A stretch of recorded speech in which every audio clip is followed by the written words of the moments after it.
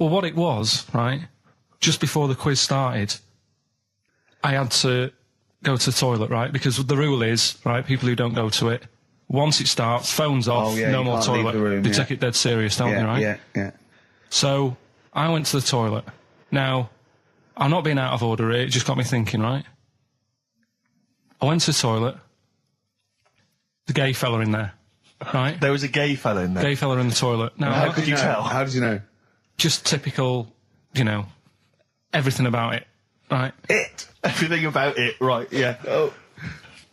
What, large handlebar moustache, leather cap. Butt plugs, amyl nitrate. Could I just say that these views do not reflect the views of the management of XFM or me and Steve. Or most of the people in this country. Go on, Carl. What's your problem? Yeah, but this is what I'm worried about, really. But this is why I only got Danny Minogue right. Right? Because this was floating around my mind. Went to the toilet. Big gay icon, now, isn't she? Go into the toilet. They have like men's cubicle and they have women's cubicle. Yeah. Now, without sounding out of order, is it wrong for me to think gay men should have their own little cubicle? Go in! They should have their own... Well, not cubicle, you mean an actual toilet, I suppose. When I was at the urinal, normally, you know, there's a fella there and then you go, all right, and there's no pressure. But I couldn't go. I was thinking, should I wait? If I go into the toilet, it'll look obvious. Yeah. I had loads of pressure and but this was going on. What were you worried about? I'm so sorry. What were you concerned about? Viewers? I'm so sorry. Well, it's like, right, listen, when I was a kid, right, and it's all right for you to go into women's toilets when you're a kid. It's like, oh, it's a bit cute, right? As long as you're not, like, over 15 or something, right? Right. But when I was a kid, I went into a toilet, and women, when they use their little cubicles, they don't shut the door. Some of them just sit down on the toilet, right? And you see everything. And, no, seriously, that's probably one of the first times I saw, like, a woman. Yeah. That, right, and my Auntie Nora when she was staying over. What happened with your Auntie Nora? She was, she's into wearing caftans. Into wearing what? You know, caftans. Oh, yeah. What are caftans? Big, bellowy sort of dresses. Right. And, yeah, I used to sit on the floor at home in front of the telly. Sure. She was on the chair behind. Yeah. She did a bit of a, sort of a Sharon Stone scene. Oh, God. Yeah. Did you see it? There was no underwear? No. What age were you? What was it like? What age were you? It was like a ripped tennis ball. What? Right, we're off air. Let's play Educating Ricky. Right. Brilliant. Go. Right. Ding-a-ling-a-ling-a-ling. Educating Ricky.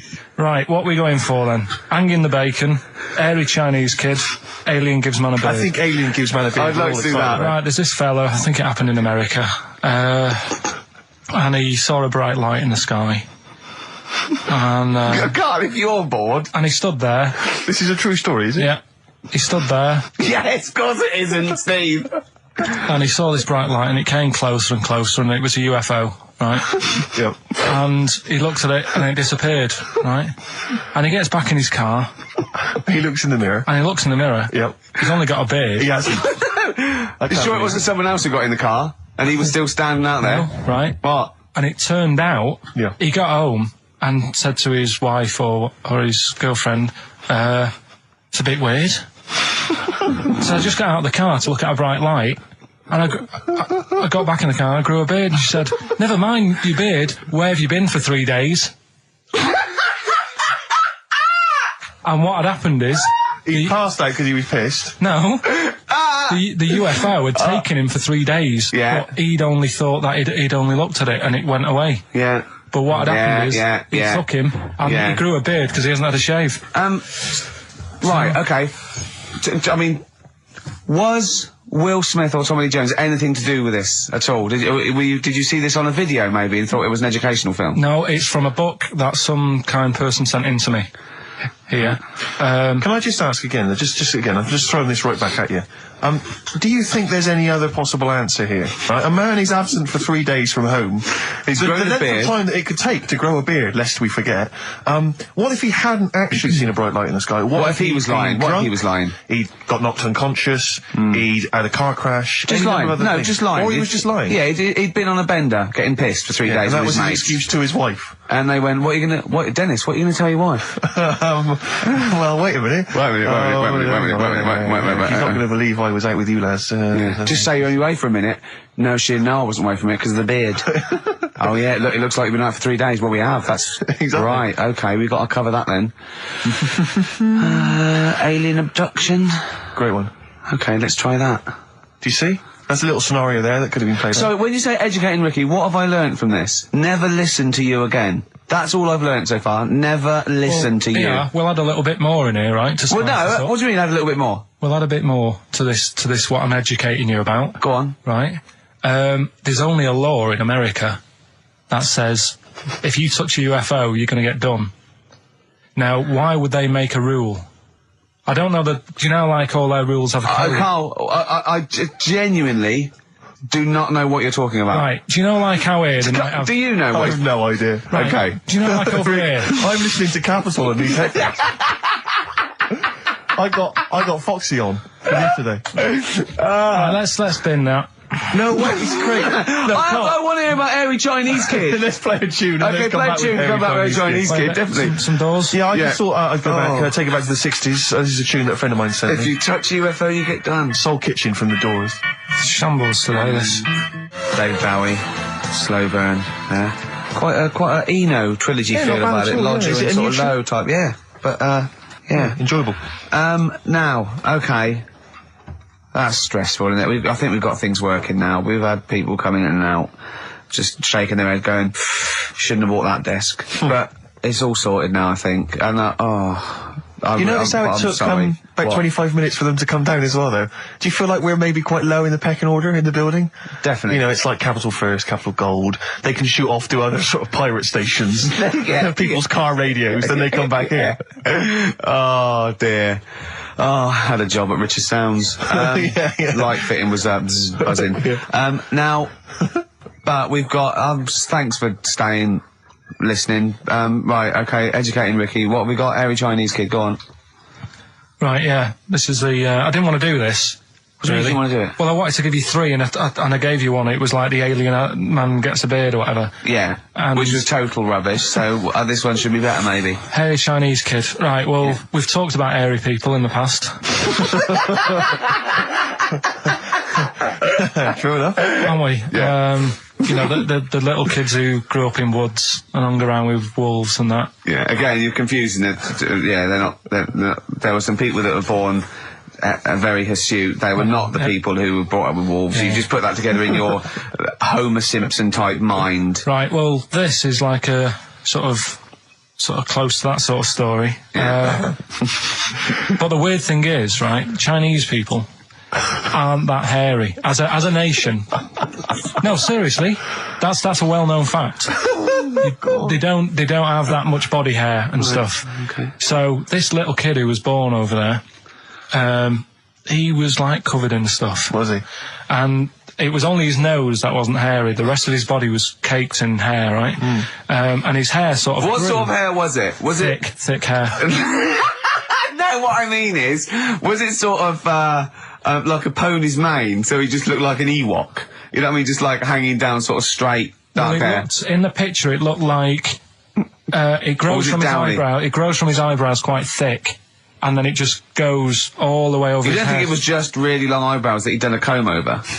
No, it was all over his body. It had a picture of, like, his back and that. Yeah. And, had he styled it? Had he styled it at all? Did he have it in a quiff, or...? No, it was just hanging all over him. Yeah. And they were like, you know, this is a bit weird. Happening in China, where we're not normally that hairy. That was the scientist speaking there. And the local press and that were getting him down, calling him Monkey Boy and all this. Oh. And thinking Chinese press. But the doctor... Yeah. Oh, they're cruel, aren't they? The doctor, like those game shows. That's Japanese, isn't it? Yeah. That's what. Yeah. And the doctor said... I was talking through all that time while we were just like talking to each other then. Because I turned round and I still saw he was talking. So anyway, the local press came in to see the hairy boy, the monkey boy. Yeah, and they were like being tight, taking the mickey out of him, and the doctor said... showing him nuts. Said he's only hairy. Said he's a healthy young kid.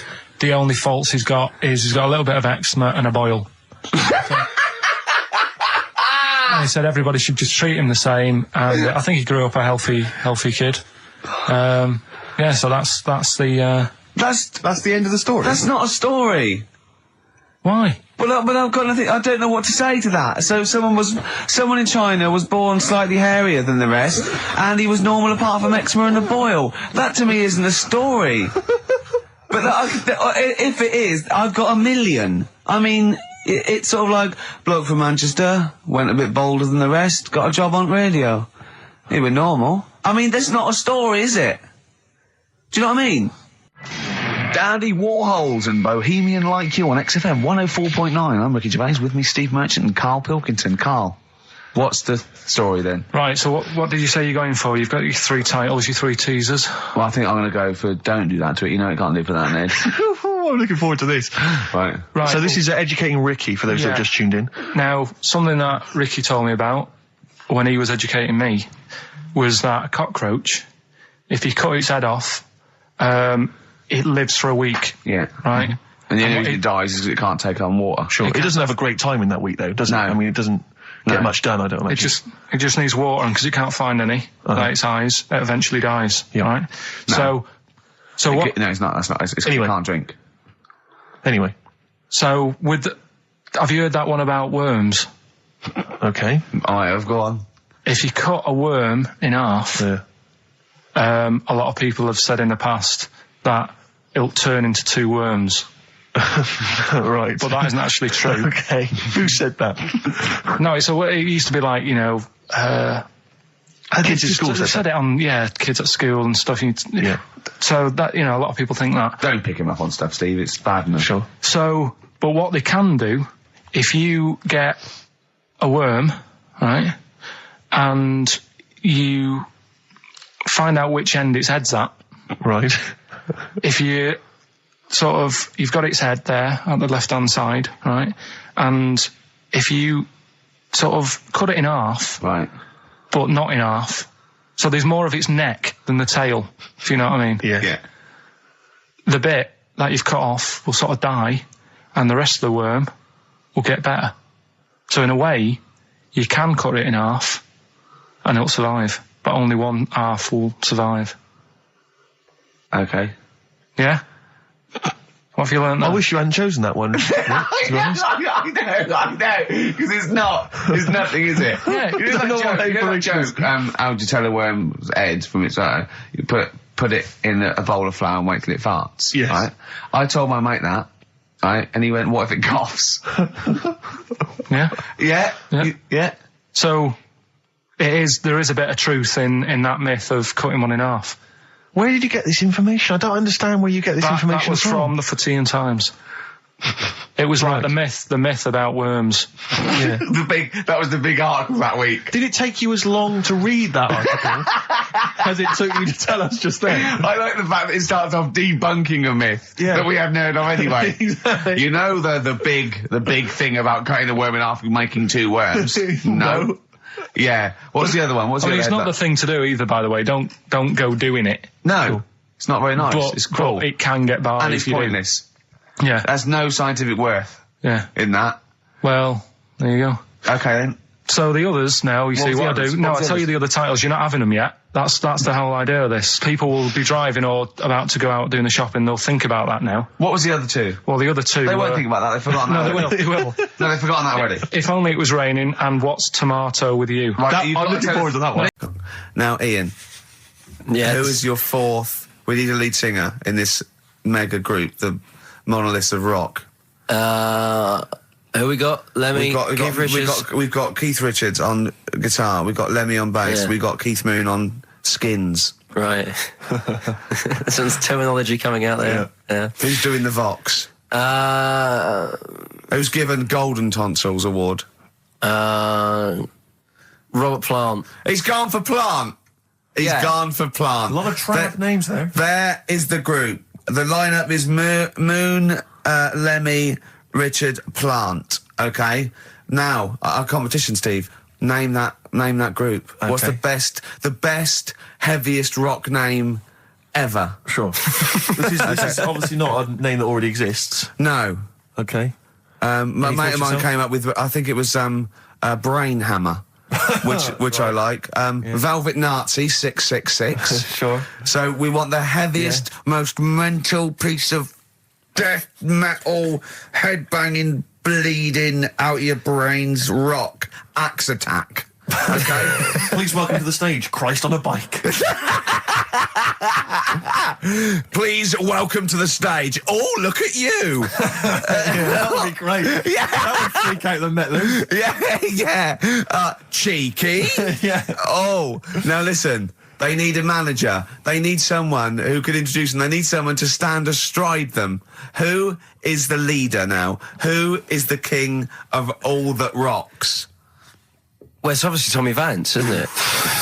Do you know what worries me, Rick? We've said Vance a lot today. I'm wondering, the kids today, do they know Tommy Vance? Are they What do you think, familiar with Ian? him? If they don't know, they shouldn't be listening. Okay. Fair enough. So Vance is their manager. He needs to. They're on at Wembley. He's got them on at Wembley. They're the greatest rock band of all time. We need the name. Please welcome to the stage. What are they called? Phone in, email in, and the prize we're gonna get some. We'll rummage through the bins as Carl normally does. Some old tat like Carl does. Some VHSs, some CDs. Greatest air guitar ever. Betamax. Yeah. Do we need to give out the numbers and Well, stuff? they can email, Don't get can't them they? to phone in. You don't want to talk to him, Ian, seriously. No, you don't. You know when what's his name says to Agent Starling as she's going to meet Hannibal, don't let him inside your head. Yeah. Don't talk to the listeners, Ian. Exactly, it's very much the same Please thing.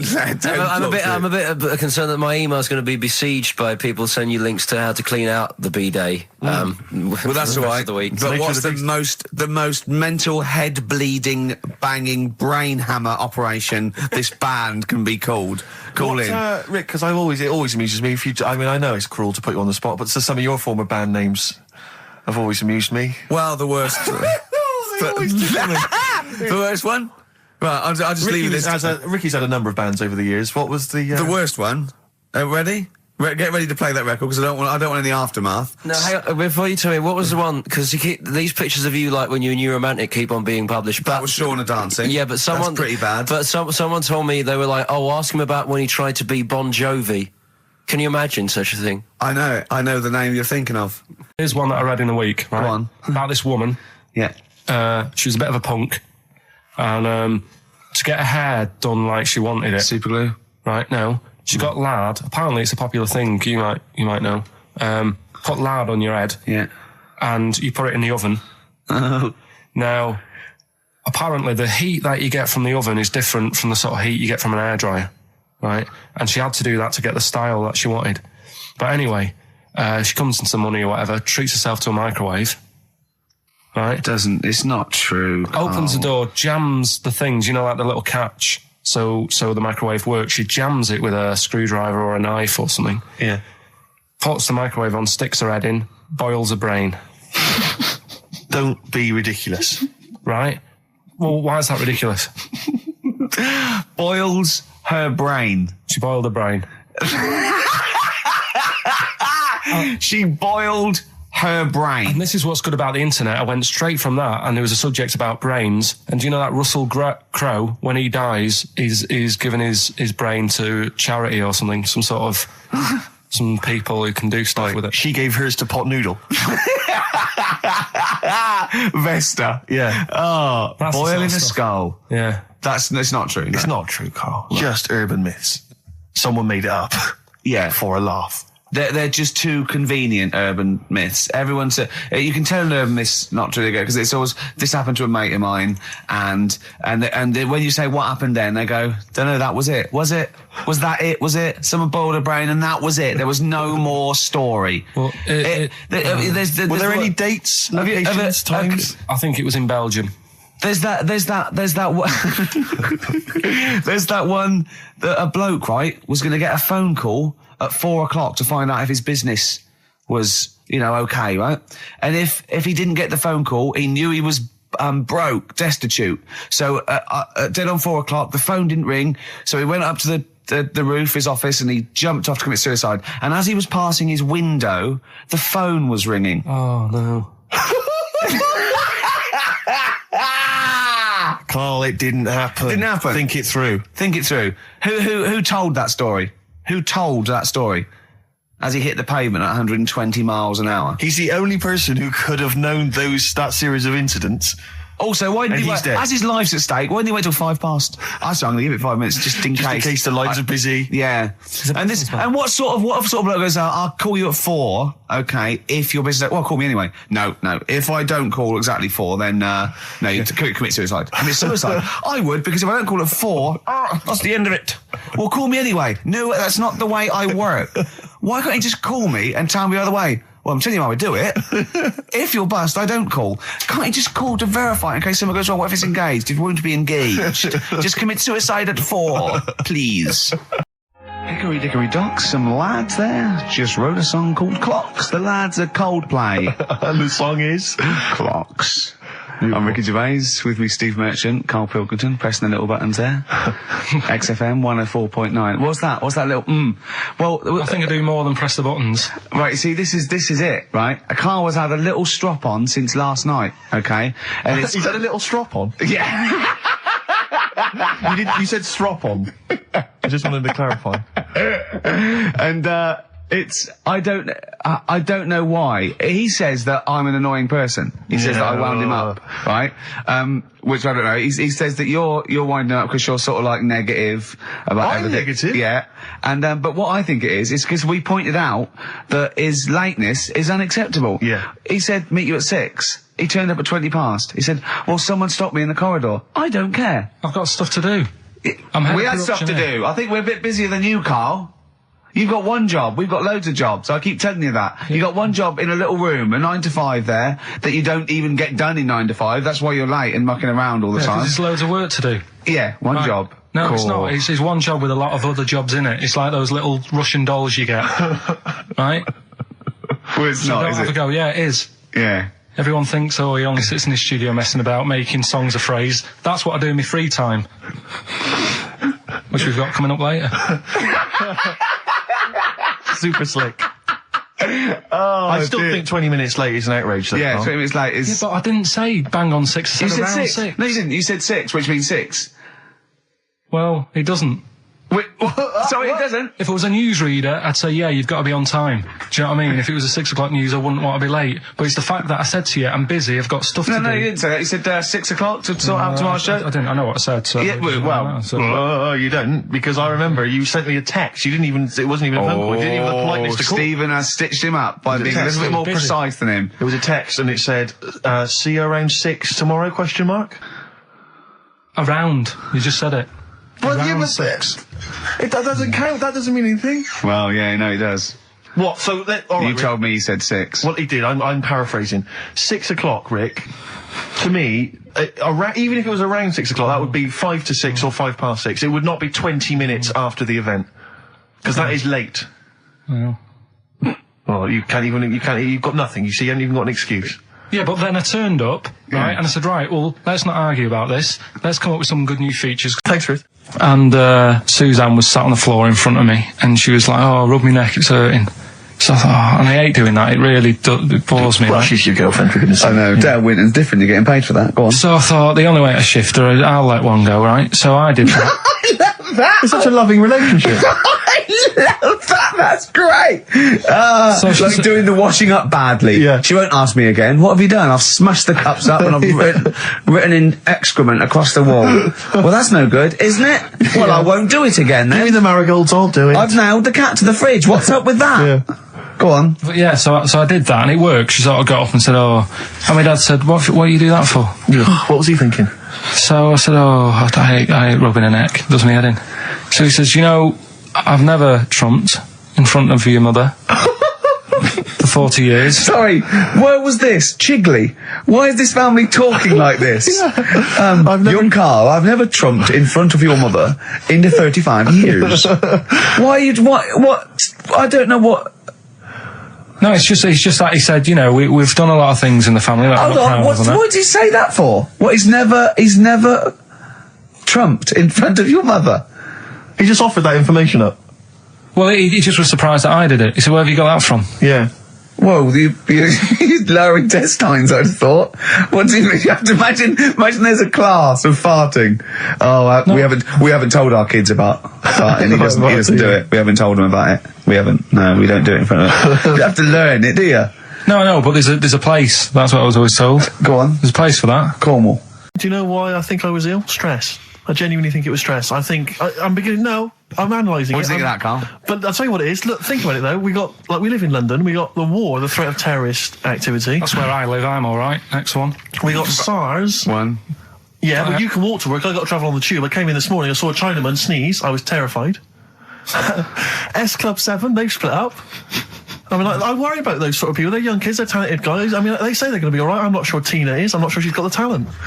So there's just so many elements that stress I remember me you out. were worried about hearsay. Oh, Kim Marsh is doing all right. Oh, Kim's doing fine, but she got out early. Yeah. But, I'm not sure the rest of them will be. No, I'm just... they're quite emotional. I've got to worry about the show. I've got to be worried about this, It's just me. I've never been that good when, like, anyone in the family's ill or anything. I've just got... Just because that's the way I am, do you know what I mean? If I'm ill, I don't expect people to run about. No, well, I've never been off for being ill. I mean, you were. A couple of weeks ago. But that's. But hang on, I've not missed either of the shows. I'm ill today, but I'm still here. You took I seem to remember you took a show off when you were ill. Yeah. You were But whinging. I was really ill. Right, sure. I couldn't even walk to work though. Yeah. That's what I mean. Did you go to the doctors? No, I was too right. ill to get there. Right. That's how bad I was. Did you call a doctor out? No. Oh, interesting. But it's just that. I mean, we were talking about it last night because I was saying to Suzanne, I said, "Oh, Steve's, he's been living at home all week." She said, "Oh, is he I like really the ill?" way he talks about you behind your back as well. Thanks. And she said, "So what's up with him?" Malingering geek. And I said, "Oh, he's got a sore throat or something." She went sore throat. Oh. So she said, "Well, you don't know how serious it is. Don't be offhand with him tomorrow because if he's coming in and he's still not right, because she always sticks up for you." Yeah. Right. And she said, she's anyway, got some sense. She said, and anyway, you're no good when people are ill. I said, hang on, what are you talking about? So apparently, when we first sort of started going out, the first time she was ill, she kind of thought she saw the real me because she was ill in bed and that, and I was saying, "Oh, get up." And, of course, you can drink alcohol with these. And I just was like, you make yourself feel worse if you lie in bed. I said, come on, we need to go shopping. And she said, you go shopping. I said, no, I'm not, because I'm rubbish at shopping for food. Do you know what I mean? I'm all right at getting that night's food, but once it starts, like, you've got a plan. Sure, yeah, you're dropping the bananas. I forget all sorts of stuff. Yeah. So she said, Cursor all over the floor. Well, she was like feeling hot on that. She said, I've got a temperature, so we'll come to the supermarket and hang about in the chicken. Frozen chicken section, cool yourself down. Yeah, sure. And it made her worse. So now she was like, "Do you remember that?" And I was kind of like, yeah. Who's that hot woman sitting in the chicken fillets? Yeah. That's Carl's girlfriend. She's obviously ill again. Even when I was younger, do you know when I told you that I was picked at school to give old people biscuits? Right, yes. Because you had nice hands, Because wasn't they it? had nice nails, right? Yeah. And then because I went down a storm at that. I went down a storm at that. said- Bravo! Getting back with the Garibaldi's the best I've ever had. Bravo! What do you mean you went down a storm? Because I'm into biscuits, so you knew your stuff. I was talking to him about I'm them, into biscuits. right? So then Did you make sure that they finished the first layer before you dipped into the second layer? No, there's no rules like that. Just No rules. what do you want? What do you want? What do you fancy? Yeah. So then, because I was good at that, we were going to like an old people's home where they're a bit iller, rather than just being old. They were like ill, Yeah. and I said, no, not doing that. Not going there. Because they're old people. They didn't want biscuits. Well, yeah, that's the They're most too thing, old to yeah. eat. So yeah. So Did you have to dunk them in tea before you fed them to them? No, it was just like Did you feed them like Did you have to pigeons? chew? Did you have to chew their food, then stick it down their throat with your face? Like a little bird. Yeah, yeah. little trolley, right? A lad who I didn't really get on with, he had good nails as well, so he was serving the tea. Yeah. And I just had a chat and said, oh, do you want a biscuit with that? Yeah. What about this one? Do you like bourbons? Yeah. Oh, you really did the whole. So, yeah. oh right, so you weren't just, it wasn't like their choice, you offered a selection. Well, I sort of sold them because the thing is there's only so many, so you've got to handle the situation well. Sure. You don't want too many in one type, so it's No. like, well, you've had a bourbon. Yeah. What a great life they lead. They probably only pay about 900 quid a week to stay in that particular home. Yeah. And they get a free bourbon by a kid with clean nails. Brilliant. Whoop-de-hoo. So anyway, I found these things. Do you know what I mean? Went for some food, Yeah. and it was the last few days. I didn't take much money with me, and we were in Florida, and we were hungry. and we went for some steak. And we had our dinner and that, and I think it's their equivalent to the Angus Steakhouse. Yeah. Right. And sat down, had the steak, and that's huge, big portions. But anyway, we didn't have much money left, and we had like another 2 days left, so we didn't have much money for a tip. Do you know, over there they expect it? Yeah, a big tip, yeah. So we left what we could, and I don't know what it was. It might have only been the equivalent to 60 pence. Yeah. But he didn't have to do that much. We didn't have loads of courses because we didn't have much money. So he brought us like the main course, and I don't know, a couple of Diet Cokes. And anyway, left them the 60p. Yeah. On the way out, and he comes running over. Excuse me, sir, you can have this back. Because it wasn't enough. I mean... Yeah. It's outrageous. What did you say? I said, all right then. Well, I needed it. I mean, I thought it was nice to leave them something, but obviously it wasn't enough, so he got us a couple of more. Is it good fun with you on holiday? I mean, do you enjoy yourself? Yeah. Do people go with you on holiday? Because I remember when we, I was growing up on this estate. This is going to be good. Go on. No, it's not. It's just an example of how this doesn't work. Go on. So we don't need to worry, sort of thing. Sure. Right? Okay. So I'm growing up on this estate, and there was this woman about 4 houses down, right? Who's a bit rough. All right. Didn't fancy her. Oh God, no. Right, but she had a baby. Well, tell me about her first. I'm interested in this woman. Why was she? It was a very... Was it like being a man in a dress? I mean, I didn't grow up in a posh house or anything. And I'm not saying that if you live in a bit of a rough house, you're a bad person. What did she look like? But anyone can Tattoos? clean up. Looked like Tony Green with a fag on. They didn't clean up much, right? Oh. Which, even if you've not got a lot of money, you can still try and make get the some place look jiff. nice. Yeah. Right? But she didn't. And a kid used to take a horse into the house. Sorry. Whoa, yeah. Whoa, Neddy. What do you mean a kid used to take a horse into the house? Where did he get a horse? Must have nicked it from somewhere. Must have done. You've seen a horse in it? No. What, is that from outside the saloon round the corner? Yeah, was it just tied up with a bit of leather? Right? Oh, that's great. Did Big Jake come looking for it? I'd been out. Oh. No, sorry, let me get this. This was before the lynching stopped or after. Where did he get a horse from? What do you mean he must have nicked it? His mum said, where'd you get that from? I bought it. All right then, but keep it out the kitchen. I don't want you going Catlin rustling. Where did he get a horse from, Carl? And how long did he have it for? Was he leading it or riding it? Mum, open the door, I can't stop. I can't stop it. Open the patio door as well. Looks like we got us a runaway. What do you mean? I don't know, but the thing is they couldn't afford to buy one because they're not cheap. So I'm just guessing. Maybe that's wrong of me. But I think... He had a horse? Yeah, right. So that's why the family didn't have any money. They'd spend it on the horse. No, I don't think, that's what I'm saying. I don't think they would have bought it. So anyway... Yeah, it's wise to whisper, Carl, in case they're listening. Yeah.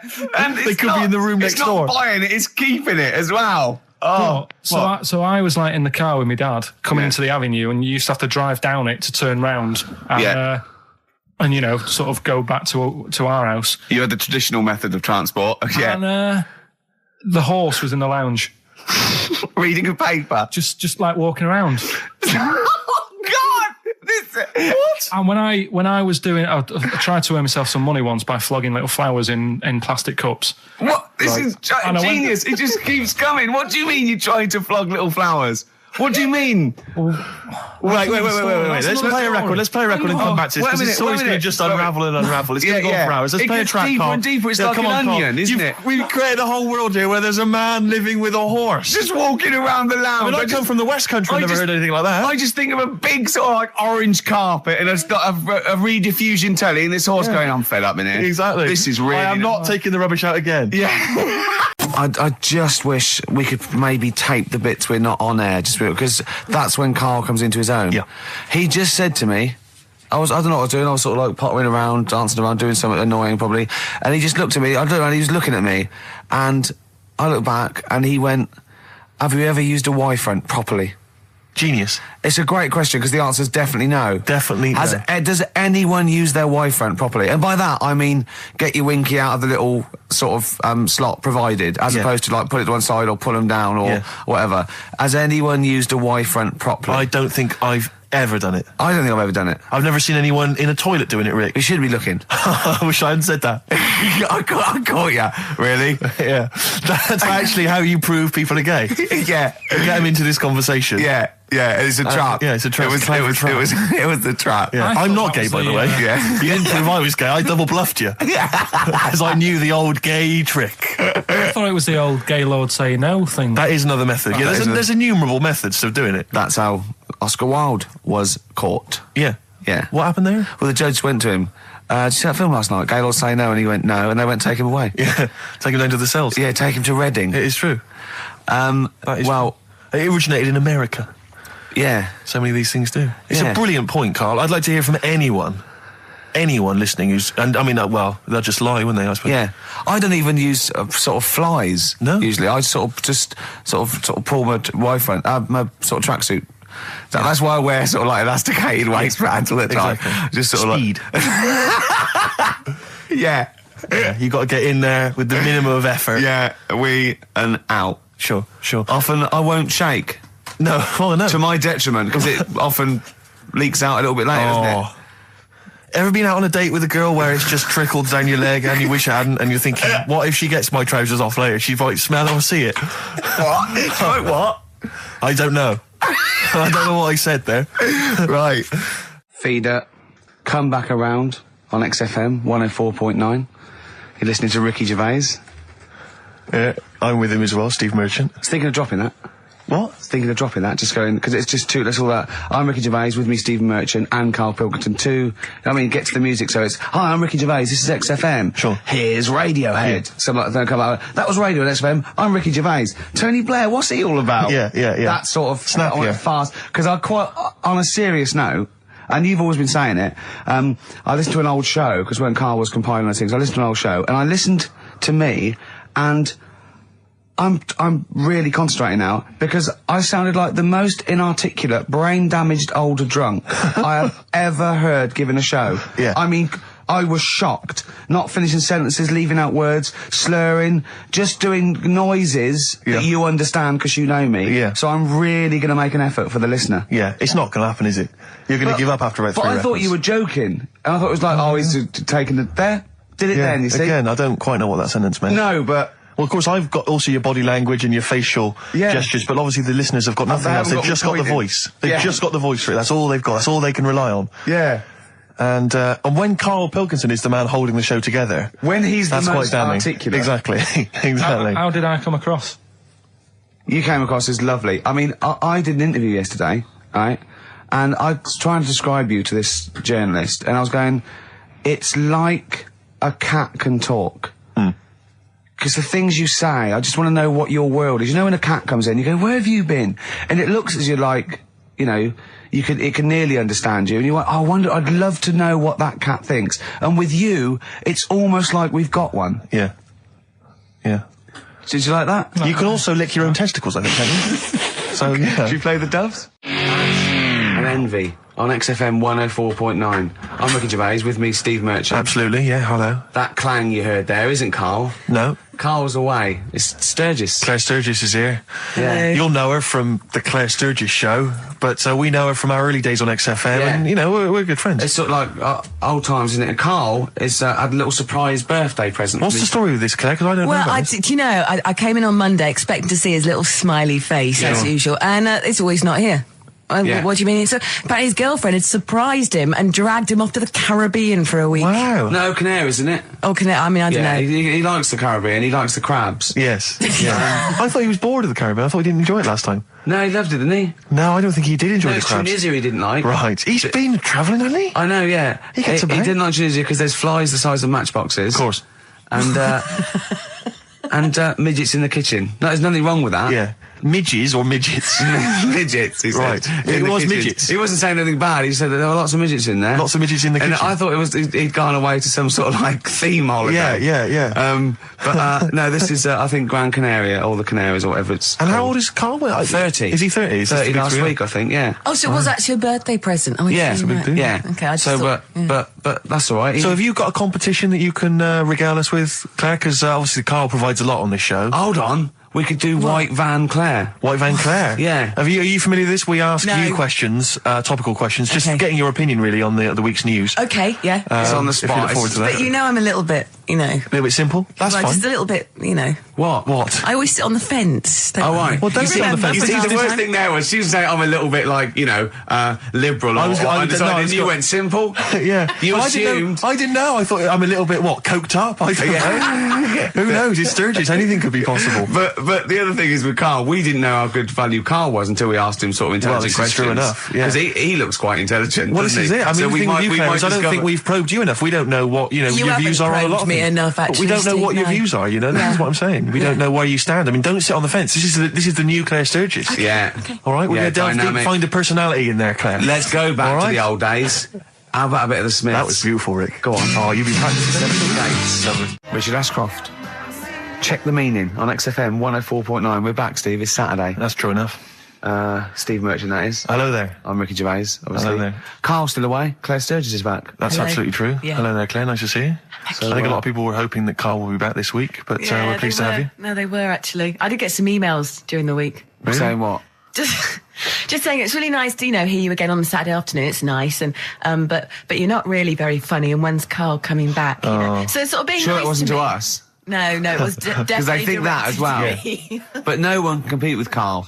They can't. Well, we used to sort of like come in and but then when we discovered Carl early on, we just thought this is comedy gold. Just let him speak his mind. But then we started thinking, we can't follow him now. Yeah. So I remember Steve going, look, we've got to come up with some stuff. We need to chat. If anything we've got to say to each other, we've got to say that in the first 20 minutes, and then you just unleash Carl. Yeah, And he's because like it's just you can't follow him, and he's off on one. And they have stories of upbringings with bizarre creatures that lived in Manchester that were half human, half bat and frog and things. I'd love to take him back to Manchester in some kind of TV documentary.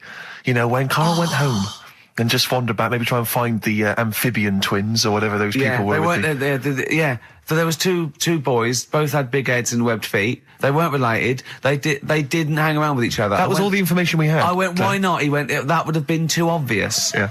Like they look at each other across a room and go, you think if I'm coming to see you just because we're a similar species? Yeah. You're mistaken, mate. You make your own friends. One starts to walk over, the other one shakes his head and just mouths too obvious. Yeah. Don't do it. Too obvious. Out of one of his mouths. Yeah, that's what they're expecting. Yeah. Don't do it. Don't do it, Webby. Yeah, but anyway, he'll be back shortly, I'm sure. He phoned me. His dad's ill. His dad's in hospital, so Carl went back to sort of look after his mum. And he was so sweet. He said, I'm back here just driving my mum around. He said so unbegrudgingly. He just went, it's like old times. And I said, sorry to hear that. And he went, that's all right, yeah. I think it's going to be fine. And I said, how was your holiday? He went, yeah, it was good. Except it were a nudist beach, so he didn't tell me. I went, of course it was. I went, what do you mean? He went, well, sitting on the... I don't know why they have to do it. I don't know why they have to do it. Why do they have to do it? He went, Suzanne said they think there's nothing wrong with it, like being a transvestite. Right? I went, I love the fact that your girlfriend has to tell you what's wrong and right in the world. And he went, well, we're walking along the beach, fella coming towards us with knob out. I went, what's going on here? Right? And he said, and because it wasn't all nude, he's walking round, he's stark naked, and he wants the freedom of that, but he's got a big rucksack on his back with his clothes on just to get changed. He went, so what's the point in that? Right? And I went, he should just carried a book. He went, what, and covered it up when he went, oh yeah, good idea. See? He went, but I wasn't happy. He says, and that was the first day, so we didn't go there again. I can just imagine his little face. Yeah, just going, all right, Gobsmacked. that's out, Yeah. that's out. What's that doing out? Why has he got his out? I imagine Carl sort of dressed in a suit, in a sort of safari suit, done right up with a cravat. I'm not undressing. I don't want people seeing the flesh. That's for you, love, and no one else. But I love the fact that it's girl goes, Carl, they don't think there's anything wrong with it. They're just happy that way. and he in his own mind just goes, like being a transvestite. He knows there's nothing wrong with that. I'm always a little bit suspect about people who like walking around nude. I all think you the meant time. transvestite. No, nudists. What? Hold on. Can you Well, if you wanna get me be a started on naked transvestite? What are you then? Yeah, I suppose you're a... When Eddie Izzard's naked, is he a naked transvestite? That's an 'Cause the interesting clue is- metaphysical question. Yeah. Yeah. On XFM 104.9. If you know the answer to that metaphysical question, or indeed any of the famous ones, if a tree falls in a forest and no one hears it, has it fallen over? Any of those. Excellent. That's brilliant. Yeah, if you leave the room, Rick, what's the does sound? it get quieter? Yeah, what's the sound of one leg hopping? Exactly. Caught by the River on XFM 104.9. I'm Ricky Gervais, Steve Merchant, Hello there. Karl Pilkington and everything. No, I'm going to be honest with you. Go on. A little bit hungover, Yeah. didn't feel very well. Yeah. I don't know if I'm hungover or still a bit drunk, but I don't feel... You sound like you're still a bit drunk. Yeah, so what But I'm then worried you do about... every week, so... But what I'm worried about is that the standard will slip. Yeah, Sure. if I'm not right on the ball. And the other thing is, I haven't had a lot of time to prepare the show today, Okay. so I don't, I don't really, I don't feel, 100%. yeah, I haven't done the Carl. Right. Look, Have you finished that sentence? I don't make me laugh because it hurts as well. And there's the other side effect to me being a little bit hungover or drunk or whatever, right, is that I can be annoying. Right, yes. Because just to amuse myself, I sort of like turn my body off a little bit and just poke and like that and annoy people and that. I want to sort of like. Well, you do the physical equivalent of freewheeling. Yeah, Don't yeah. you? You just I sort of want to climb on Carl and go to sleep on him. Yes. Do you know what I mean? Yes. They both annoy him and it'd be comfortable. Yes. Which is, can be annoying. Just a little thing just to make this show a bit easier. If you'd put your hand up when you want one of us to speak, because I'm not quite sure when the sentences are finished. The hands are up. Okay, good. So, The hands are up. okay. Okay. Good, alright. Okay. Are you gonna just keep them up for the rest of the show, or? No, Carl, do what you, huh? Good, alright. Do you want to, is there an excuse as to why you're a bit hungover? Too much wine. Okay.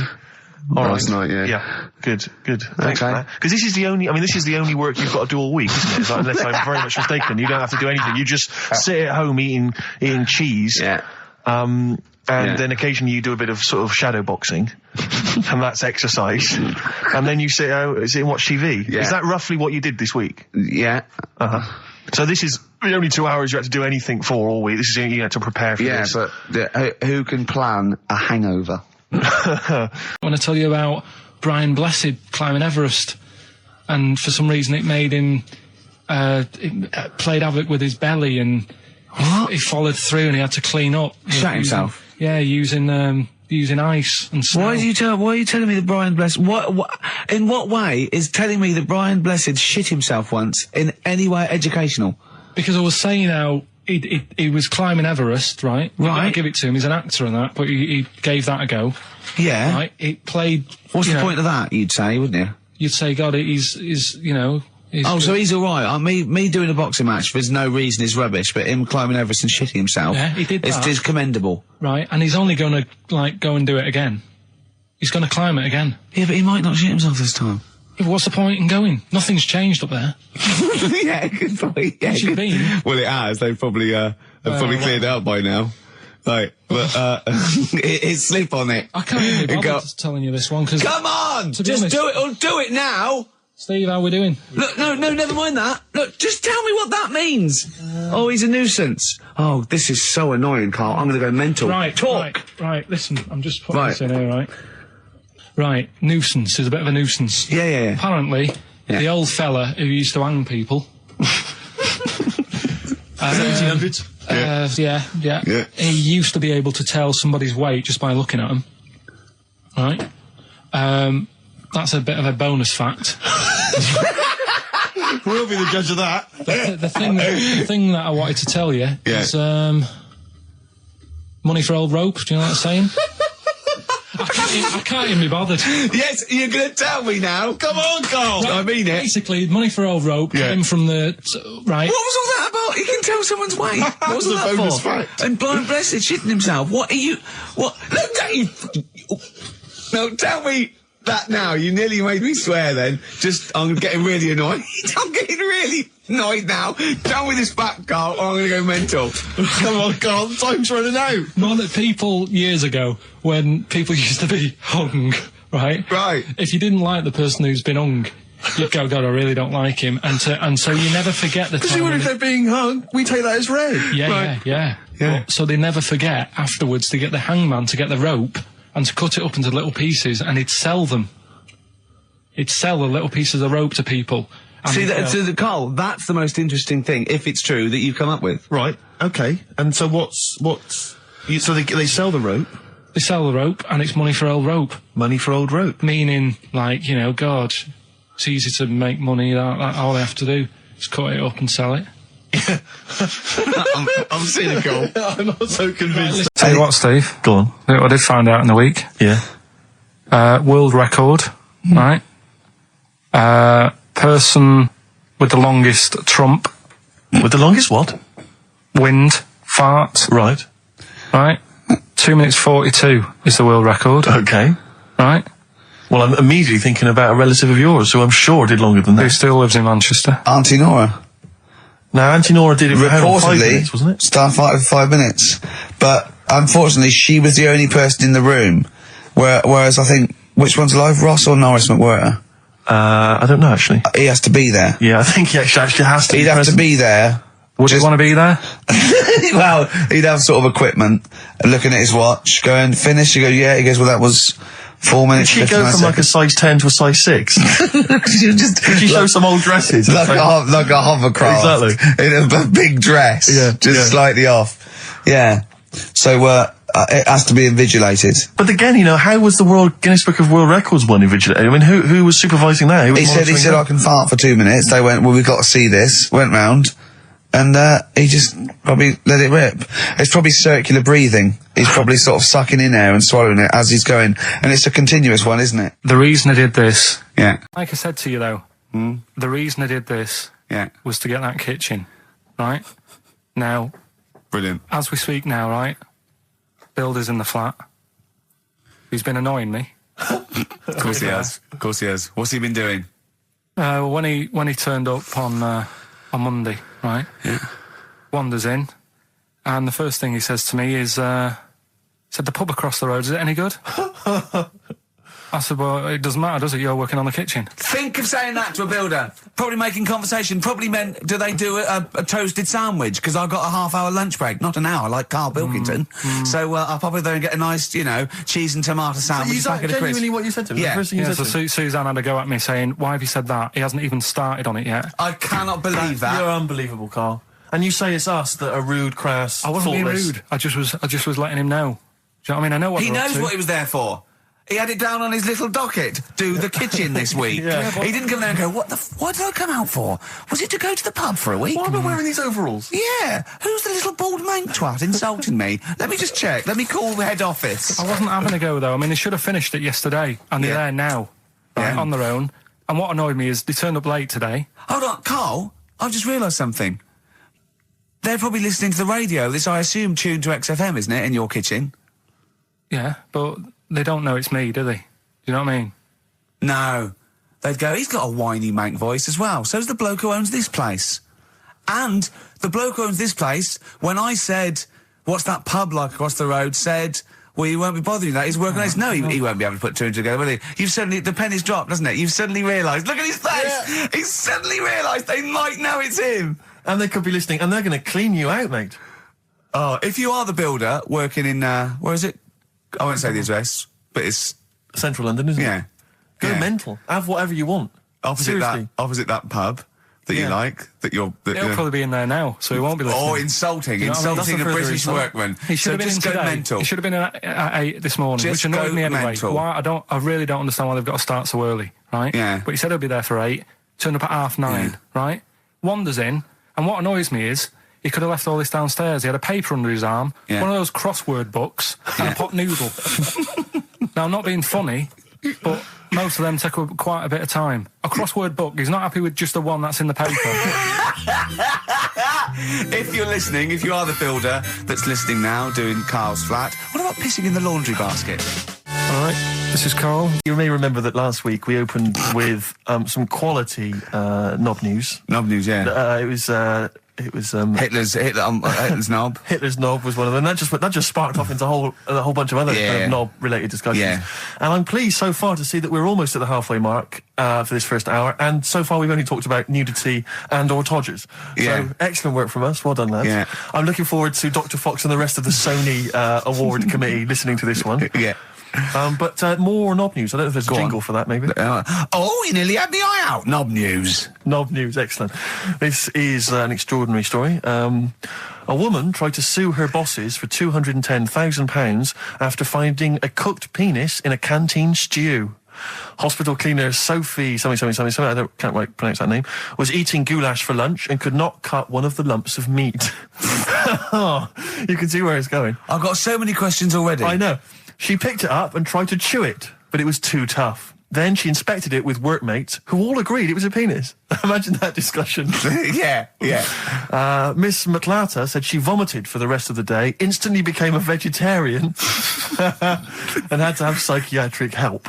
It's not known whether the organ was from a human. The case continues. Well, it can be found out, so that's one thing. Obviously, the doctors aren't confused. They're not going, I don't know, I've never seen one like it. Yeah. Also, why is she eating goulash? I know. I mean, that's my first question. Why? Yeah. You got lunch. What do you want? I fancy some goulash. Yeah. Oh, some gooly lash. Gooly lash, Thanks very like much it. indeed. Lancashire cockpot Oh, is on the menu. Brilliant. Only £5.50. Wangers and mash. I'd love some wangers and mash, please. Cock o' van. Cock o' van. It's already done for There's you. there's wangers and mash, cock o' van, Lancashire cockpot. That's just off the top of our brains. Yeah. So if you've got any of your own, keep them to yourself. We're not interested. What do you make of that knob news? And he's in a hospital. Oh, yes, it was. No, hospital cleaner. You're right. Hospital cleaner. God, I know how your mind's thinking already. There's been a mix-up. That's been a mix-up. What kind of mix-up? I love that. What, some bloke's gone in, some lesbian's gone in, wanting a sex change. She's got a carrot for a cock. Bit of stew and steak. Stew and steak. Oh, that would be great. No, you'll remember this when you hear it. It was when Karl said something that was basically. Well, I think for a lot of people it sounded like a lot of old bollocks. Man grows penis on his arm. I mean, why people are constantly losing their penises around the world? I've no idea. But why? I didn't realise it was a bit. What do you mean why on the arm? It's just a graft, isn't it? Yeah, but put it on like your buttock or your side. Not you can't wear a short sleeve shirt. Why did it? They've done that before. I don't understand it. Why not just graph it onto the side of your leg or something where it's high up, close to where it should be? I don't know. To get it used to the environment, like when you were like released a duck into the wild. I've never understood that. If there's a doctor, again, we had a doctor last time. If there's someone who can let us know why they put it on the arm. So they can keep an eye on it, presumably. He's not going to work with this knob on his arm. He's probably in a hospital bed and under examination. Right. So what do you think? They pop the knob on the arm, say, come back in 3 weeks. What do you do, by the way? I'm a mechanic. Keep the knob, keep the long sleeve shirt, because the blokes go, why have you got a knob on your arm, mate? What are you talking about? He doesn't go back to normal as a teacher. Sir, what is it? What is it, Simpkins?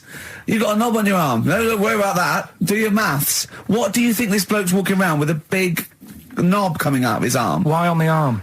So they can keep an eye on it. So it's not But if he's in bed, just get him to not put any undies on or whatever and just have a little sly look at how it's going.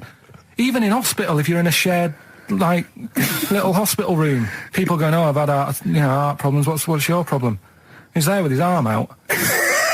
He's got his knob out. Yeah, but I don't think it counts as indecent exposure when they're grafting a knob on your arm, sticking that out the bed. Imagine if he's driving, he's just got it out the window. People driving by. Yeah. At the end of is that bloke giving me the finger? At the end of the man grows penis on his arm story, it says, a Moscow surgeon said the man will be able to have sex in a few months. He said, women will never suspect. But what kind of a doctor talks like that? Yeah. I'll tell you, it's his cock now, seriously. The birds will never know. He'll be able to go berserk. Yeah. They'll never realise we grew it on his arm. That is unbelievable. Will he have a little scar on his arm, do you think? Yeah, I don't get it. Like I say, 83936 if there's a doctor out there. Or indeed, if you've ever grown Or a tailor. Making you a shirt. What side do you wear your cock on, sir? It's on my left arm. But what's her name? I tell you what is interesting, Steve. I didn't know that much about it. Autism. Oh, good. With some more entertaining stuff on XFM 104.9 to cheer up people. Go on, and what? Go on. No, right. Have you heard about it, Steve? What Autism? It is? It scares me to death when he comes up, when he touches on a serious subject. We've been talking about wheeling a dead pope round, the Chinese don't age well, and ginger people are hated. And now we're going to touch on a really, I mean, No, I said- my heart's in my throat. Go on, Carl, then tell me your insights to autism. Right, well, there was this, again, Channel 4 coming up with some good stuff at the moment, right? It might have been Channel 5. But what's the name? It was... It's the attention span I like! These people who, they've got like this autism thing going on. Yeah. And they sort of take in a lot of information, they get sort of they get so into it that they know everything about that subject and what have you, right? And there was this lad who, he knew everything, right, about EastEnders. Right. He sort of, the cameraman was saying to him, so, you know, why EastEnders and that? And he said, I don't know, I just like it. And he said, I remember when I first watched it was a Thursday, it was 5 to 8, Pauline Fowler walked in, she had a pink jumper on, she said, all right, love. And he remembers everything from that moment on. Yeah. Right, and everything, which is great, but then the way the programme was making out, it was almost like they were saying it's a disability. Right. When in a way, it's more like a superpower. Sure. Like Rain Man. But if you can take It's Rain Man. No, I'm he not. has special autistic powers. Oh, God, we must send for Rain Man. I don't know what to do. So I don't know what to do. So he would be a But great there's contestant other on Mastermind. things. Sort of autistic Sorry. Mastermind. He'd Well, be what I'm dynamite. saying is, don't be watching EastEnders though. Sort of, why didn't they give him an encyclopedia and say, get into that? Sure. That'll be useful. Yeah. Keep him away from EastEnders. Wasting his time there. But I don't think it is a disability. No. Yeah, there are other things, and they're not. It's also autism is a matter of degrees. From what I know, and I'm sorry to have to do this, but I feel that I have to at least be the voice of reason, as ill-educated as I am on the subject. But I think there's degrees of autism. I think some are higher performance than others. There's other issues with it. It's not they're just got good memories. They don't go around doing tricks for people because they can remember stuff. There are other issues with it. Do you know what I mean? Right, well, I mean, they seemed a bit... But you watched the programme. What did you learn? That he knows when Pauline Fowler came in. Yeah, I mean, there was other bits where they couldn't control their emotions and stuff. Oh, that other little bit, yeah. But the main bit of it was he can soak up information and stuff, and I'm just saying it didn't seem really bad. Do you know what I mean? There's disabilities where people say that's a bad disability. It's like how people say about... This is brilliant. This is just like this is amazing to be in a room with this man. It's incredible. You just wind him up and listen to what comes out.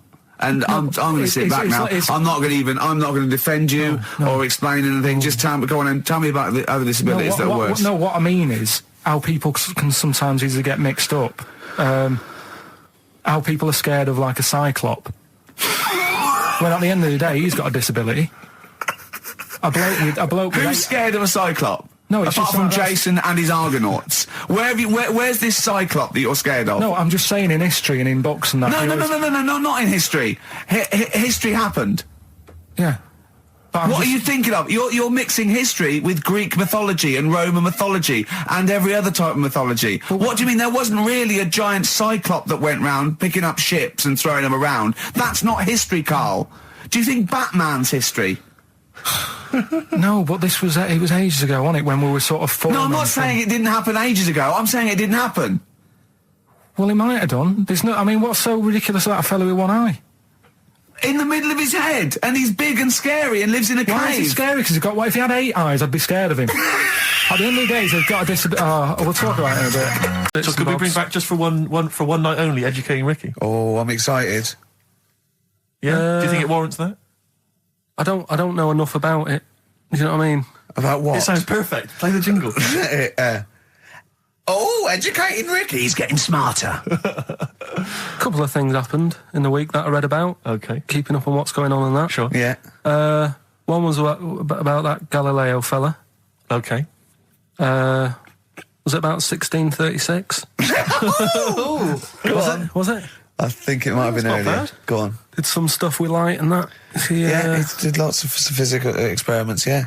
Is that it then, Carl, is it? He did some stuff with light and that. What did he do with light? What was that? Well, I think he invented the first Telescope. Telescope. So I think it's a particular lens though, and he did experiments where he dropped famously two different weighted balls from Pisa, and they hit the ground at the same time, showing that it doesn't matter, the weight doesn't matter, but air resistance does and stuff like that. I think he probably explained it a bit better than that. Yeah, but I'm talking to Karl. Sure. Did they need to know He's stuff? just thinking about pizza. Yeah. Did they need to know stuff like that back then? What do you mean, did they need to know stuff like that? It's just... There weren't people going around going, I've got to drop these two things off the bleeding tower of pizza. I just don't know which one's going to land first. Yeah, I need to know. What do you need to know Bring me about? Galileo. Yeah. It's for a bet. Yeah. No, but if I was knocking about then, I'd be like, stop messing with that. We need a telly. Or, do you know what I mean?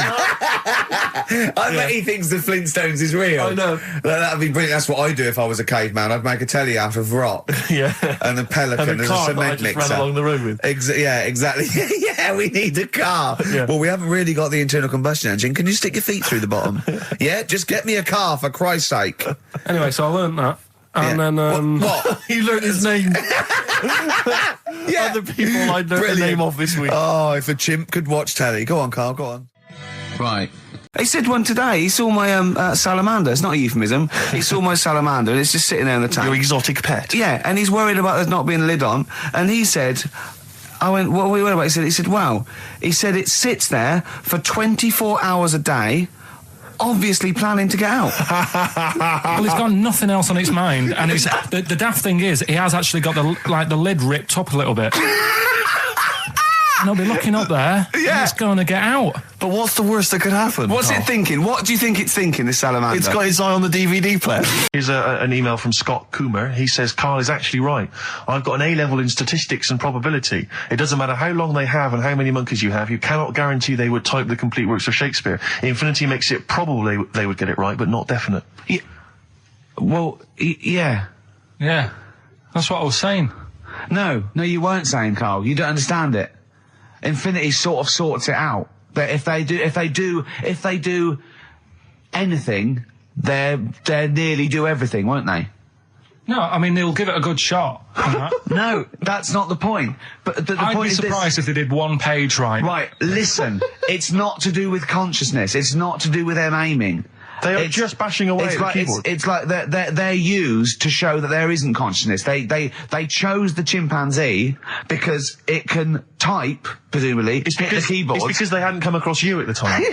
Yeah. It's to take out thought out of it. It's to take out reason and trying, right? It's just random. They're saying that if you typed enough things, if the computer was left typing everything, if you left it for an infinite amount of time, and they chose Shakespeare because there is meaning behind it, and it's difficult to get it exactly right, to show you that Infinity would come up with it's not just Shakespeare, it's every novel.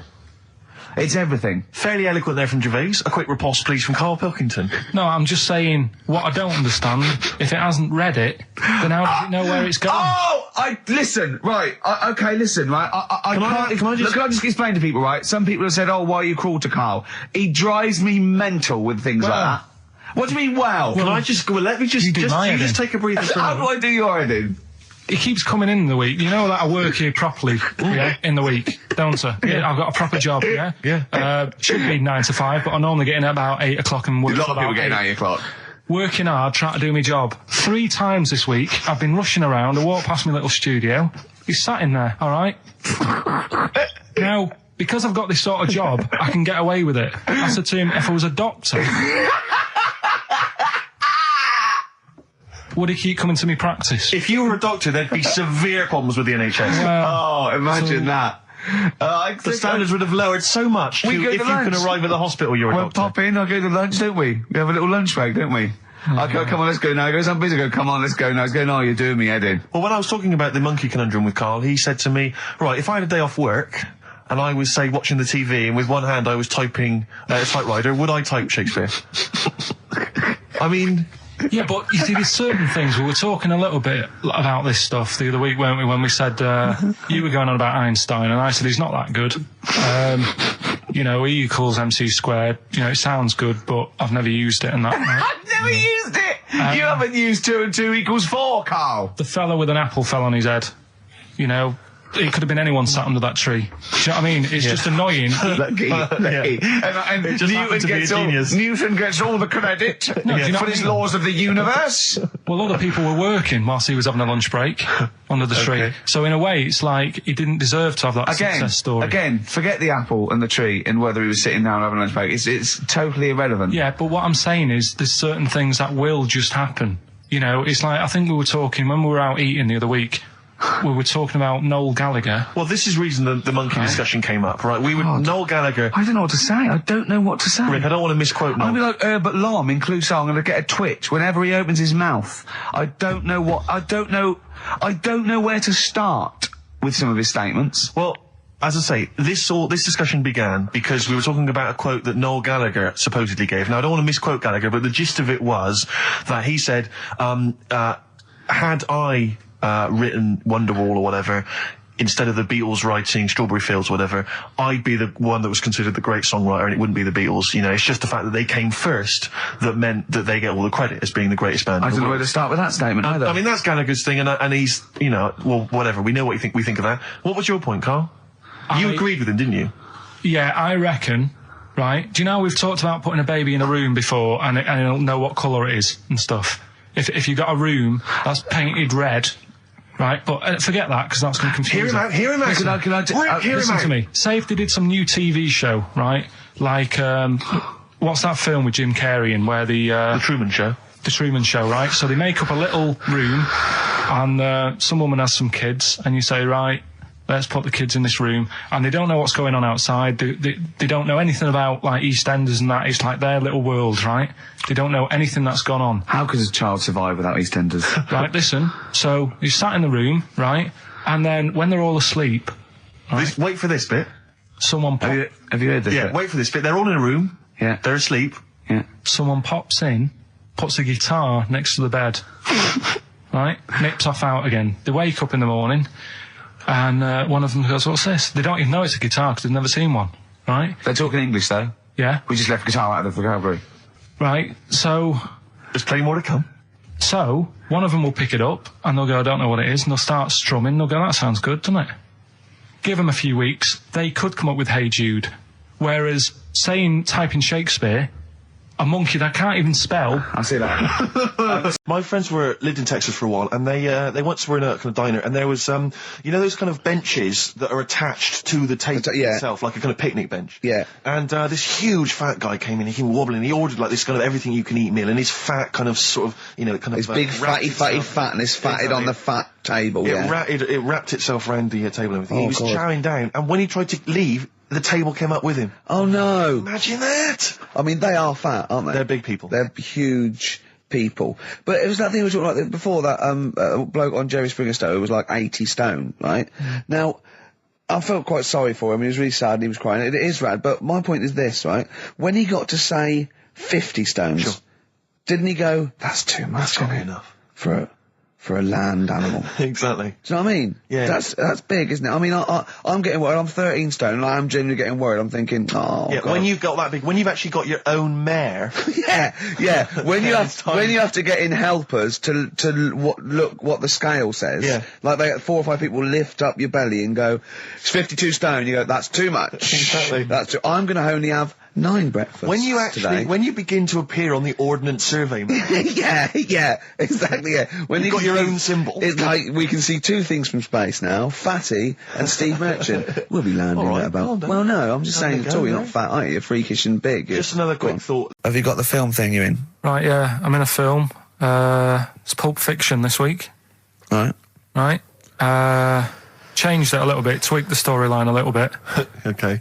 It's just To make it better, yeah. It's just do you know I've talked about Suzanne's hair and that, Yeah. about when she got it cut, didn't like it and that. Yeah. So it's sort of about that. Listen to it. There'll be a question at the end. You can win some good stuff. Yeah, well. Right. So, and this is the scene where they're in the restaurant. Do you know when they're about to do the robbery? Yeah, right. So it's not a restaurant. I've changed that. It's a barber's. Right. All right. Okay. All right. There you go. Then. Is there going to be a question after this? Yeah. Say that. Okay. Right. Girlfriend came in here earlier. Had a haircut. I'm not happy with it. Look at the state of that. Well, don't laugh. Yeah? I mean, I don't want to cause any fuss, but just want you to sort it out. Afraid I can't do that. Well, you can do that, because it looks a mess. Look, my friend, this is just where you and I differ. Well, you've got to do something, because look at it.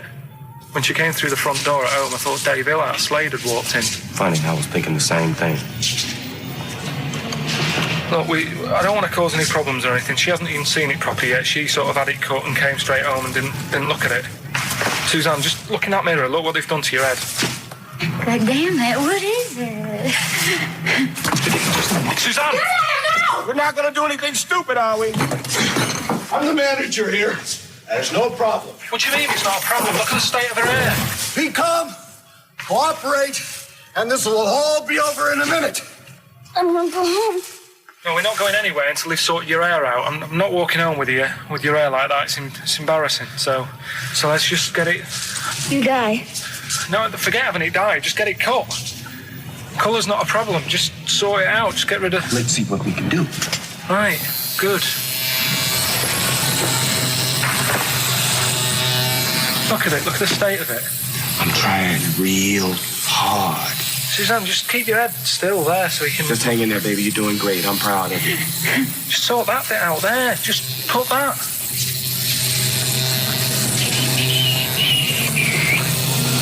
My barber says I've got the hair of a Chinaman. Have you heard that before?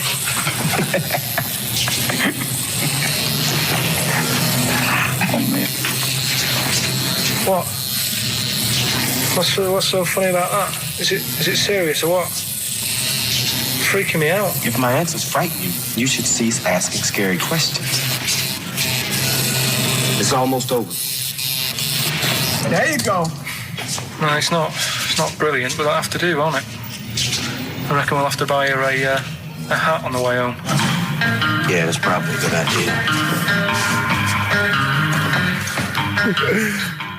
Do you think Suzanne's listening? It's alright, isn't it? I like the fact that in that she's represented with a sort of dimwit southern accent. Yeah. Your girlfriend. So I'm sure she'll have appreciated that. Alright, It was nice, yeah. It was a nice... I don't know what kind of copyright infringements. Did you witness a murder while you were doing this? Yeah. It was like that sort of Sliver film where that bloke had loads of tellies watching people's lives. So that was going on in my mind. And then I was washing up and I picked up the plate and I thought, oh, it's amazing, isn't it? The human body. The way you can just sort of, I want to pick that up, and you do. Yes. And the way your hands work, right? You've got 5 little digits, but it's just the right amount to do what you've got to do, right? So I'm cleaning the plate. Sorry, Carl. Stop. It's just the right amount. Might be one of the most genius things I've ever heard said. I would love David Attenborough to phone you up and say, Carl, how do I word this about the evolution of the mammalian front limb? Just go, we'll just say it's the right amount. But it is. One extra would get in the way. Yeah. And one less would just make it that little bit more tricky when picking up a bit of a slippery dish. Sure, or buying gloves. Yeah. A slippery dish. So then I was thinking, imagine like going to the doctors and they're saying, yeah, everything's all right, your heart's good and everything, but... Your art's good? What, your Larry's, or...? Yeah, your heart, you're in good form and what have you. It's good news. I had Giano in earlier. He's not looking good. Yeah. I had Fat Smaller. But you're all right, but... Your hands need to come off. Right. Blimey. That's bad. Like, I'd get a second opinion initially. God! But I better good news, I've got a nice pair of feet I can sort you out with. Yeah. And he puts them on, and then I was thinking, right, first of all, washing up, what would that be like? I thought, Steve, that'd be tricky. Yeah. And then the second thing was, it'd probably ruin the sort of the shape of your jumper. Because you have to keep putting the feet through there. Yeah. And then I thought, I could still cycle in. Okay. To work. You could run in. Well, that's the thing. You'd be really fast. Well, that's what I was thinking. I thought I could still cycle because I could balance. If Tony Blair came to you and he went, Carl, listen, I'm having a bit of trouble here. I don't know what to do. I've tried everything. I've tried spin. I've tried being tough. I've tried backing down. I've tried getting other countries involved. They don't want to know. What do I do? What do I do? I don't know. You don't know? Tricky one. I don't. It's a tricky one, I don't it's a get tricky one, involved. I don't worry about it. If it's going to happen, it's going to happen, isn't it? Yeah. Do you know what I mean? Yeah. Just get in the bath, put a mattress on top of you. That's it. Sorry, why are you doing that? Ooh, slow down. Why are you doing that? That's what they say you do, isn't it? If it kicks off. If what kicks off? If there's a war and that, you get in the bath, put a mattress on top. Right. Did they do that in the Second World War for 6 years? Was that making bunk beds? That's what I read somewhere. Yeah. Is the bath full of water? No. That'd be daft. Okay. But I think they were enamel baths then, though. I think they'd stop a bit of shrapnel. I think the plastic ones you get nowadays would probably melt on you. And the mattress, where your dad has cut it in half, all the foam would come out and the springs would get you in the eye. Oh. The first cut is the deepest. Let's hear it, Rick. On this album as well is The Killing of George. You know, Georgie Part 1 and 2, remember? About the gay bloke. Georgie Boy was gay, I guess. His favourite song. Carl's favourite song, right? And I was going, oh yeah, I remember that, yeah. I said about, and I said, did not intend to take his life. He just pushed it when he gets mugged and killed. Do you know what he said? I was sitting outside, I was singing, and he went, well, as I said, they go out too late. They go out too late? He meant gay people go out too late. He went, no, they do. I went, what do you mean? He said, well, they're always out, they go out, or when people are coming home. He said, if he'd have been in bed by 10, he'd still be alive today. That's a sobering lesson. And he went, there's one that works here, and he's shattered every Monday. Oh, if you're gay and you're listening, just be in bed earlier. Go out when sensible people go out. Yeah. You're right, we're not on the continent, Carl. If you're gay and you're not in bed by 10, go home. Yeah. I don't get it. Now, right, okay. Someone's mentioned Daphne from Scooby-Doo, and but I've always had a soft spot for Velma. Velma? Because Velma's got glasses. I mean, I'd have She's had clever. Can I tell you what would have happened if I was in that environment? I was maybe on the... Your glasses would have got tangled up. I'd have always had I'd always been making a play for Daphne, right? And Velma would have fancied me, but I'd have always ignored it because I was playing for Daphne. And then when I finally realised it was never going to happen with Daphne, I'd have blown it with Velma. Maybe not, though. Maybe not. Maybe not. Sometimes those, they might, appreciate honesty. Go, listen, I've been hitting on the good-looking one. Yeah. Oi, Four Eyes. Yeah. Do you fancy it, Chubbs? Exactly. Something like that. Let's be honest, is what you're saying. Well, yeah. I'm wondering, I don't mean to be libelous, but Velma, she was quite short, the glasses, the short hair. Lesbian. Hung around with the dog and lesbian. The bloke. I'm beginning to wonder if she was, maybe. See, unfortunately, I said lesbian there, and you still carried on with your assessment of what it is to be a lesbian. It's bad enough doing the cliches of having short hair, but you said the dog. Yeah, well, she hangs around with a dog. So do lesbians do that? Well, have you seen some lesbians? They're right dogs. Good night. Have you seen what I've done there?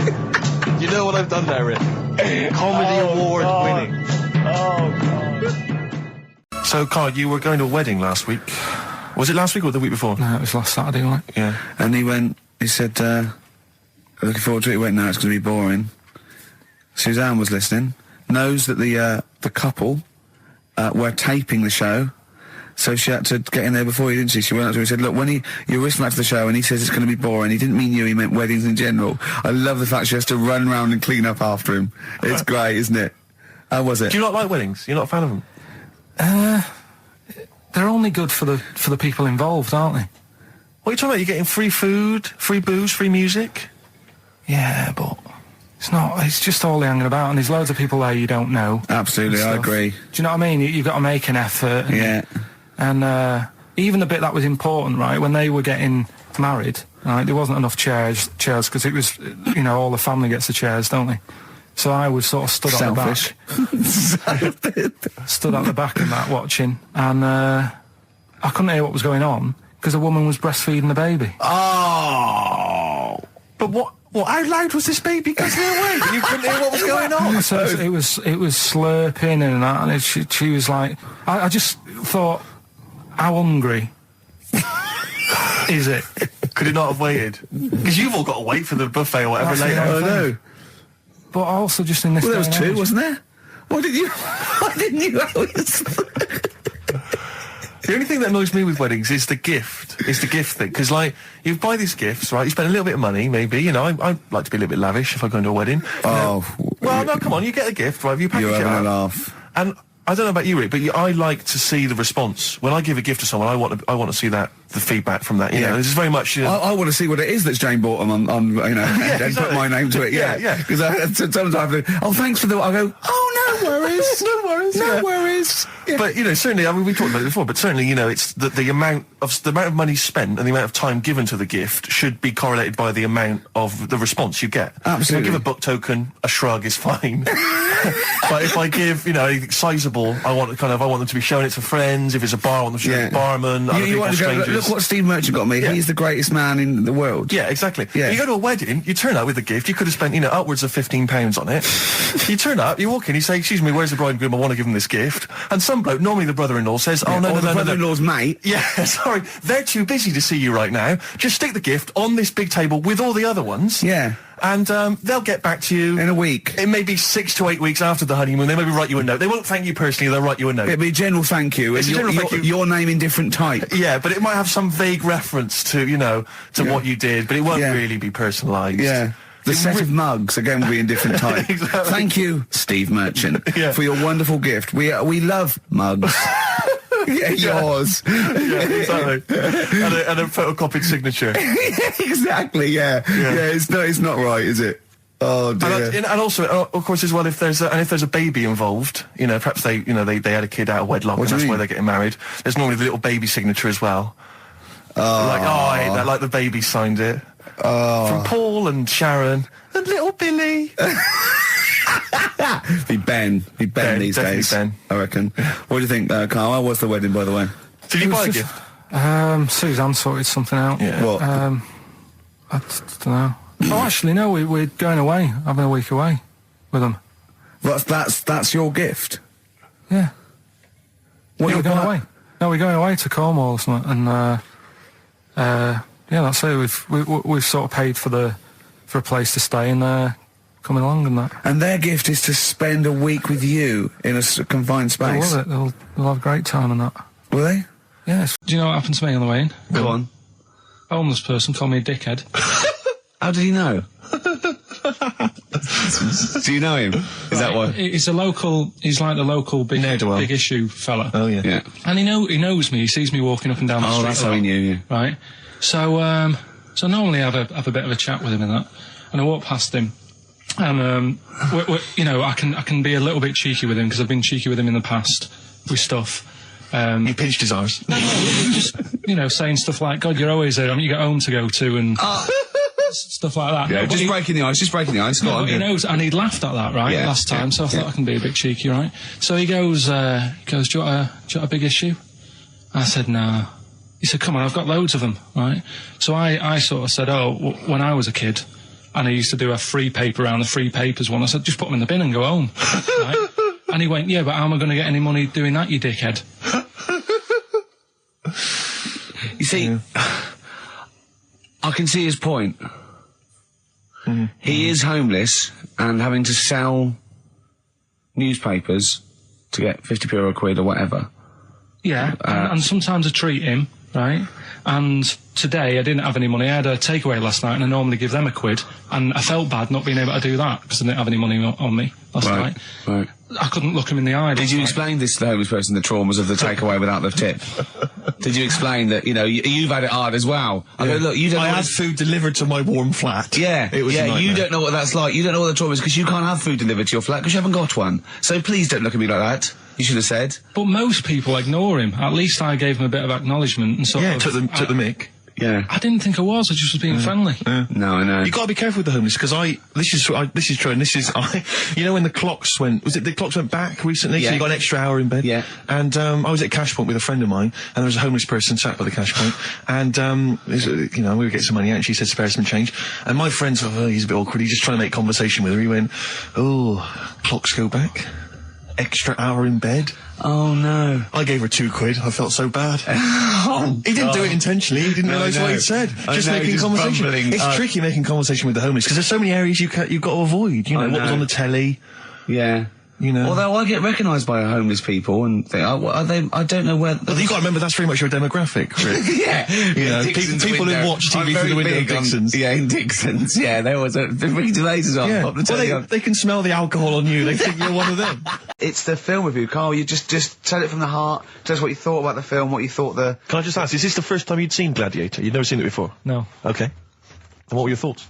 Okay. The film review. Gladiator. it's all right. Nothing great. It's like an old, sort of an old version of Rocky done in the olden days, really. Right. A bloke fighting other people. Sure. How sort of well known is the story? Do you reckon people know the basics? Well, just very quickly, just do the plot. Quickly. There's a guy called Max. Maximus, yeah. Yeah. There's Caesar, and there's Caesar's kid, and Max goes to war, sort of wins it, comes back. Caesar says, "You're good at what you do. I wish my son was as good as you. So I want you to be in charge when I die." His kid finds out, a bit annoyed about it, kills his dad, because he don't want anyone to hear that he said that, he wants him to be in charge. Yeah. So his kid gets in charge and thinks, "I'll show you. You're not going to be king, I am. You're going to be a slave or something." And then, next thing you see is... Sorry, can I just stop there? My only thought is the film's 3 hours long, so maybe we shouldn't go through the whole plot, right? We've done the first 10 minutes, but Yeah. go on. So, yeah, he's a slave, and then... Yeah, but then, that was an interesting bit that I thought, right? I mean, I was watching this with a girlfriend, she was already annoyed because she wanted to watch Friends on E4. Okay. Yeah. It was a good episode as well this week. Was it? Yeah. Don't tell her that. Okay. Right, so she was annoyed and she said, "Come on then, put it on." And I got it wrong straight away, because it says on the back 149, so I thought that was an hour and 49 minutes. It turned out it was 149. No, I thought it was 1 hour 49. Yeah. But it was 149 minutes. Sure. So it overran anyway. By 40 minutes. Yeah. So anyway, the interesting bit was where he was going across the desert on a horse. And I think to show you how long he'd been going across the desert on his horse, he's showing you a shot of the horse's knees and they were bleeding. And I just wondered whether that's what horses do if they run for a long time. Do you know? I don't. Good. Right, so anyway, so he goes on, he keeps going on like this. He's a slave, and then he has a fight at the end with the Caesar's kid, and he kills him. And that's how it ended. Okay, good. What did you think of it? Just generally, what bits... What do you think was wrong with it? Right, well, I've read up on it, and there's already a fact that is wrong. Right. Caesar's kid, he didn't actually kill his dad. His dad died of a natural death. Right, in real life, you mean? Yeah. Okay. And, what's Caesar's kid's name? Comedian or something? I think it's comedian, yeah. Yeah. That's where the name comes from. When a funny person is called a comedian. He didn't actually get killed in real life by Max. No. He died by his sister poisoning him, and he didn't die. No. Are you saying that this is not a historical document? It's wrong. All over the place. Yeah. Well, next week I'm giving you Braveheart, and that is actually true.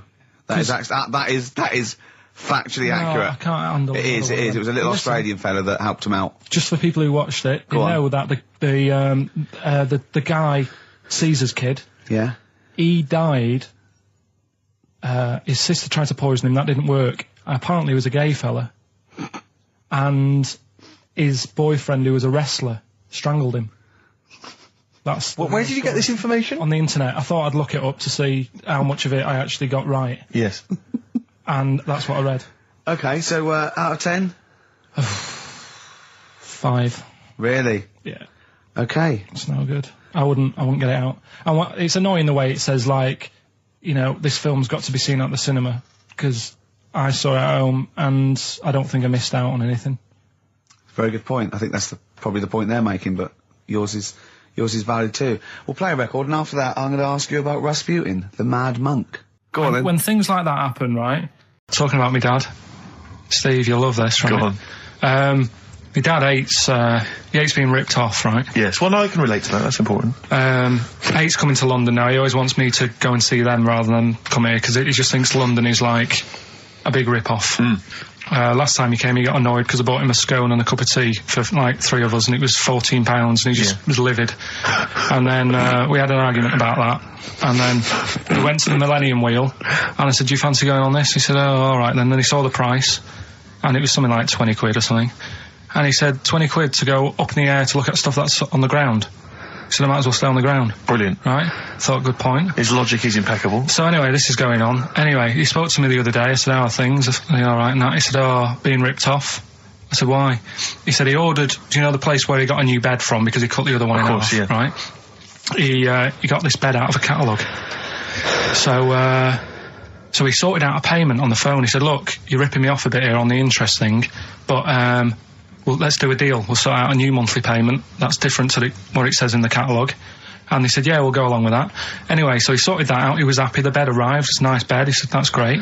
So anyway, he got the bill for it, and it was the original price. Oh, I thought that might be the case, yeah. Right? So he called up and said, I'm not happy with this.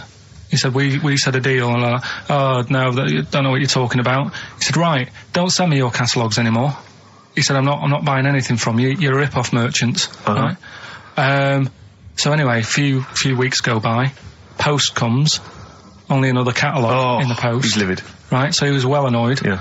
So he looked on the back, and it said on it, this catalogue will always be property of, the company that does it.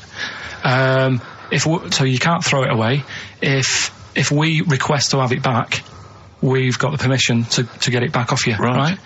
So he thought, right, well, they're out of order. I told them not to send me one, and they have done, and they're saying I can't chuck it away. So he called them up and said, all right, Mr. Pilkington here, bought a bed off you conned me, and that. But, forget that. We've dealt with that. You've sent me a catalogue, I told you not to. It says on the back here that this will always be yours. Yeah? So, in a way, you're using my house as a warehouse. I'll be charging you 26 pence or something a day. Brilliant. He said, you already owe me £6.28. Something like that. Genius. And, they sorted it out. So again, it's just... So hang on, but are they going along with this? I don't know what happened. He said they sounded annoyed and said they'd get back to him, and they haven't. But he said, I'm not bothered. They can take as long as they want because the money just keeps going up. Yeah. So, what sort of profit has he made so far? Well, when I spoke to him in the week, it was like £6 odd. Yeah. I think that was on Tuesday. So he's just leaving it. It's like an investment. Yeah. It's like an antique he's bought. It's just going up every day. I don't know what your views are on this. I'd love to see Karl. Oh, God, can we get him a job?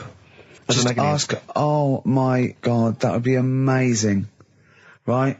Well, here's one. I'd like to see your view on this, Karl. I'm a happily married 42-year-old woman with 4 kids, yet I've developed a huge crush on pop star Darius Dinesh. Yeah. It sent my hormone levels through the roof, and last night I woke my husband up at 4 a.m. for sex. We've been married for 20 years and he can't believe his luck. Recently I've been having... I want to go to I'll stop you there. Why are you telling me? Right, carry on, sorry. Recently, I've been having erotic thoughts about Darius morning, noon and night. Yeah. I haven't felt like this since I was a teenager and mad about Donny Osmond. My husband is amazed at the change in me. We had sex twice last night and again this morning. Again? Why are you telling me this? Yeah, go on. He's just boasting. This is not a problem. There's not a problem. What's the problem? No problem, just wanted to tell someone. Thanks very much. I watched Darius on TV last night, and when my husband came home, I dragged him into the kitchen and we made mad, passionate love. Right, they did it then, twice last night, once this morning. That's 4 times. 5 times she's mentioned it so far. Yeah. She's doing all right. My husband, this is a great bit. My husband thinks it might be his new moustache. Or that I'm going through the menopause, but I know You were thinking of growing a moustache? I was thinking of change it like with the ladies? I love the idea. That's what he thinks it is. He's telling his mates in the pub. You should grow with these. The old Tom Selleck. 5 times in the last 24 hours. Hooray for sexy Darius. So, what do you make of that then? What are your views on that? Hold on though. If that bloke is reading that paper, that narrows it down a bit. It's got to be, yeah. Who else did he know? His wife likes Darius. He's had sex 5 times that night, and he grew a new moustache. He's thinking, I wonder if that's me. Maureen. Yeah. Go on. But what's your concern? Because I'll tell you what her problem is. She's worried that, the reason that she's now kind of overly excited and she's having this great sex with her husband is because she's actually fantasizing about someone completely different, younger. She's having these wayward thoughts, isn't she? She's a bit concerned about that. What's your concern? What are your thoughts? I reckon she's going to start shoplifting soon and coming out in hot flushes. Go on. Just, they're both happy, aren't they? He's getting what he wants. She's happy. I'd say, yeah, whatever, get on with it. Do you think that she should confess? She wants to be honest with him. I wouldn't, because not that many fellas like Darius. Right. So, if you're sort of thinking, she'd rather have him than me, I don't What do you think Darius would think of this?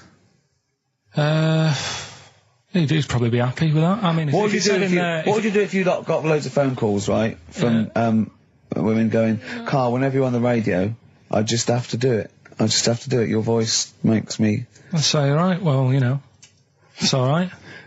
I'd be happy with that. Would you? Yeah. I mean, just in case anyone is doing that. What would you do to sort of like egg them on a little bit, to help them out? What do you think? What sexy things would you say? What do you think is your quality? What do you think people would find, you know, pretty horny about you? Is it your sort of mank wine, do you think? Like, just say this. London shit, innit? I think say that, but, you know, London, it's not that good, is it? Like I think you've done it there. So that's say something quite sort of sexy though. Say something like, you know, well, I love to love you. Say something sexy. Say that. No, say something sexy. Suze answers to me, you know, do you love me? I go, yeah, you're all right. The thing is, I know that's true. Yeah. I know that's true. That's brilliant. But because one of the things that Deirdre says is that she's wondering if this marriage is going a little bit stale and needs to be freshened up. They need to give a new spice, a new spin to the marriage. What would you do? What advice would you give to spice up, you know, something that they've been married for quite some time? Get I think get Darius, all Darius things, get David Snedden's new video on the telly. What do you reckon though, Karl? Just treat them. Do you know what I mean? Just surprise them now and again with stuff. That's what I do. It's what you got those condoms, didn't you, that you got 2 for So, 1 hang on, what? You've never done that? What, you've surprised Suzanne with what? You know, I've like, you stood behind a door and shouted at her when she comes in. Don't drop the jelly! Yeah, you know, just the usual stuff. There was some free chocolate delivered to work the other day. I took her a bit of that home. Nice of you, that's really thoughtful. She didn't like dark chocolate, but I said, well, it's a thought. So, I had it. But, you know, you often benefit from any gift that you give her. The chocolate, the meal, the condoms. There's always something in it for you. Yeah, there is. I love the idea. She's got bored with a Christmas present now, though. What, the condoms? Yeah. Or the food that she ate. No, the condoms. Right. Yeah, she's got tired of filling them with water and throwing them to the passing kids. Yeah, all in the same bed. Oh dear. So if it was the last day, if you had one day to live, okay, what would you do with your day? Now let's assume that you're not in a state of ill health. There's not much you can do. It's just the end of the world. And what do you mean there's not much you can do? I mean, that's what we're asking you. It's the last day of your life. It depends, doesn't it? If we're all in the same boat, if someone says, oh, unlucky, without bitterness, like, oh, we accidentally exposed you to some radiation poison, you got a day, or if it was like, there's a meteor coming this way, we're all in the same boat, I think it would be different. It depends whether it's you and the rest of the world. No? I'd do the same thing. I'd steal a car and go joyriding. But like, go mental. I'd be smashing stuff, I'd be knocking people over for a laugh, I'd be going crazy. It'd be like Grand Theft Auto. Right, It would be extraordinary. Brilliant. Driving through parks. That's what I did the getaway. Yeah. I tried to play it seriously. Within about 10 minutes, I was just going around areas I knew, trying to knock people over. Yeah, I don't think I'd want to do that much. Seriously. You can watch telly, because you might not know how the thing ends. Sure. Yeah, be a waste of time. You could watch 24, couldn't you? If you had a day. Yeah. On DVD. Do that then, do that. Do that, yeah? Well, but I mean, let's be honest. Let's say you can take all the money out of your bank account. You can fly anywhere in the world. You can do whatever you want. Well, not a long flight. You could. Well, no, but you've got your girlfriend. Australia, you wouldn't make it, would you? No. Why wouldn't you go to the monkey sanctuary down in Cornwall and just go around cuddling as many monkeys as you can? I'm going to tell you something now. Go on. Go in there next week. Are you? Yeah. Taking my mum and dad away, because like Suzanne's mum and dad. What, you're donating them? Most people put them in a home. What are you going to say? How your monkey sanctuary is cheaper? Taking them down, taking them down to Cornwall. Hold on, I thought you said you'd never go away with parents again. No, but that was Suzanne's mum and dad. Oh, is this to get even or something? So we'll do that, and then we'll can it, then. That was your outing. You're phoning both sets of parents over and goes, right, you won't be seeing us ever again on holiday. We've taken you away, Be careful that the monkey people don't buy you off your parents. Yeah. And don't make sure they don't leave any of the monkeys' food in the telephone box, because Dad'll have that away. Yeah. No. I was talking to him about that the other day. About the nicking in phone boxes. And he should we just explain that to people? They live in a small village in Wales, and it's like one sort of utility store, and when it's shut, they leave you shopping in the telephone box across the road. And Carl's dad found out about this and goes and helps himself. Yeah, to other people shopping. That's terrible. Yeah, go on.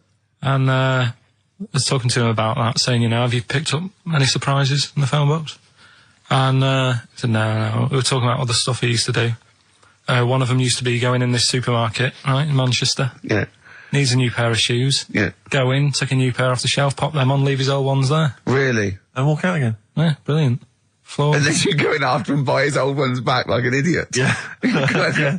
You'd go in the next day. They look nice. Yeah. My dad's got a pair just like that. I've always wanted some. Can I have those?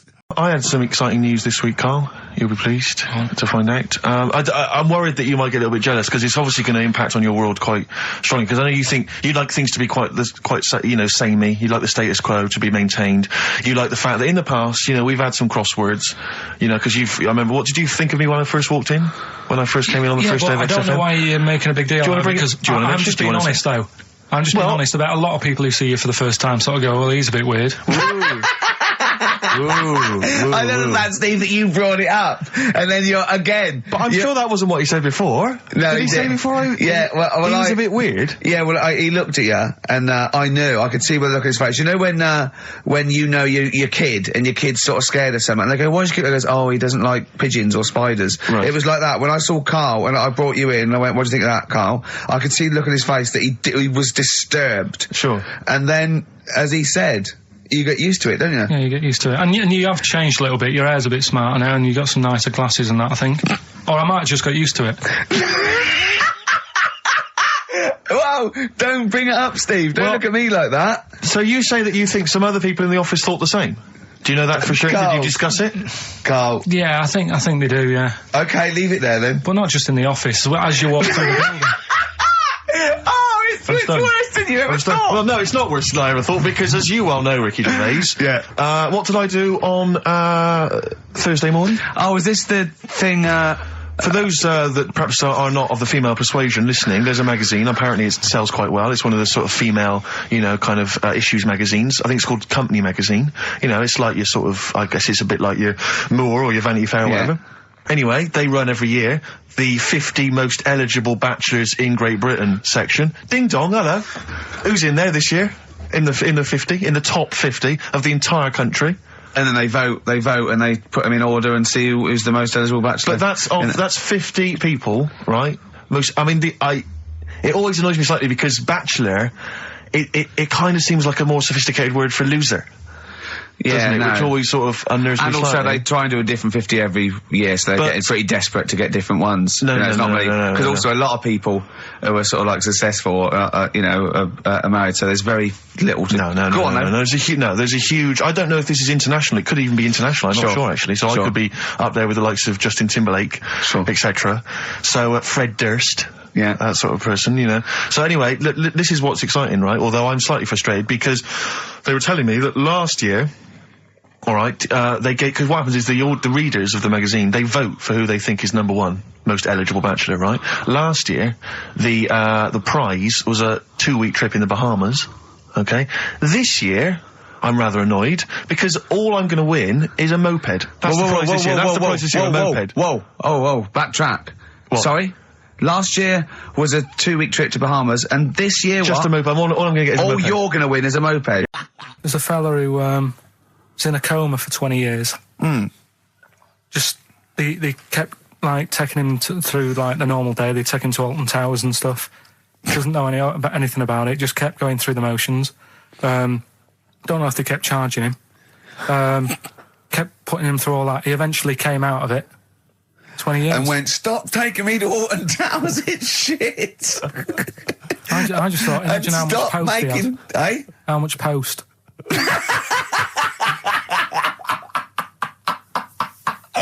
Oh, Did you read about that guy in the paper, Carl? He, sorry, on the internet. He in about, I think it was about 1984, 85, he had a terrible car accident. But this must be it. He went into a coma. This must be what he's talking about. Well, they didn't take him to Alton Towers. Of course they didn't. But you've got to try and decipher the truth from the conjecture, from the thing that I mean, don't forget, Carl realises that he's had a dream. He talks to Suzanne and goes, that was good, wasn't it, last night we were in the plane? She goes, no, that's a dream. He goes, oh yeah, where's my cornflakes? You got to, you know what I mean, I can now decipher what he's actually seen, what he's read. Well, go on, what did you... Well, I'm assuming it's the same guy. It is the same guy. It was a guy in some small American town, and he'd had a car crash, and he'd gone into a coma, and his wife had left him. She'd gone on with her life, because he'd been in a coma since then. And he had just woken up recently. Marriage wasn't working. Marriage wasn't working. He just wasn't paying enough attention.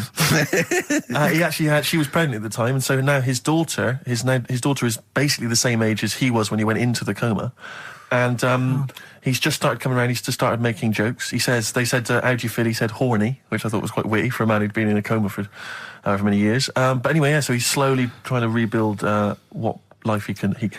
That's what do you make of that, though? Because the thing is that he's missed. Imagine what he's missed, Carl. Imagine the music that he's missed. The Live TV Aid. programs. Missed Live Aid. Live Aid. He missed Phil Collins playing in 2 continents in one day. Frankly, I'd be devastated if I discovered that. Missed Bros. Yeah. Yeah, so he doesn't. So he put on ripped jeans and they go passe. They just have to send him a series of those I Love 1986 programs with Kate Thornton filling him in on what he's missed. Exactly. Peter Kay reminding him of space operas. Yeah, he remembers those. Talking rubbish. Yeah. So extraordinary though, isn't it, Carl? To think. No, obviously. So had he aged much? Because he hadn't had any problems or anything. No worries. Well, he probably wouldn't have. Physiologically, he probably wouldn't have the wear and tear of a 43-year-old man because he wouldn't have had sun, he wouldn't have had sort of nicotine, beer. Unless they were just feeding that to him. Anyway, still, yeah. So you'd feel groggy though, wouldn't you?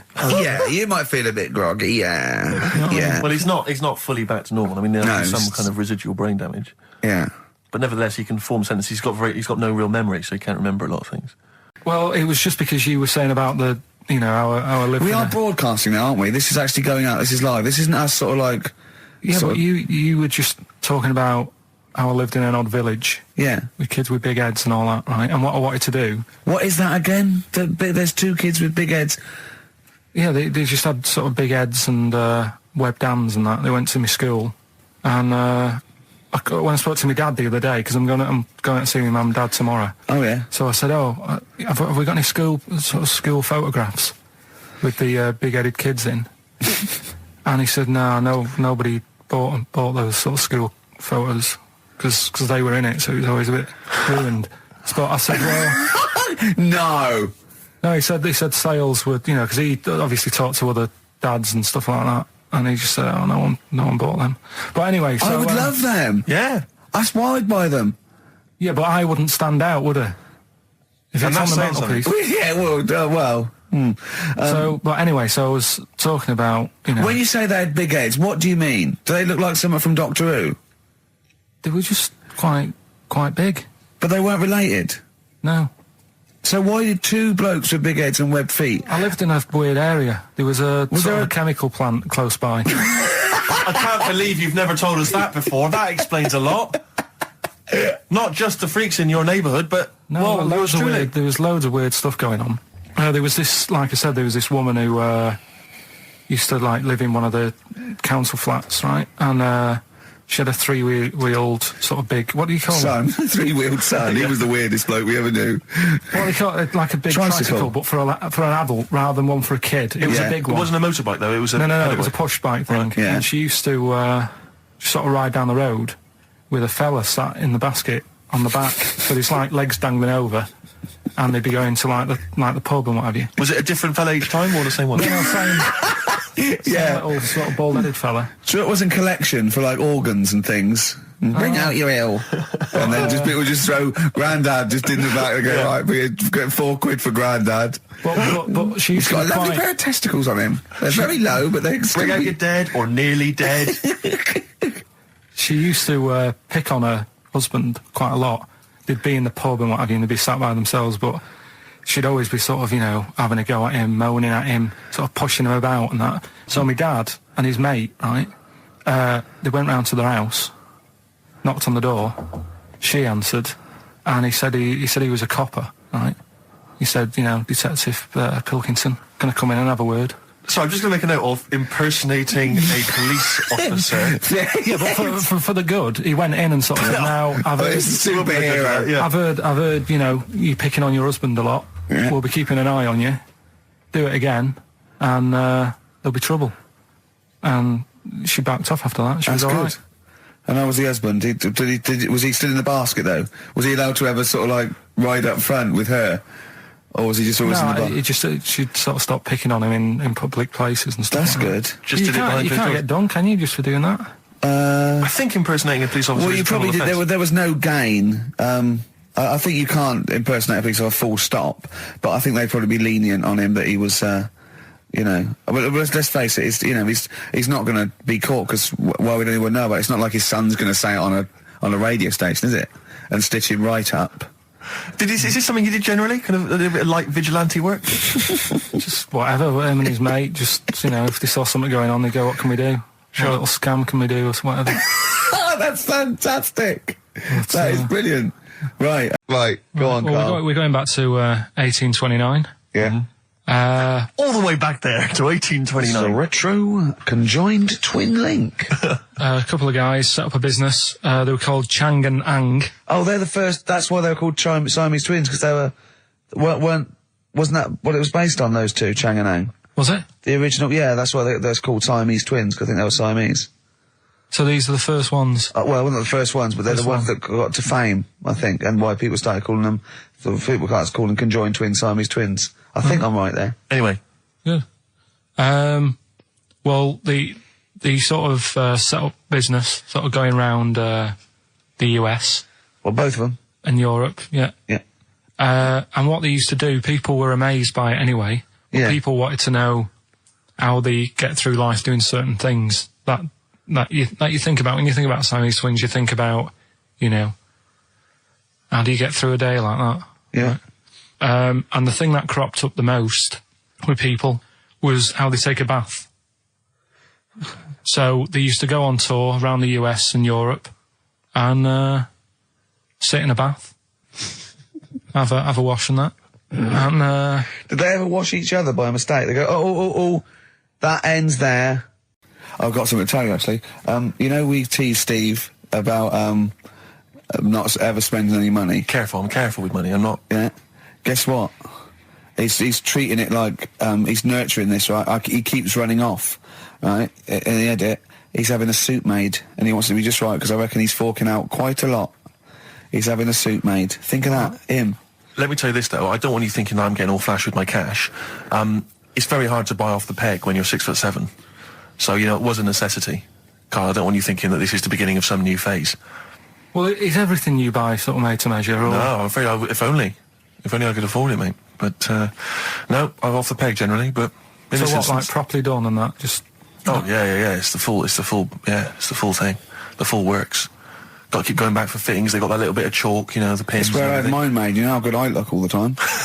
Did you have to have that thing done where they say what side do you wear your member? What side you dress? They don't say what side you wear your member. That would hardly be a euphemism, would it? So they say what side you dress, sir. It means what side your little poke, your little John Thomas leans, doesn't it, on rest, usually to the left, isn't it? Your little left testicles. If I said to you now, what side do you wear it on? Do you know? It would be left. It would be the left. That's what I mean. If standing there, right, with nothing restricting it or holding it in or holding it up, right, it sort of leans. Your one ball is sort of like slightly back and lower, isn't it? And your little John Thomas rests there, so it's left. And the reason they ask it is so they don't put the tape measure up on the left and squash your willy or touch your willy. So it's nothing to do with like, well, you'll need a bit more room of sort of more material on that side, or. Well, no, I don't think they compensate. It's just when they put when they stick that up into your groin, they don't want to come in contact with your little. The thing is, I don't know what side I wear stuff on. I just sort of pull my pants up and what. Someone passed this on to me. It's from the Guardian's media website. There has a sort of website that's dedicated to kind of media information. Is this about our complaint? Well, the headline is "Comedian Rapped Over Radio Innuendo." Right. Jessica Hodgson has written the article. Are you familiar with this? Have you seen this? Be careful now, because we actually got a complaint, and people don't know this, we got a complaint upheld, and well, all of this we're very sorry. We didn't mean to offend, and it was a while ago, so we are going to be very careful. Carl's getting very nervous. We're just going to read out, we're not going to editorialise, Carl, we're just going to read out what the Guardian printed about us, all right? Okay. Comedian Ricky Gervais has had a dressing down from a broadcasting watchdog for his repeated use of the word cock in a lunchtime radio show. That's all right. That's what it says. Fine, Carl. that's what he's not going to say it again. He's not. Yeah. Go on. Imagine this is the news and I'm reading it. Yeah. The Broadcasting Standards Commission upheld a complaint against the comedian for coarse sexual innuendo in the programme on London station XFM. The Commission acknowledged that the presenter's remarks were intended to be humorous, but took the view that the amount and detail of the coarse sexual innuendo had exceeded acceptable boundaries for broadcast, said the BSC in a statement. The complaint objected to a section in the Comics Saturday afternoon show when he discussed the different meanings of the word cock. Gervais wondered aloud whether the word was acceptable when discussing birds, but not the male sexual organ. A BSC spokesman said the comedian went on and on about it for nearly 5 minutes. XFM, a self-styled alternative radio station, said in its defence that its remit was to provide cutting-edge programmes for a youth audience. The station said the programme's brief was to include elements of alternative comedy within certain shows that would not fit within a more mainstream radio station format. In this particular show, it was not the presenter's intention to shock when they took a humorous look at how the English language could be construed in different ways within different contexts. Gervais, whose big break was on Channel 4's 11 o'clock show, has shot to household status through the portrayal of David Brent, the middle manager from hell in BBC Two's cult show The Office. Just in case you didn't know who I was talking about. Yeah, he's a household name, but they just thought you might not have heard of him, but he is a household name. Now, that's good. That's good reporting, and they're quite right about it. And just to remind people, it was when Steve said the only bird that hasn't got a penis is the swan, and I went on about the male bird being called the cock, but I couldn't use that to mean, and it was childish. Yeah. But what annoys me is, I'm sure I've heard things on like Radio 1 like that. Oh, what's her name in the morning? Sarah Cox. Yeah, and as there's a DJ like Karl Cox. Yeah, so you got Karl. What's the matter? I'm just saying. You're just saying there's a pair of DJs on, yeah, but we've done this. And what are you talking about? We're just talking about names. They're just saying the names. Now, I love Cox in the morning. You're a big fan of Cox. And at night. What's the matter with you? Come on, Karl. All right, we've taken it. Have you actually been rapped over this? No, I don't know what. Have you had a dressing down? No. When did that happen? I don't know. I was meant to tell you, and I never got round to it. Okay, thanks then. So don't do it again.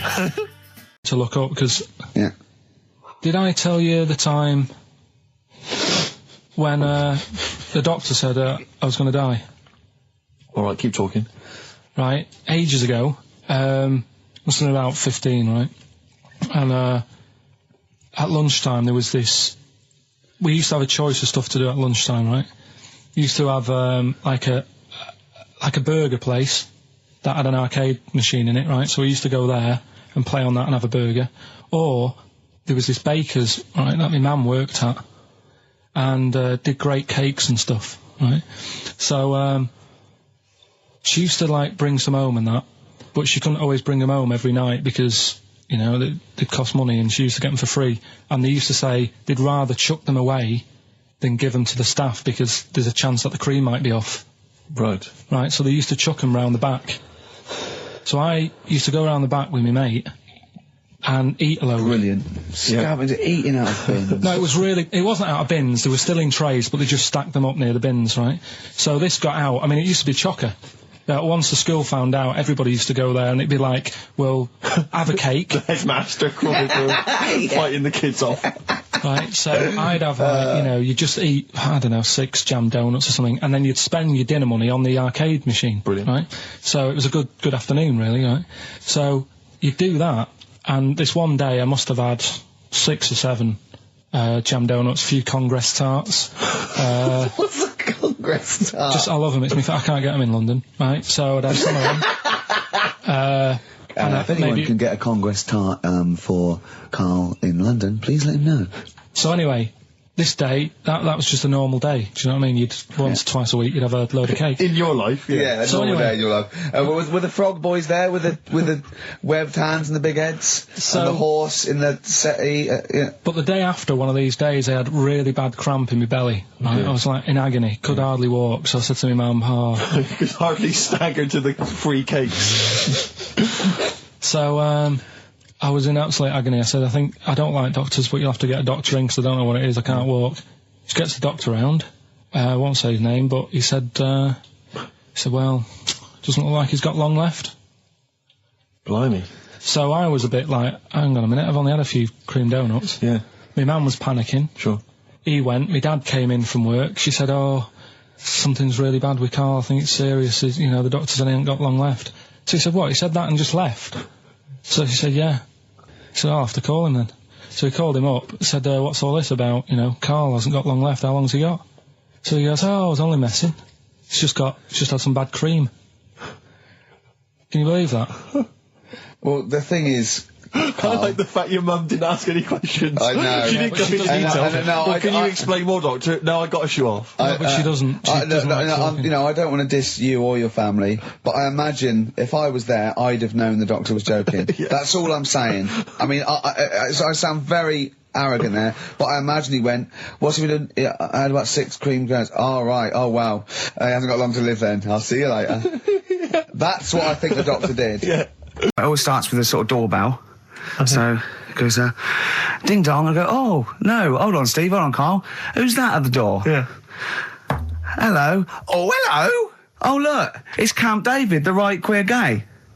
Oh, hello. Hello, you look all gay today. Is that because it's nice weather? Oh, no, that's not what it means. Oh, have you got a girlfriend, Camp David, the right queer gay?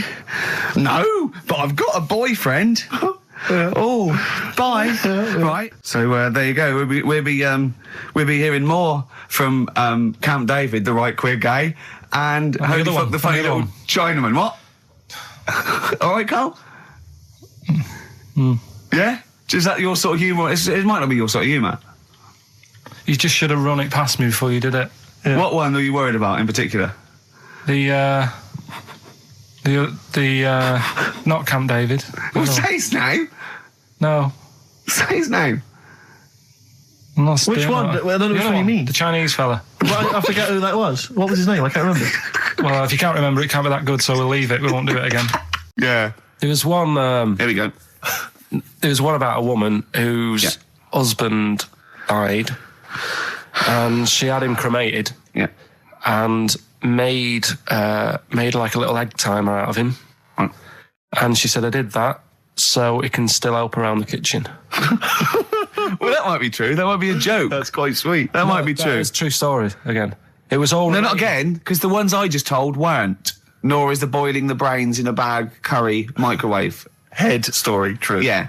They're too convenient. Will you be buried or cremated? What? Will you be buried or cremated? I don't know. Cremated. I imagine. Like you, Steve? I don't know. It's out of my hands. Yeah, I haven't thought about I've it. not thought it through, and I don't care either way. Have you heard the one about... Sorry. I'm just worried that we're getting into a macabre world now of ashes, boiled heads. I think we should play some music, let people just calm down. Levi's. Just think about some of the urban myths they've maybe heard, assess them. Maybe they are absolute bollocks. Yeah. And they can move on from it. Well, it's just that the death thing, right? Yeah. There was an argument on there about, do you know that Twilight Zone or whatever it was, Tales of the Unexpected? Oh, yeah. Where the woman got buried alive. Yeah. They were saying how, like, years ago, they'd bury people thinking they're dead. Yeah. And they've recently, like, dug coffins up, and then the people who were in the coffin weren't dead. They might have just been, like, in some sort of deep sleep or whatever. And they've lifted the lid off. Yeah. And there's scratch marks on the thing. Yeah. And that's pretty scary. And makes you think, I mean, I hope they check these days. That's all. Running a bit late with this, but it's time for Do We Need 'Em? We're looking into what I'm animals... really worried about this, because everyone's getting that last clue wrong. I reckon it's so rubbish that even your mental fans can't work it out. Yeah, it's a tough one, but... Give that final Rockbusters clue again. The Jamaican fella had to have some aspirin. Why is that? Why did he have to do it? No, hold on, that's changed. Well, I mean, it doesn't matter. The story. Oh, it doesn't matter. That's the point of a cryptic clue, isn't it? Oh, do. What have you got now? Right, so we're looking into animals that we get rid of. I've spoken to someone about snails. I spoke to someone about jellyfish, and that. And looking at cockroaches today. Right. Now, who's the expert? It's a woman called Jessica Marshall. Right. Does she know that you're going to play this on the radio? Well, I called up, right, in the week and said, can I talk to someone about cockroaches? And she was like, is that Karl? She knows who you are? Yeah. Right, so she already knows maybe your angle, your approach. Yeah, she was she's an expert, she's just not just some random person. No, she works in a museum, a good museum. I said I'd give it a plug. It's the one near Knightsbridge. It's got dinosaurs and that in it. It's worth seeing. Natural History Museum? Yeah. So, not sure. He's not sure.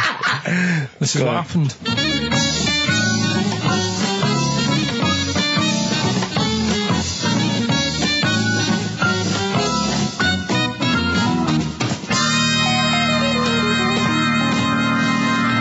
Now, what I'll do, I'll tell you as much as I know, and then you can fill me in if I'm right or wrong. And then at the end of it, we'll get to the bottom of whether we need them or not. Okay. All right. So first of all, the first thing that I found out is that they have 18 knees. That's not exactly possible. They're insects, so they have 6 legs.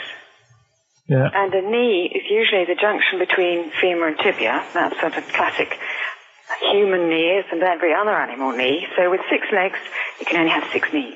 Could somebody sort of got mistaken for seeing one that was a bit double jointed? I think you're grasping at straws or something. All right. Well, we might have to come back to that one then. Okay. They can hold the breath for 40 minutes. Well, they don't do that because they don't breathe in the same way as us. They breathe through little spiracles, holes down the side of the body. So, no, they're not a very apt simile because the method of breathing is so different. What do you mean? Because insects have a totally different system. They don't have lungs in the way that we do, just breathing through one part of the body. They're actually breathing through every segment of the body all of the time. So even though they've got their mouth shut, they might be able to slide. Nothing to do with breathing. So only just feeding. So you see, maybe that's where someone's gone wrong. Someone's got hold of one and sort of taped its mouth up or something and got bored after 40 minutes and said, well, we'll call it right. It's a pretty unkind thing to do to an insect, even to a cockroach. Yeah, but it's all... You can't do that. Yeah, but... No. Pretty unkind thing to do anything, even a cockroach. Something else I found out. Yeah. They can live for a week without an head. Well, that's true if they don't bleed to death in the process.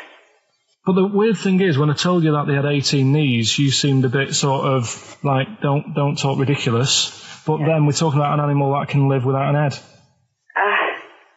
So there's a little bit of truth in that one, yeah? Yes. Why, when it was invented, has it got that facility? Say if someone said to humans, we could do that with humans, and, you know, if you lose your head in some accident, it gives you a bit of time to sort of go back to your family and maybe write them a note. You won't be able to have a chat, but write them a note saying, it was my own fault, and it was nice knowing you. Well, that would be a useful facility, I agree, but cockroaches are great survivors. I mean, they've been around for over 300 million years. They're one of the most primitive insects. All right. Well, I've also... is it true that they do a lot of resting? Apparently they can sort of rest for 75% of the time. Rest? Yeah, they just sit about doing nothing. It's probably true of a vast proportion of the world's fauna. Well, I mean, maybe the 25% that they are working, they're really giving it some, so it might make up. They're probably searching out food and, they can slow down considerably. You can chill insects in the fridge and they'll become very, very quiet. You might think they're dead. Yeah, but I'm sure, you know, if we were sat in a fridge, you know, we'd go a bit quiet, wouldn't we, you know? Well, you might not know much about it, of course. Yeah, but... Not quite reading the right sources. Well, I've been using the internet. I'm sure there are many useful sources that you could find there, but some of those seem to have been a little misleading to you. So you don't agree with a lot of what I've told you there? No. So cockroaches, can we get rid of them? No. So we're keeping them then?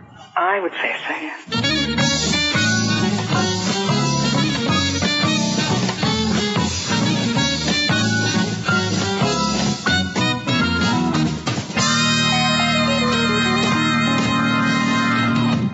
I think we should get her on more often because she sounds like she'd be a bit of an ally, really. Because she knew immediately that you were talking nonsense. She even said, I think you should be more concerned about your sources, which I've been trying to tell you for a year, right? The fact, I mean 18 knees, where did you get that from? It's on the internet. They can hold their breath for 40 minutes. I mean, I don't know what you read and take on. I mean, some of them are weird. Years ago, husbands weren't allowed to sort of clout the wife with anything. What was it like in the past? I know, yeah. You couldn't clamp your missus. With anything wider than your thumb. The stick had to be the same, no bigger than your thumb. Oh, no, So I was a thinking bit- so a big Robin bloke- could do no damage if he went out with anyone. Although his is wide, he's got a little thumb like a little knob, isn't it? It's like it's truncated, because it starts off normal. It looks like he's had his big toes put on his hands. Does he have to drink a pint with 2 hands? Yeah, yeah. And he's dropping stuff all the time. Can I just go back to the rule of thumb thing, though? The idea, what date was this? I'm not asking Carl, I'm looking at Ricky, because you're not going to have any idea, Carl. It's just going to be the past. Yeah. But I like the idea that... I think it's the same sort of day where, I don't know, you got hung for being homosexual and you could shoot I a just love Welshman. the idea that there's blokes beating their wives with shovels, logs of wood, and someone's gone, hang on a minute, everyone, Hold on, this is wait crazy. a minute. Let's have a look at your thumbs. What can we do? Wait a minute. We've got to have some kind of rule here. I'm all for beating your wife, but let's have some kind of rule. Let's give him a sporting chance, surely. He goes, well, I'll tell you what about you can hit her with the width of your thumb? And the wife goes, make it the width of his knob. I go, no. He slaps her again. Yeah, yeah. Width of your thumb. All right. Better? Yeah. That is so naughty. This show's been a bit naughty, I think. I don't know what's happened to us. I think it's like, sort of end of term sort of madness. But I think we've got to calm down here. We've been a bit naughty there. We've said, you know, bloke with 2 dicks. We said Chinese people don't talk properly, which is a little bit... offensive. Yeah. Know what I mean, Carl? Well, they don't know. Right, okay, let's leave it now. Okay, stop there, Carl. Carl does not necessarily reflect the opinions of XFM or any other human being. If you think that me and Steve have been being offensive, we are strongly behind the guise of irony, satire, and ignorance. Carl only has ignorance and hate. Yes. No, but as long as you say something good about someone, you can also say something bad about them. How does that work? Go on, give us an example. Well, Chinese. Yeah. Yeah. Yeah. Great people. Right? Good. Really, the women really good looking as younger people. No! What are you doing? I'm just saying, as long as you know what I mean, there's good and bad and everything. For every What are the old ones like? They don't age well. What do you mean? The fella in Karate Kid, the teacher, was only about 36. We started this. Oh yeah, right. It's years ago. Oh yeah. In olden days. Oh sure. When ghosts roamed the earth. Once upon a time, you mean? Yeah. Some doctor or something who was into like the way bodies work. They got their head cut off. The doctor? Yeah, he was doing a bit of an experiment. And he cut his own head off? Yeah. Okay. And it was about, he said, when my head's in the basket, I'm going to blink my eyes. Right. Okay, sorry, hang on, let him finish. And, so the doctor has chopped his own head off, and he's told everyone, I'm going to blink my eyes to prove that he's in the basket, and he goes like, right, I'm going to blink my eyes about, as many times as I can. So quick, count them. And they count, and he got to like 15 before he Right. died. Now, this is how Carl told me that. Till Nick Frost explained that, Carl told me, he said, right, well, a bloke, right, he had his head cut off, and when his head was in the basket, he went, count how many times I can blink. And I went, well, that's rubbish. He went, no. And Nick went, well, no, he actually said, when my head's in the basket. He went, and Carl went, all right. I said, Carl, do you know the subtle difference? Do you see the subtle difference? I have to say, though, guys, I still don't really understand what went on there. You've both lost me. The story is that a bloke who'd been found doing, You mean that Carl just explained it and that was a clear version? Because I still don't know what you're talking about, Carl. Well, this bloke had his head cut off for experiments against God. He was a doctor in in olden times. Yeah. And when they cut his head off... Why did they cut his head off? Because it was... he was executed. Crimes against... Exactly, he was executed, yeah. And he said to his assistant, when my head's in the basket, I'm going to blink, count how many times I blink and write it down as an experiment, right? Carl told it to me, like his head was cut off and he went in the basket, and when his head was in the basket, he looked up and said, count how many times I blink. Yeah. I love that. I love the difference in that story. Yeah. Both rubbish, but, one's possible and one isn't. You believe anything that you're told except when we tell you the truth. Right. Yeah, it's just like, you had the girls in and that, and it reminded me, I was talking to Steve in a week. Yeah. I think it's when people were talking about going to string fellas and that. Yeah. I was talking about seeing naked people. Yes, I asked him, I said, when he used to watch, say, he accidentally flipped onto BBC Two and some ballet was on, would his eye ever been drawn to maybe the gentleman's lower regions rather than the ladies'? The gentleman's package? Yeah, would your eyes ever be accidentally drawn to that and you couldn't resist it? And you said yes. Yeah, because, right, and I don't think I'm, Oh dear. Well, go on, I mean, fair enough. No, right. I'm always looking at the beautiful ladies, but fair enough. Yeah. No, go on. But, right. Have you ever looked at Wayne Sleep's testicles? I went out. Have you ever looked at Wayne Sleep's penis and testicles? I went out on a night out, right? And it was it got to some point in the night where 2 women and 2 fellas got on the stage. Right. Right? Started stripping off. Yes. Yeah. Just what, members of the audience? No, I think they were, like, part of the act. Right? Right. And, what was this, panto? The fellas had like their undies on, and the girls just had their knickers on. Yeah. Right. And sounds pretty erotic at the moment. Go on. And at the same time, they all whipped their pants off. Yes. Right. Yeah. It was Bucks Fizz, wasn't it? The adult show. Now I said to Steve, at that point. Sorry, I wasn't there. He said it's to me later. yeah. I said, well, you have a quick glance at the fellas. And then the annoying thing was, I thought, right, now I'll have a look at the women, and it was too late. They put the knickers on. How long were you looking at the fellas? Not that long, but why were you looking at them first? It's human nature, isn't it? Why? I don't know, but I'm sure you would have done the same thing. You just sort of think, well, how are they shaping up? So it's a comparative test. So who had the biggest knob? Which one of the blokes had the biggest knob? No, it's like, normal. But this is a whole new side of you. This is a whole other area. So you look at ballet dancers, you look at the gentleman's. No, I don't. package. I just was, when he said this, it reminded me of this night when I was walking home thinking, didn't get a look. Because I was messing Where up. was this? What event was this where people are stripping off? Carl, I'll tell you what, you are the most interesting man I've ever met. But are you comfortable being nude and that? We've done this. Well, I don't know what this is. We did this last week about, are you comfortable being nude? No, I think I know, I was talking you're about probably that. most comfortable being nude. It's just probably not in public. Well, Ricky's only really comfortable nude when he's eating. Yeah, there's nothing to get, Yeah, you can just wipe yourself down. Yeah, you just sit in the bath, yeah. No, but I talked about that, and then when I went home, I was talking to Suzanne about it, and she said, "What's all that about? You don't like being nude, right?" And I said, well, it's not. It's like I'm part of an Alan Bennett play.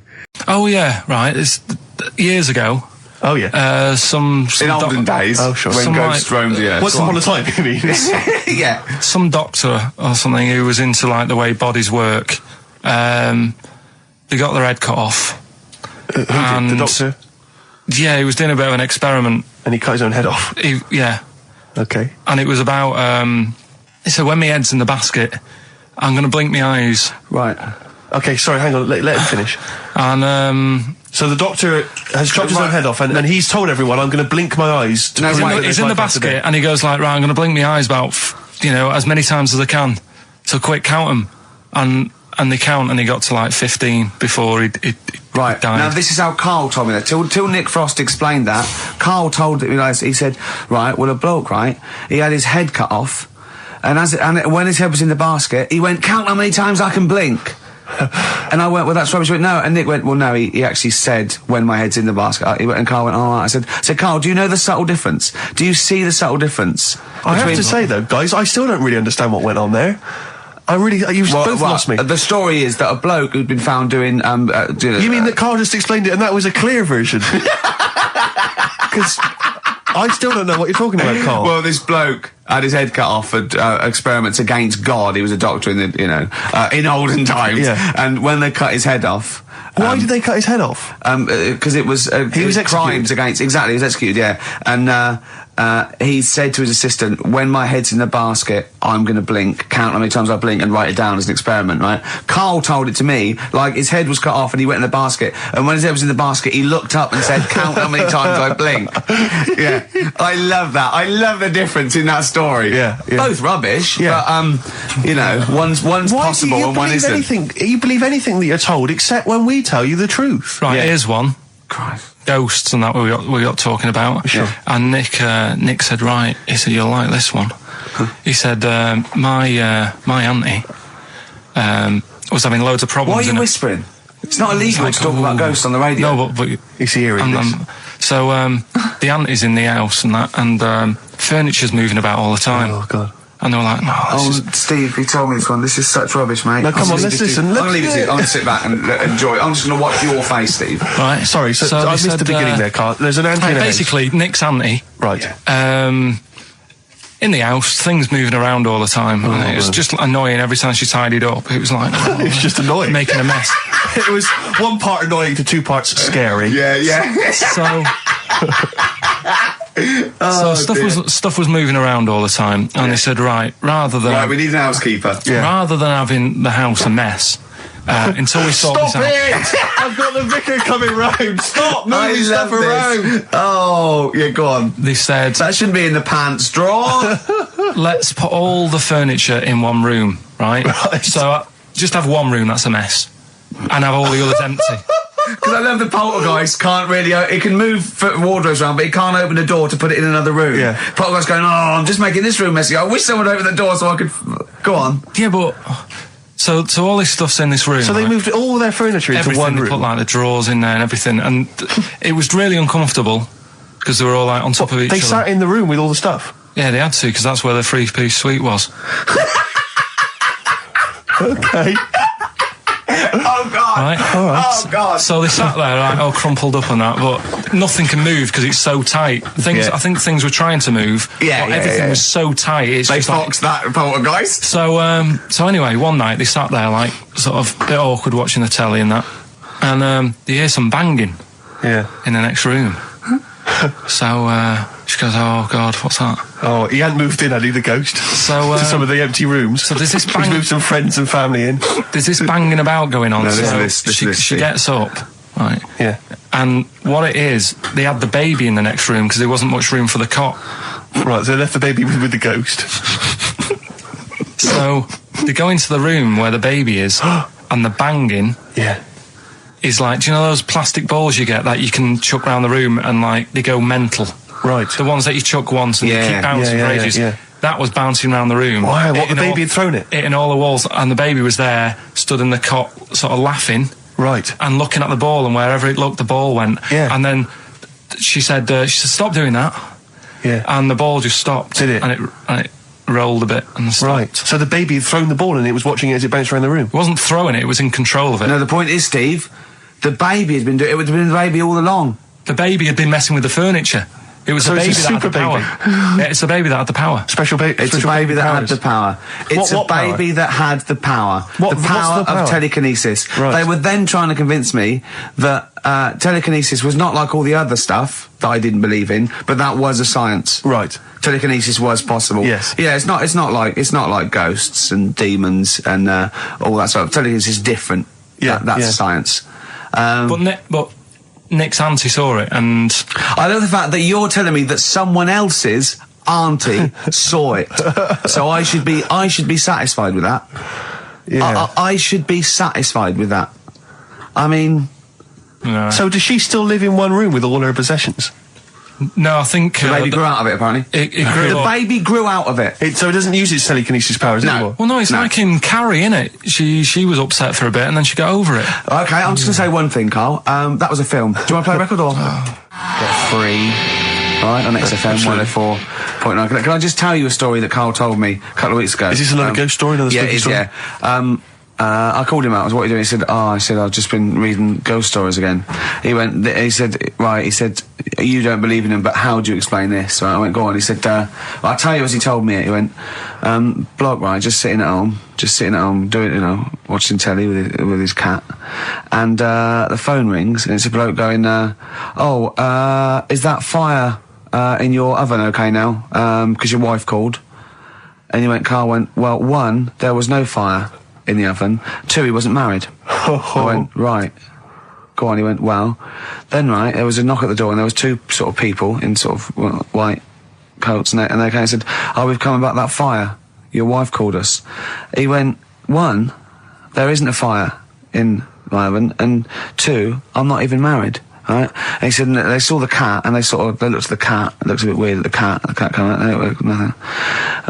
And he said, and then he went back, sat down, phone rings, and they said, did they sort out the fire in the oven that your wife told us about? Oh. He went, 1, there is no fire in my oven. 2, I haven't got a wife. And Carl went, what do you think of that? I went, that's not it. He went, yeah. I went, that's the end of the story. What?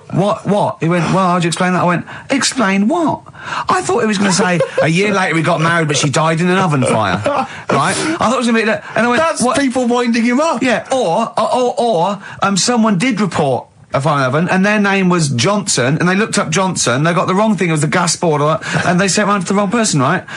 You know, he went, yeah. I said, I explained it to him, he went, yeah. Why did they look at the cat funny?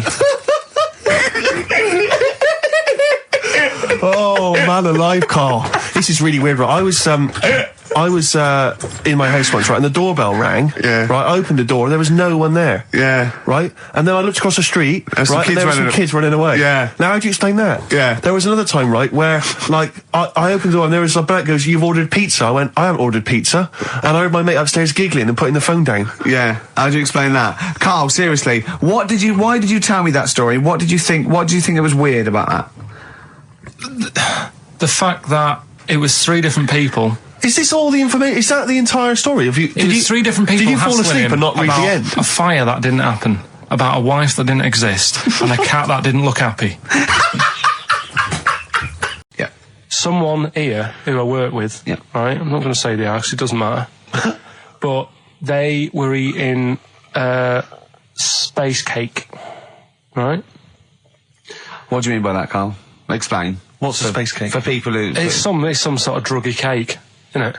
Yeah. Right? A dope brownie or whatever, yeah. Right. So with cannabis in it, is that what you're saying? I think it's something stronger than that, isn't it? I don't know. But anyway, he was having this space cake, and... You better give me the name now, Carl, because I've got to report him. No, listen. It's only... No. It really doesn't matter. No. Is it Sturgis? Was it Claire Sturgis? Yeah, she wouldn't bother. She's gone on the hardest. She doesn't bother with those. Doesn't do anything to her now. Straight to the vein, yeah. So listen, right? So he's at a party, right, with his mates, and they're listening to the Star Sailor album, right? Right. And he's sat there, and he's had some of this cake, right? And he's listening to the album, and his mate's sat across the way talking to someone else, right? That's weird. The album's on, and he thinks to himself, this track's going on a bit. Yeah. And his mate across the way, who's talking to someone else, heard him say it, and he goes, yeah, isn't it? Yeah. So he goes, oh. Right. And he goes... See, usually at this point, I say, had this bloke taken drugs, but you started the story with this bloke No. had done some drugs, right, Rick? No, if he was here now, right, he would say, yeah, I know it sounds mental, but it happened. And it wasn't just a one question, it wasn't just like, oh, this track's a bit long, innit? Yeah, it is. He had a whole conversation. A whole conversation with the guy. And sorry, I just want to clarify, you mean he had the whole conversation telepathically? Yeah. Right. He didn't just shout across the room. And they've recently met up and, like, they've sat there and tried to, like, work out what happened. And it's never happened. Presumably they don't have to talk at all anymore. Yeah. Why did they meet up? Couldn't they just, like, in their own homes? Just stay at home, do they have to have that cake before they start having a conversation? Hold on, wait a minute, lads. Why are we using our lips? Yeah. This is using way too many... Oh, take them. There you go. My only question with that is, being skeptics like Ricky and I, whenever we hear a story like that about the paranormal, the first thing we always look for is maybe some other explanation. Yeah. Maybe one vague idea. Lying? Could be lying. Chinese whisper. As I think you pointed out, there are drugs. It's often an issue as well. Madness, fear, delusion, sleep. Yeah. You know, there are so many things you go through. I'm going to go with the drugs before your dead grandmother exactly. pops into the equation. I'm going to go with the acid. Right. So could we bring back just for one night only, educating Ricky? Oh, I'm excited. Yeah. Do you think it warrants that? I don't know enough about it. Do you know what I mean? About what? It sounds perfect. Play the jingle. Educating Ricky. He's getting smarter. A couple of things happened in the week that I read about. Okay. Keeping up on what's going on in that. Sure. Yeah. One was about that Galileo fella. Okay. Was it about 1636? Was it? I think it might have been earlier. Bad. Go on. Did some stuff with light and that. He did lots of physical experiments, yeah. Is that it then, Carl, is it? He did some stuff with light and that. What did he do with light? What was that? Well, I think he invented the first... Telescope? Telescope. So I think it's a particular lens, though, and he did experiments where he dropped famously two different weighted balls from Pisa, and they hit the ground at the same time, showing that it doesn't matter, the weight doesn't matter, but air resistance does and stuff like that. I think he probably explained it a bit better than that. Yeah, but I'm talking to Carl. Sure. Did they need to know He's stuff? just thinking about pizza. Yeah. Did they need to know stuff like that back then? What do you mean, did they need to know stuff like that? It's just... There weren't people going around going, I've got to drop these two things off the Leaning Tower of Pizza. I just don't know which one's going to land first. Yeah, I need to know. Why do you need to know that? Bring me Galileo. Yeah. It's for a bet. Yeah. No, but if I was knocking about then, I'd be like, stop messing with that. We need a telly. Or, do you know what I mean? I bet he thinks the Flintstones is real. I know. That'd be brilliant. That's what I'd do if I was a caveman. I'd make a telly out of rock. Yeah. And a pelican and as a cement mixer. Ran along the road with. Yeah, exactly. Yeah, we need a car. Yeah. Well, we haven't really got the internal combustion engine. Can you stick your feet through the bottom? Yeah, just get me a car, for Christ's sake. Anyway, here's another dilemma for you, a quick one from Kate. She says that she's a single woman, she's 6 foot tall. Recently she's found herself being approached by men of, let's say, restricted height. And she's not desperate, but is it ever acceptable in her, she wants to know now, is it ever acceptable for a taller lady to go out with a person of restricted growth? What do you think about that? If you see that on the street, do you think it looks bizarre? Do you think it looks odd? Or so should a she just go with 6 foot woman with, someone of a dwarfish persuasion. We can't say sort of that or the midget word, but I mean, as a little fella. Yeah. Is that so? There's a noticeable difference in their height. Is that ever a problem? She's 6 foot. He's 3'4". Yeah. If I saw it, I'd just think she's doing it. Okay, let's not do this now. No. Come on, she's doing it what? Oh. No, for attention in a way. Because there's loads of other people. See, I told you, Steve. Yeah, okay. I know, but I'm just. I mean, is that serious? I think so. Well, I mean, if whatever makes you happy. Please don't ask Carl these sort of questions. Do you know what I mean? If it makes her happy, then do it. But in a way, you're not going to have a normal life. Oh, God. No, but you're not, because they're going to get stitched. There's no point bringing trouble onto yourself. Carl does not necessarily reflect the opinions of anybody else in the world. Hold on. This woman, she doesn't live in a forest in a little cottage, does she? She hasn't got long black hair and wears a sort of... She says the guy she's going out with is a miner. Really? In a crystal mine, yeah. And he just sings all day on his way to work. Has he got 6 mates? Apparently so. Okay. I've said in the past to you, Rick, that my grandparents, so I love them dearly, but it's like for the last 30 years they've been waiting to die. I know. It's like they just sort of, it's like, the novelty wore off of life. Life in the 50s. Yeah, they got kind of bored of it. Life, in the 40s it was brilliant. All sat around the old Joannas, the bombs fell, singing. They loved that. The 50s, that was great as well, because that was the post-war years. It was, it was a bit tight on the pocket, but it was alright. Everyone pulled together. And then the 60s came along, all the crazy music, the funny hair. Let's stay in bed. Exactly. They basically stayed in bed. And it was one Christmas when my grandmother said to my dad, what do you like for Christmas? What do you fancy for Christmas? And this must have been, I don't know, 20 years ago. She said, what do you fancy for Christmas, Ron? And he went, well, I could do with a nice big kind of warm winter overcoat. She said, don't worry about that. Don't worry about that, because your father will be dead soon. It's what you can have his. Meaning my granddad. Well, to be honest with you, my father's still waiting. Which is good news. Good news for my grandfather. Less good news for my dad. He's freezing. He's freezing. He finds out, how is he today? He's fine. Oh, okay. Oh, I'm freezing. It is such a weird mindset, that. I think it's that, to me, is what sums up people from that older generation, the 40s and 50s. And it seems to me that you've got that kind of mindset. It's like you were born in the 30s. And whenever you talk of your childhood, it's like you had like a baked potato to take to school. And a hoop and a stick is a Christmas gift. The other thing is, I think that that sort of generation, it seems that the man is dependent on the woman. There's a total dependence. Oh, absolutely, If she dies, he's done. Yes. He's done for. He'd just pine away. If he dies, she's got 30 years of pottering. Absolutely, yeah. Do you know what I mean? And go into, like, you know, the youth club and the church. I know what you mean, yeah. It's sort of like that. It's sad. Of course, it's sad for them, but it's not the end of their life. No, sure. And it sort of is the other way around. I don't know why that is. Yeah. It's terrible. That's a little melancholy thought for I know, Christmas I've really you brought it down, you've brought it down, I've brought it down. This isn't a nice show at all, this is terrible. Well, we're going to have people just killing themselves. What? He's back on his campaign to get rid of jellyfish. Why is that, Carl? Oh, did you see the paper yesterday? Go on. There's a jellyfish, right? It's about 15 foot long, about 5 foot wide, and there's a fella swimming next to it. And the paper's going, oh, look at this we've found. There's loads of them in Japan. Yeah. And it's because the water's getting hot, so it's making jellyfish really big. Oh dear. How's the campaign going to get jellyfish get rid of them? What was your point about jellyfish? They don't do anything? There's no point. They get in the way. It ruined my holiday because I got stung by one. Yeah. But you think the same thing about Liverpudlians, and we can't just go around, wiping out things that ruin your holiday. Well, let's do the jellyfish first. And then we'll move on to the Scousers. Yeah. But yeah, I don't know what they do, and I'm trying to look on the internet. I've been busy this week. You're jellyfish now, not Scousers. Yeah. I don't know what they do either. To sort of try and work out what would happen with the sea if it didn't work, because they say, like, if there's See, Carl, this is what we're talking about. Let's do it. People who've listened for the first time, they've got to listen to every word you say. You want to find out what would happen with the sea if it didn't work?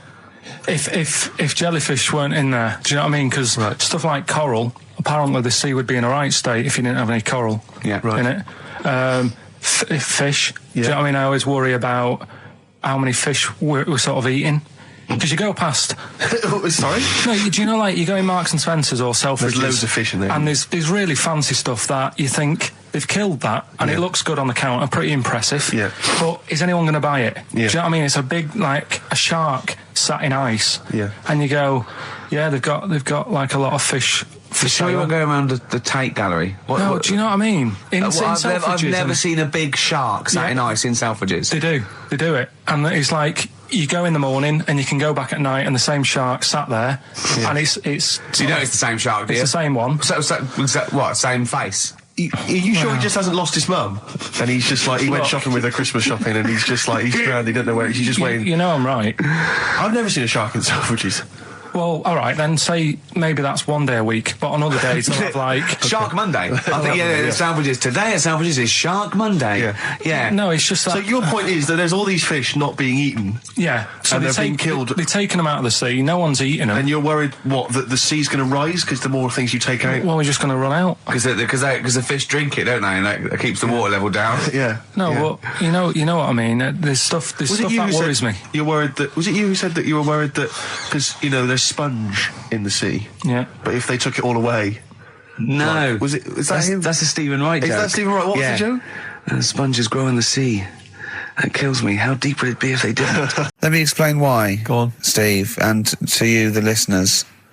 Well, we came in to a big bunch of stuff. Dropped off, was it Becky from Marks and Spencer? Just like lovely stuff. Food, presents for the cat, books, just, to Ricky and Steve. Ricky and Steve who do the show, right? Ricky Gervais and Steve Merchant. GQ presenters of the year. Creators of The Office, right? Award winning. Carl's looking over, I go, maybe, it's not for you, no. And then he told me why he's grumpy anyway. Go on. Do you know what XFM are giving everyone? How long have you been here? About 6 years. What are you getting for Christmas from XFM? 2 CDs. Is that of your choice, or do they choose them? There's a list of about 30. Right. Tell them what you chose. 30 CDs. I've gone for Kings of Leon album. Yeah. And the Best of Bob Marley. Haven't we, like, given them away in the past or something? Or you could have burnt them off, couldn't you? You could have done copies. Illegal, but you could have done that anytime you wanted. I don't think Bob Marley minds if you bootleg his CDs. It's out of order, though, isn't it? It is bad. Although is that always the case? Has it always been the truth of all the time you've been here? No, it has been better than this. Yeah, although you do get paid quite well and you do have an easier time. Yeah, but don't give me the CDs then. If it was a milkman, you don't go, I have 2 bottles of semi-skimmed. Happy Christmas. Yeah. That is a valid point. Do you know what I mean? You complain. Who is it who made this decision? There's no point. No point, is there? Why? Just no point. I don't like moaning anyway, just... Has it come from up top? Is it like from the capital people? Just everyone. That's what everyone gets. Yeah. Yeah, but will Christian get 2 CDs for getting up at 4:30 every day for about 5 years? And keeping this station afloat. Probably. Yeah. So, that's why I'm a bit fed up. What do you listen to first, Marley or Leon? Well, you have a bit of... Yeah, a bit of Marley. I'll tell you what Marley's good for, as well. You're going to have a little beach holiday, aren't you, over Christmas, going to Lanzarote? Listening to that on the beach, you'll realise how wise XFM are in the long run. You know, you go, well, look, they could have given me 400 quid, right? Well, I'd have spent that. But this is, you know, the legend lives on. It keeps on giving. So, you're probably, you know what I mean? Think how much what you got to think of is how much all his great songs took, not only from the depth of his soul and, you know, all his sort of angst and knowledge and love, and then all the studio time, the marketing, and they're just giving you one like that. They go, don't worry about that, Carl, just have it. And you go, what? But all the time we spent with Bob Marley and everything. You know, have it, Carl, have it, Carl. And Practice. Yeah, have that. Thanks, well done. Carry on. We're still going to pay you for the work. Yeah. That's just something on top. Here's a little piece of Bob, free. Yeah, so don't moan, it's extra. So, they didn't have to give you it at all. Play a record, you ungrateful little swine. Some people, like the homeless, aren't getting anything this Christmas. Put aside for the monkey sanctuary. How did it go, Monkey World? We were on our way, right? I found like a little, in a little cottage that we had, right? It's like a little folder, you know, with little leaflets in saying if you're into mountains, you want to go here. Yeah. If you're into castles and that. Little monkey on the leaflet, right? So I thought, I'll be needing that. Took that out, made sure that's safe and that, right? We get in the car, getting ready to go. My dad says, where is it? I look on the back. It's in a place called Low or something like that, right? Yeah. So, we're on our way. Can't believe me luck. It's going to be a great day and all that. Yeah. And then, start looking at the leaflet, right? And, noticed didn't have any chimps there. Yeah, it's not Monkey World. It wasn't a Monkey World. Well, what was it called then? Something like Monkey Town. Yeah, it was just it had like woolly monkeys in it. That's what they had. What? Woolly monkeys. What are woolly monkeys? Those things Johnny Vegas off the advert. Loads of them. They're dumped now since ITV Digital went under, so they just put them in a cage. I don't understand. They're woolly. They're like they're sort of like little fluffy little baboon type things. Woolly monkeys. I mean, it's not your chimp. It's not your classic chimpanzee. So did the car screech to a halt? It was like it was like the mission in Armageddon. I just said abort. We're on the way back. One of my uncles, right, Tattoo Stan, he's just caked in them. Tattoos. Right. I don't think he's my proper uncle, but he's just like my dad's got. Tattoo Stan. No, my dad's got. That's a province in Russia, isn't it? My dad's got loads of mates who. When you say he's not your proper uncle, do you know, like when someone comes around, you're alright, Uncle Stan. Yeah. Do you know what I mean? And there was my dad had loads of mates like that. There was John the Screw. Right. So he either works in a prison or he likes to have sex. Cabbie. Cab driver. Okay. There was Jimmy the Hat. I don't know where he Jimmy the Hat? Yeah. And did he wear a hat? No. No. There was Fred the Veg. You sure he wasn't a relative? Sorry. Fred the Veg used to get us like big bags of potatoes and that. Fred Veg, okay. And there was Tattoo Stan.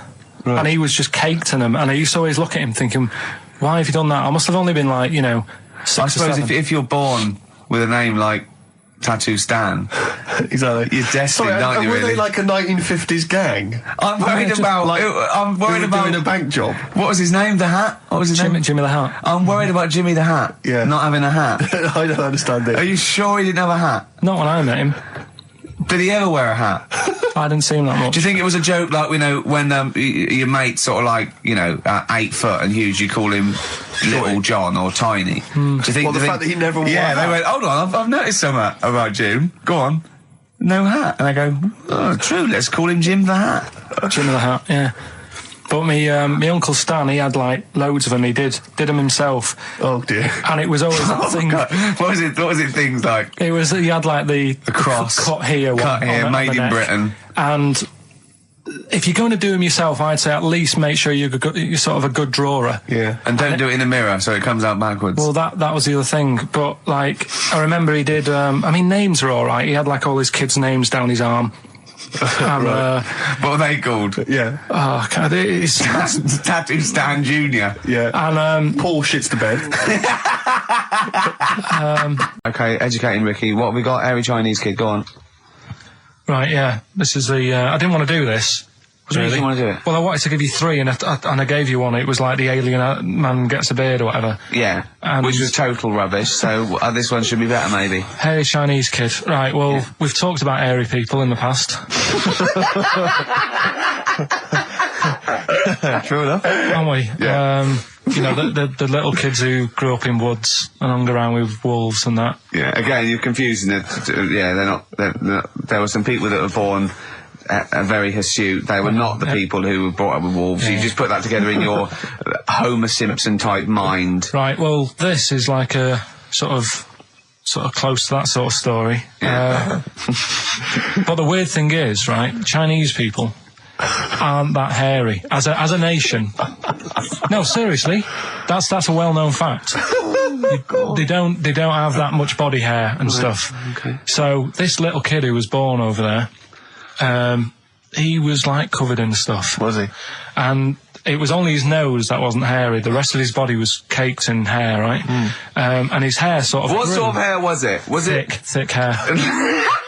No, what I mean is, was it sort of like a pony's mane? So he just looked like an Ewok. You know what I mean? Just like hanging down, sort of straight, dark hair. In the picture, it looked like it grows from his eyebrow. It grows from his eyebrows quite thick.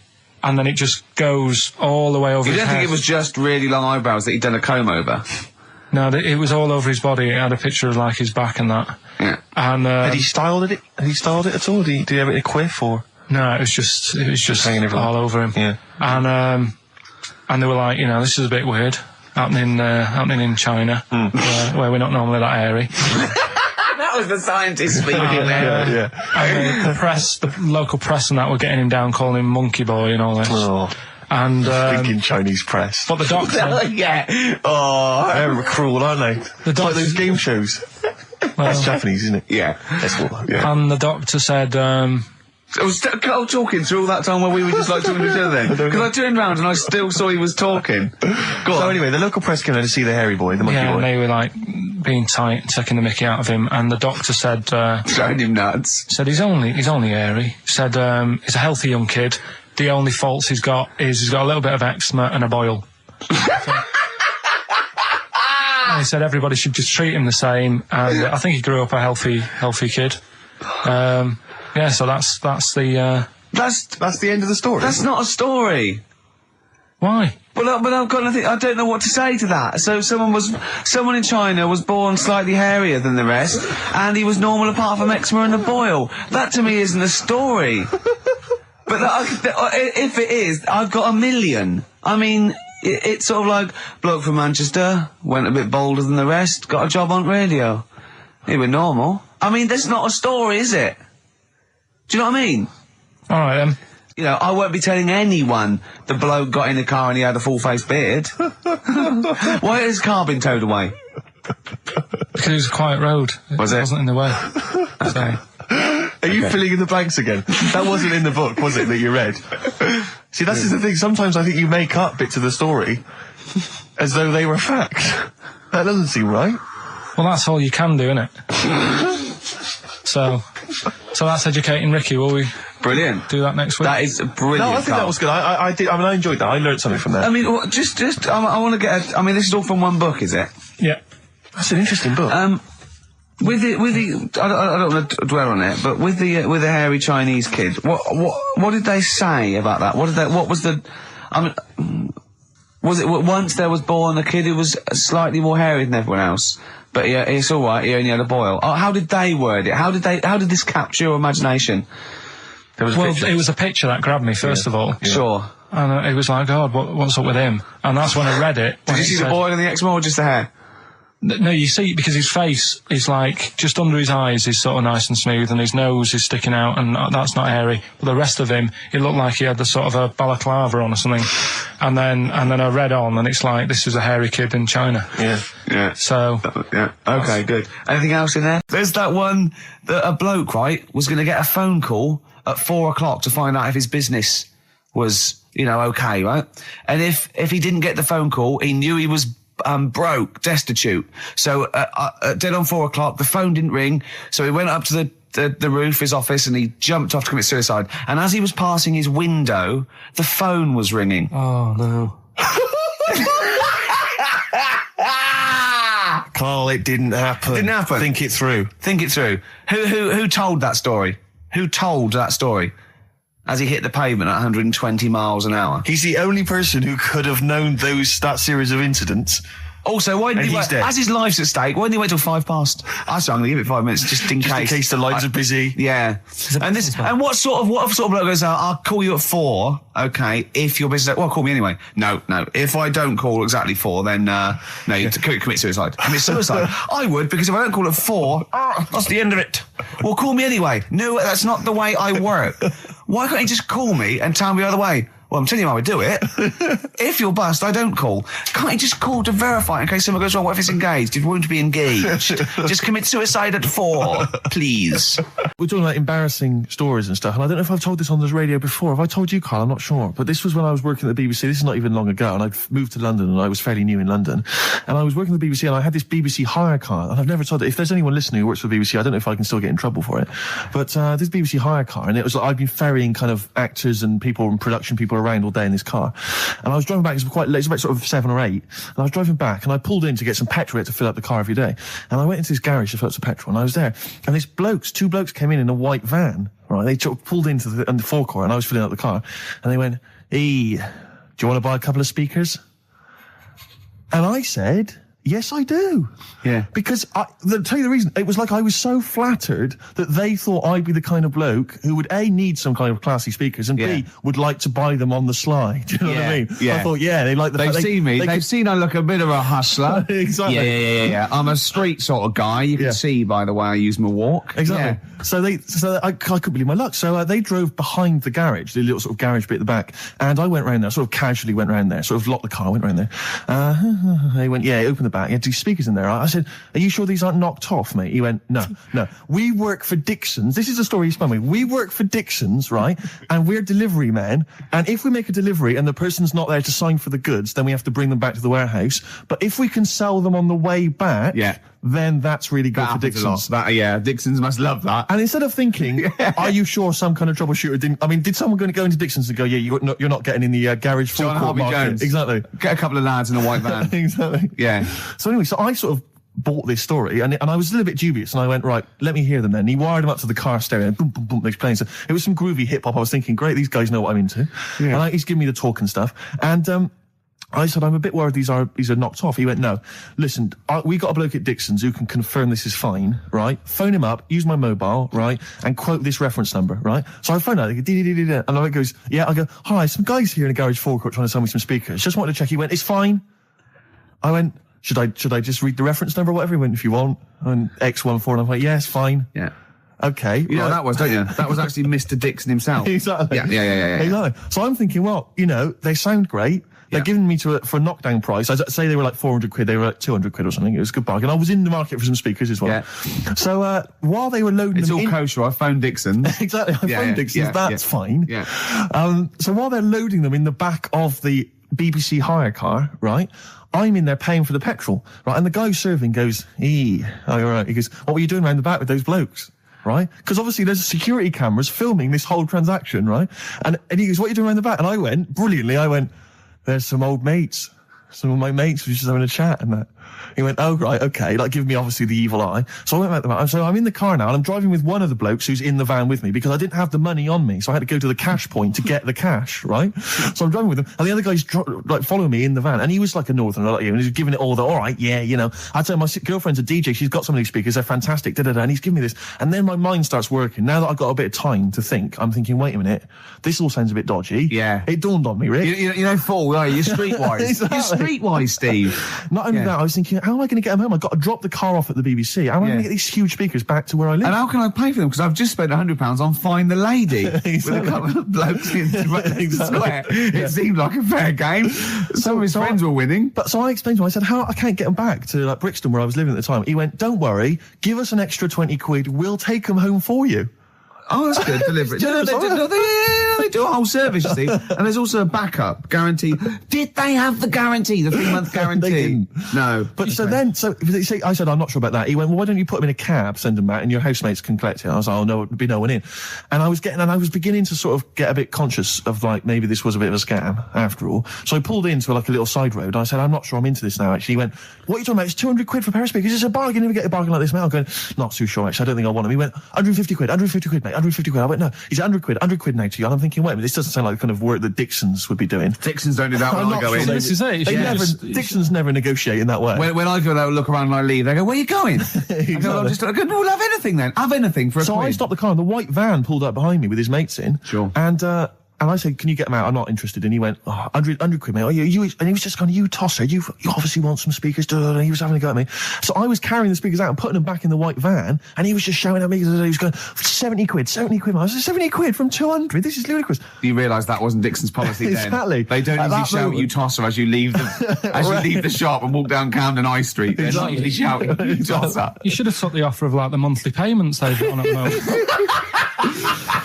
So eventually I put them in there and I sort of knocked the deal on the head and I got back in my car and they were in theirs and I just looked in the rearview mirror and they were punching the dashboard like with aggression and venom, like we let that deal slip through our fingers. And I've never been so terrified in my life. I just sat there and I was just thinking, oh my God, all I was thinking now is what if I go back to the BBC and they go, we've had a call from the police, the man at the garage, he saw you doing a dodgy deal. I love it. Well, what you do is you put the hire car in a drain in your front garden and then go in and out of the toilet, just pouring bleach down or Ajax and then never know. Yeah, this is a question. I was discussing this yesterday.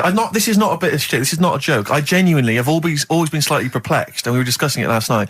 The notion of the birds and the bees. Yeah. Now, I don't mean, the birds and the bees. I understand how, Why they use the birds and the bees? Yeah, because, you see, I always, as a child, I never know. So I assumed the bees were having some kind of relations with the birds. No. So what is there anything to do with the birds and the bees, or is it literally, just like a euphemism? It's just, the birds and the bees. No, but do the birds do anything with the bees? No, not at all. It was where just take them out. It was where parents used to sidestep the issue by saying things like, when a lady blackbird and a man blackbird, they meet, right? They make a little nest, and then because they're in love, they have an egg. Yeah, and that was it. I understand that. That makes sense. But why the bees? Why the birds and the bees? Well, probably, I don't know.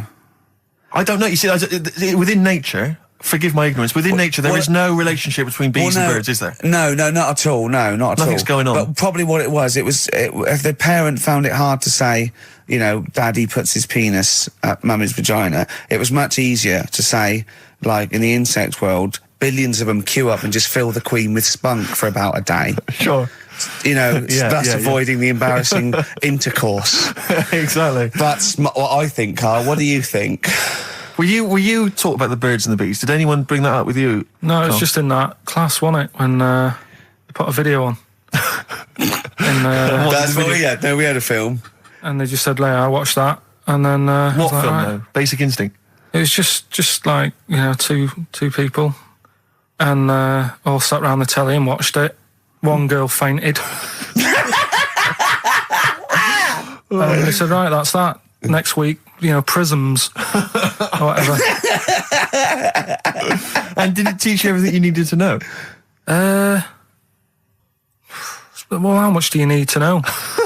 Yeah, true. No, true. Except one kid in my class still thought a baby came out of an arse. Afterwards, he didn't understand. I think what they should have shown on those videos is technique as much as anything. Yeah. Yeah, I suppose so. Because Yeah. it was largely just instructional. Wooing. Wooing. would be What he didn't tell you was how to get into a position where this might be of some interest. That should have been the first 4 weeks of the course. Yeah. This is Rockbusters with Karl Pilkington. Go! I can't do any photos because it's been nicked by a German. And what's the initial? AC. Right? Next. Second clue. If you keep eating, this bit of your body will get bigger. PC. PC. It's an artist or a band. Who is it? PC. If you keep eating, this part of your body will get bigger, right? Yeah. And the last one I'm not really sure about.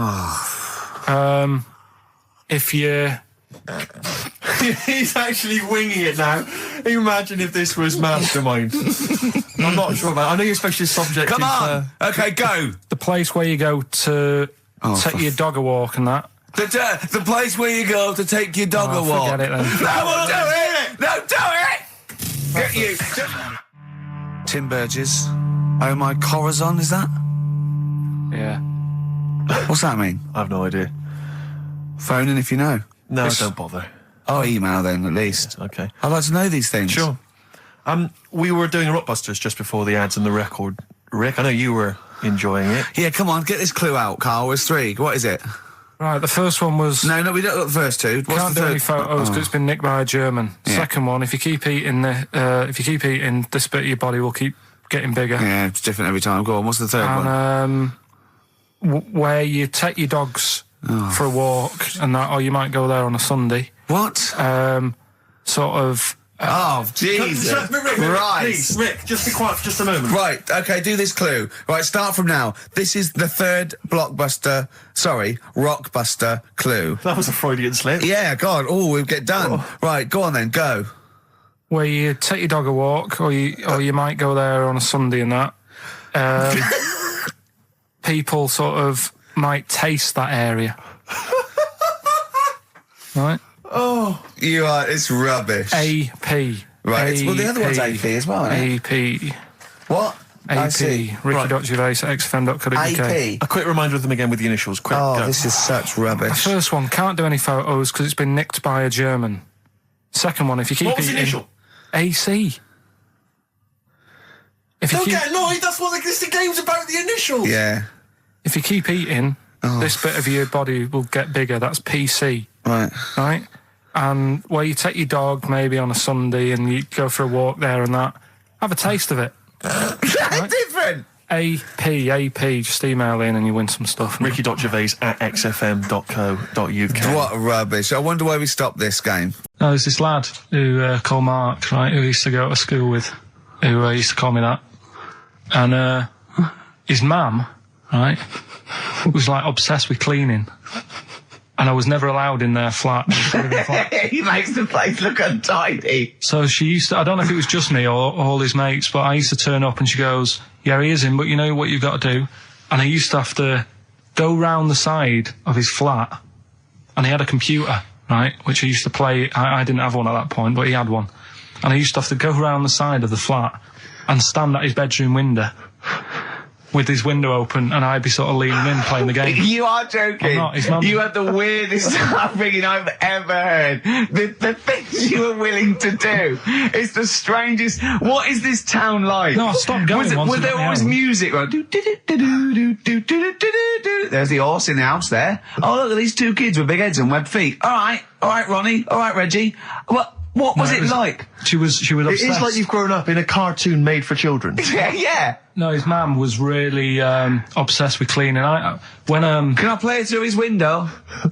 I used to... Mrs. Ramsbottom, can I play through Mark's window? Aye, you know what you have to do. She used to be up till about 3 in the morning. Pilkington again. What do Have you washed your hands? What up till 3 in the morning? She Washing. used to be up doing the tiles in the kitchen. Washing until 3 in the morning. It's at 3 in the morning. And for ages and ages, that saying that out on the tiles, I used to think that came from, like, his mum. Because she was out, like, cleaning them late. So, till I was about 13, I thought that saying, out late, on the tiles, Yeah. was... And now you're not confused by anything.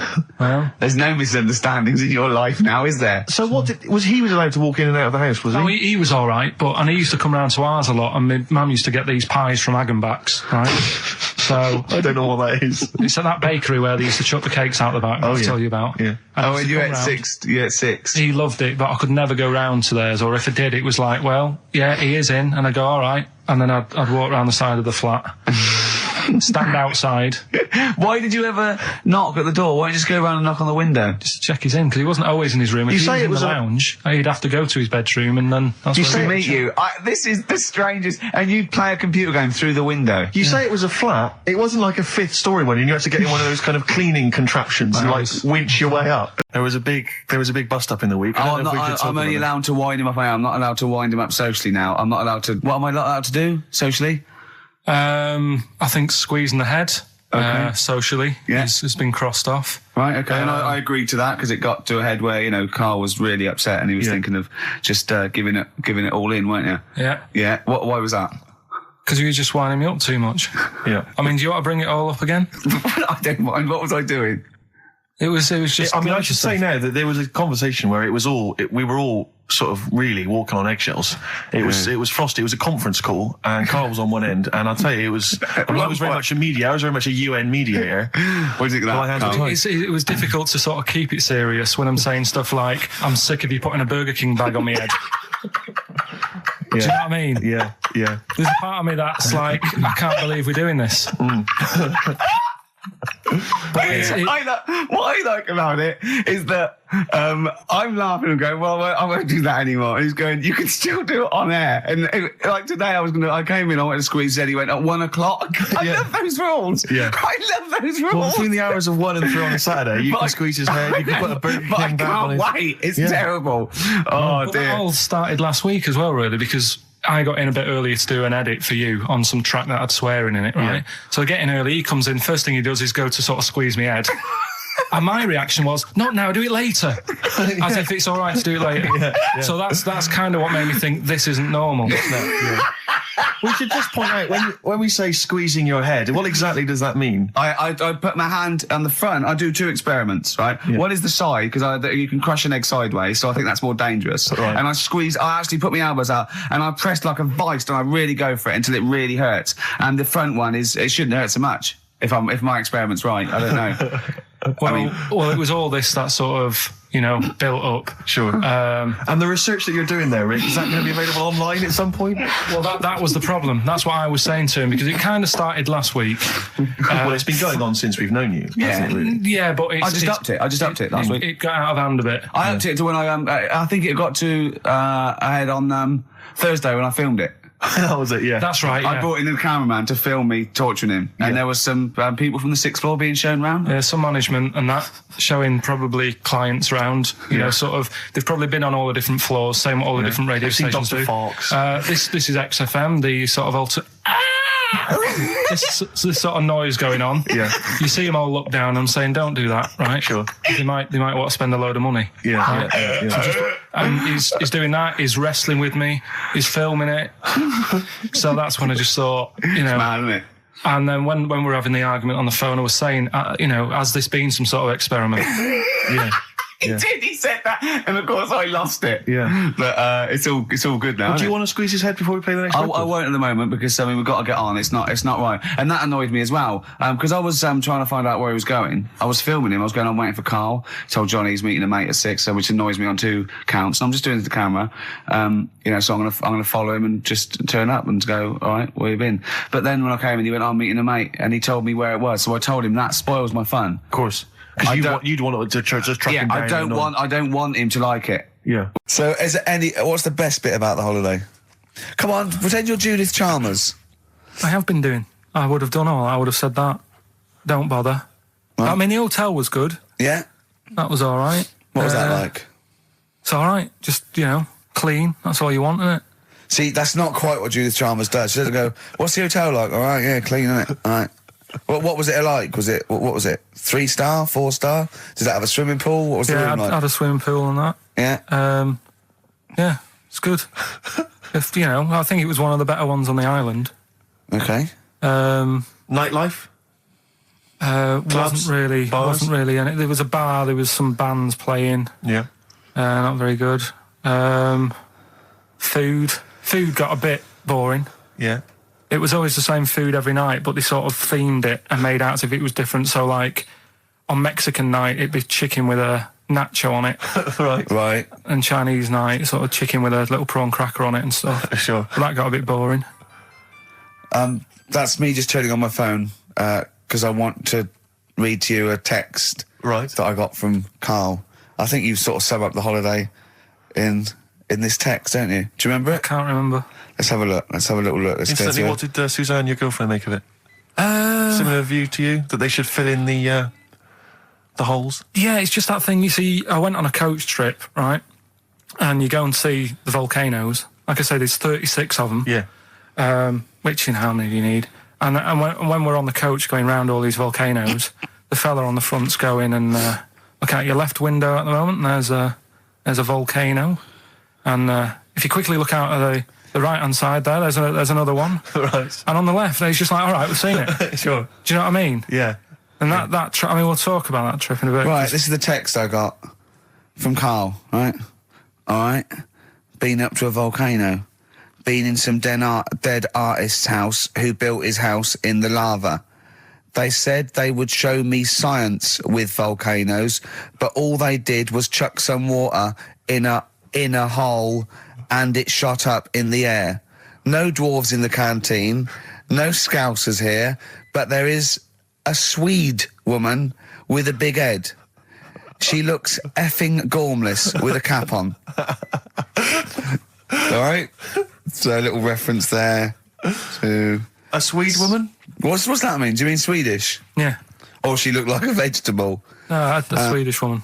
But they've all got sort of quite big bill, aren't they? So me and Karl went out for a beer, and it was great, wasn't it? Yeah, I enjoyed myself. We started off, and you met my mate Robin, didn't you? Yeah. And some of the stories. Do you want to tell Steve some things about Robin that you've done? Do you know him well? Yes. Well, do you know about his worm problem as a kid? Go on. Right. What I can remember is he had worms as a kid. Not sure how you get him. He never answered me. He was getting a bit touchy about it. Right. This is like the second time I met him. And I think he was a bit annoyed that Ricky told me about his problem. What yes. Now straight away, you not being there, instinctively, what do you think went on with this story about worms? My suspicion is rather like when you told a group of people that Robin had once suckled milk from a cow's udder. Yeah. Did you mention that as well? Yeah. Yeah. My suspicion is that, like the cow story, the worm story is not true. But why would he get so sort of uppity about it? Well, imagine if that wasn't the first time he'd done it. Imagine if he did that every single time he was with somebody for the first time and Robin was just met them. He will tell that story to anyone. But they do say there's no smoke without fire. Robin. I also told him that the way Robin cured these worms was because the doctor told his mother, right, to hold a piece of ham or cheese near Robin's anus so the worms would come out for the food, and he believed it. I'll tell you why, though. I said to Robin used to sit on Spam to try and get the worms out, and he believed it. But Steve, right, do you remember that story about 3 or 4 years ago where there was some bloke in the army? He went away to somewhere, Vietnam or whatever. He was messing about in the woods. Messing about in the woods? Shouldn't he have been fighting? Whatever. Yeah. Right, and he walked through some lake, and I think he cut his toe or something on something, and some worm of some sort crawled in the gash. Yeah. And it was in his body, and the doctor said, we've got to get this out of your body. So what they did was, they said, right, the thinnest part or something of your body that things can crawl through is on the top of your head. So they wrapped where the skull is. So they wrapped some bacon. No, they didn't. They did. That's right. Thing. So he's gone in via the toe. So what we do is, I'll tell you what, that worm's probably heading straight for the head. We'll put a bit of bacon on it. The thinnest part of the body is the skull. Of course, it's not the thinnest part of the body. It's where your brain case is, isn't it? It's the skull. There was a reason for it. And it was like they stuck some bacon on his head. And as ever, the vital piece of information, i.e. the reason, Karl seems to have forgotten. Because the worm was in his body, and they said everyone likes to smell of bacon. including worms. Even a Vietnamese lake worm. They Remember love bacon. Remember last week when I said about the little fella with the bone with no brain, and you were proved wrong? No. We were saying it wasn't a little fella. We were saying it was a stillborn child. It wasn't a little fella. You're changing it now. You weren't having any of it last week. Right, hang on a minute. I'm getting confused. There was a Vietnamese snake that went inside of a soldier. A little, like, maggot or some sort that you have to get out of your body because it causes problems. Yes, and so in order to get it out of the body, they strapped bacon to his head. Yeah. That is great. This doctor. And did that work? I think so. They had a picture of him smiling. Oh, God, what, the worm or the bloke? The bloke. Oh, dear. Honestly, I hope someone knows the story. And it was about 3 years ago, I reckon. Okay. And, yeah, it did work. G.I. Bacon. So this is why the worm burrowed out of his head to get the bacon? Get to the bacon. Right. That's great. So this is why when Robin was telling his story, I was a little bit disappointed if it wasn't true. Right. Because in a way, you know, Robin's never been to Vietnam. No, but what do you really think that Robin? Well, as Robin said at the time, Carl, why would I sit on ham then tell Ricky Gervais? It's a very good point. Because if he was a kid, you do daft things like that as a kid. Right. He is telling Ricky Gervais though. Yeah. And then, oh, bless him. Okay. And then anyway, Robin left, and I tried to chase him, but he got away. He knows that and then we had a few pints, and then Carl embarked on some of the greatest stories ever told. Can you tell the story about your dad? Let me run it by. I haven't spoke to him all week, so let me run it by him. Okay, play records. Because, what we got? We've got one of Steve's. Yeah, well, bizarrely enough, this comes from the Teachers 2 soundtrack, the soundtrack to the current TV series. There's a slight whiff of nepotism in the air. Yeah. Rick, would you like to explain why? Well, that's why you're doing it. No, my girlfriend worked on it. But you were going to play this anyway, weren't you? Well, I was, actually. Bizarrely enough, I was going to play some I Am Clute, and this is from, as I say, the Teachers soundtrack. This is called To You. It's a good track. That's I Am Clute, a track called To You from the Teachers soundtrack. That's also got, I noticed the Electric Soft Parade, The Hives, Star Sailor, Feeder, Turin Breaks, Mercury Rev on there. It's a good little collection. Lovely. Carl has just had confirmation. He's looking smug because someone phoned up and went, it is true, it's a Laogai chi worm and you wrap bacon around your head. That's all the bloke knew as well. Yeah. And his name was Gary. Yeah. So I'm not having it. No. And he said, see, that's why the Robin thing isn't so weird. He said, but when you said he tried it with cheese, he said I was having none of it. He's got standards. All right. Now, whilst I was in Cornwall, I wasn't online. I didn't have the internet, so it was like, oh, what am I going to do? And I didn't come back till yesterday. I thought there's loads going on that I don't know about in the monkey world and stuff. I was hoping to get some from the zoo that I was meant to be going to. Of course, that didn't happen. So I said to my dad, do you know anything about monkeys? Or have you got any stories with monkeys? Brilliant. This is what Trevor McDonald does. Turned out... 10:15, he goes, got nothing. Dad, anything happened? You got anything politics? Anything politics, Dad? No. This isn't monkey news, I'm just giving you this free. Yeah, brilliant. Turned out one of his mates used to have a chimp. Right. What do you mean one of his mates used to have a chimp? Well, two of his mates. Oh, sorry, yeah, I was thinking it sounded a bit far-fetched living in Manchester, like. But if there was two of them... He had a chimp, had to thump it in the head. For doing what? Answering back? Oh, God! Tried it on with his wife. Had to thump it in the head for trying it on with his wife! I love it. It's a proper fist fight in a pub in Manchester. Oh. I'd call him up, but he's one of them who, like, swears all the time. Right. Oh. I mean, it'd be good to get him on and just... Let's interview him. Can we not interview him pre-record? We can bleep out the swear. I'd love to hear his story. Do a lot of work, that. Yeah, well, we're not scared of work, are we? No, I mean, I'll get myself if you can't be bothered. Yeah, I'll have a word, I'll sort it out. Yeah, try to sort that out next week. Well, don't tell us the rest of the story then. Let's let him say in his own No, words. but there was another one as well. When you say you can get him on, but he swears a lot, you mean the monkey? I'm assuming he's more coherent than your dad's mate. But there's him, and there's some other fella he knows who had a funny name. I'll have to find out, because you'll love his name. But he was a drag artist. Yeah. And, I think he said my dad went round one day, I don't know why, right? went around there, knocked on the door, chimpanzeed. Carl, I don't know what you're doing, mate. I don't know where this place you live. Next door, there's an horse in the front room. There's chimps running round. Mad. Anyway, Chimpanzee! Is that it? Is that the end of the story? There's a chimpanzee in the door and that's the end. You sure it wasn't the drag artist before he'd shaved?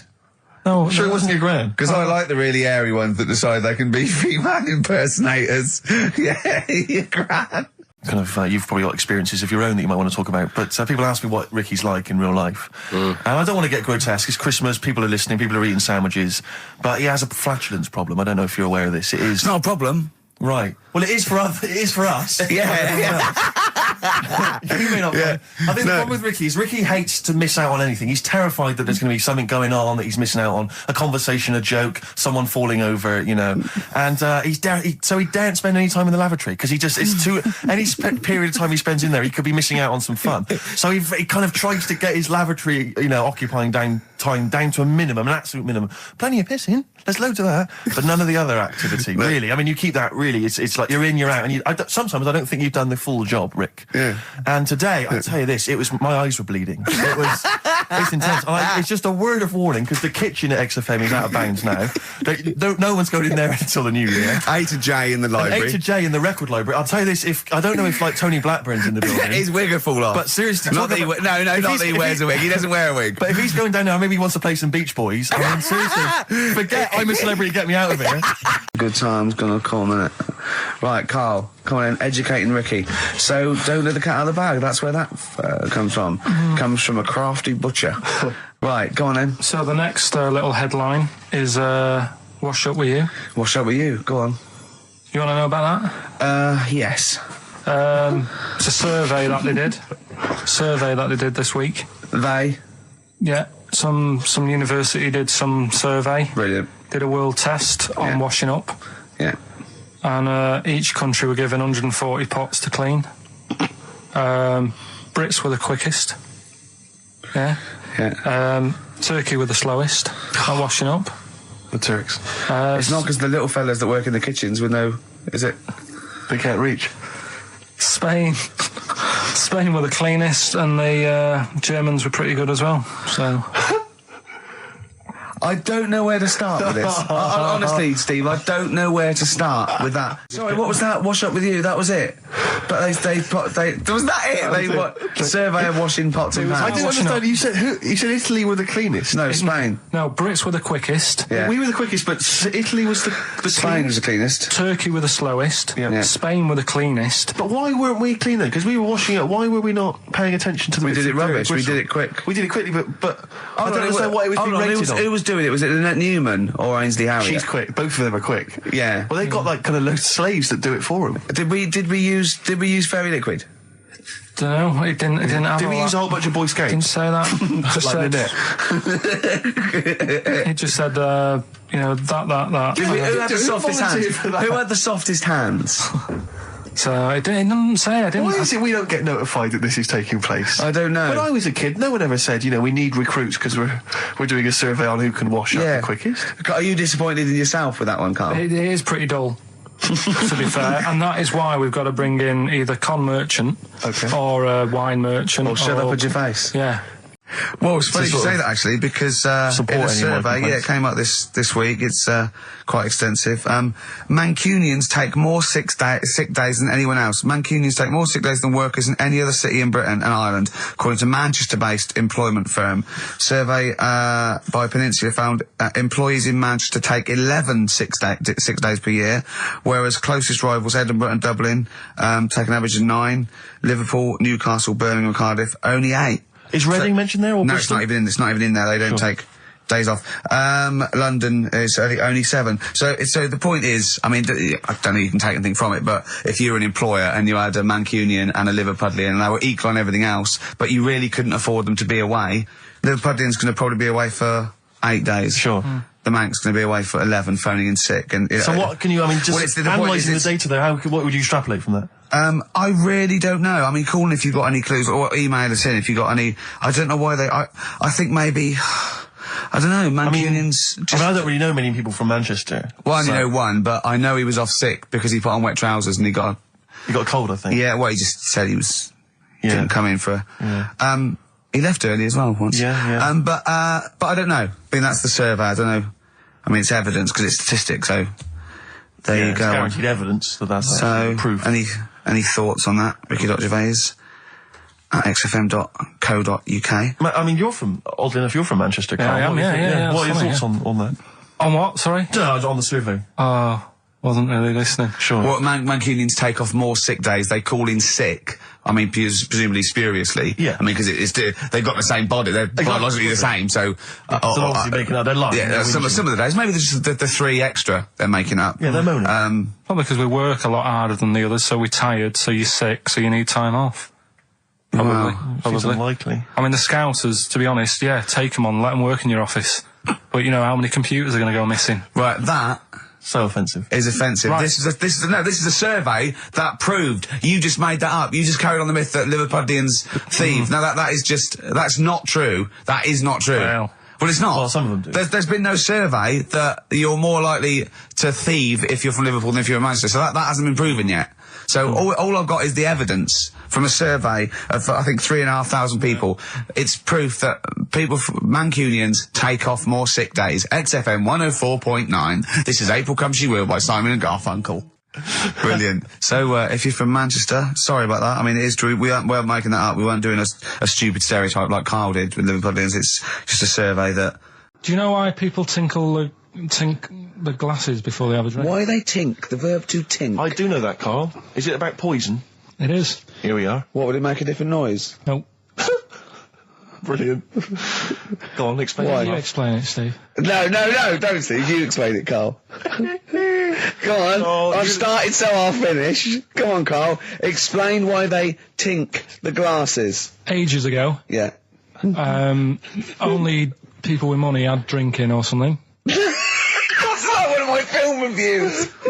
Years ago. Welcome to History Now. Now, ages ago, only people with money had drinking or something. Keep going, Carl. Keep going. Like spirit and stuff, so they'd, it's like businessmen with money. It's easy for you to say.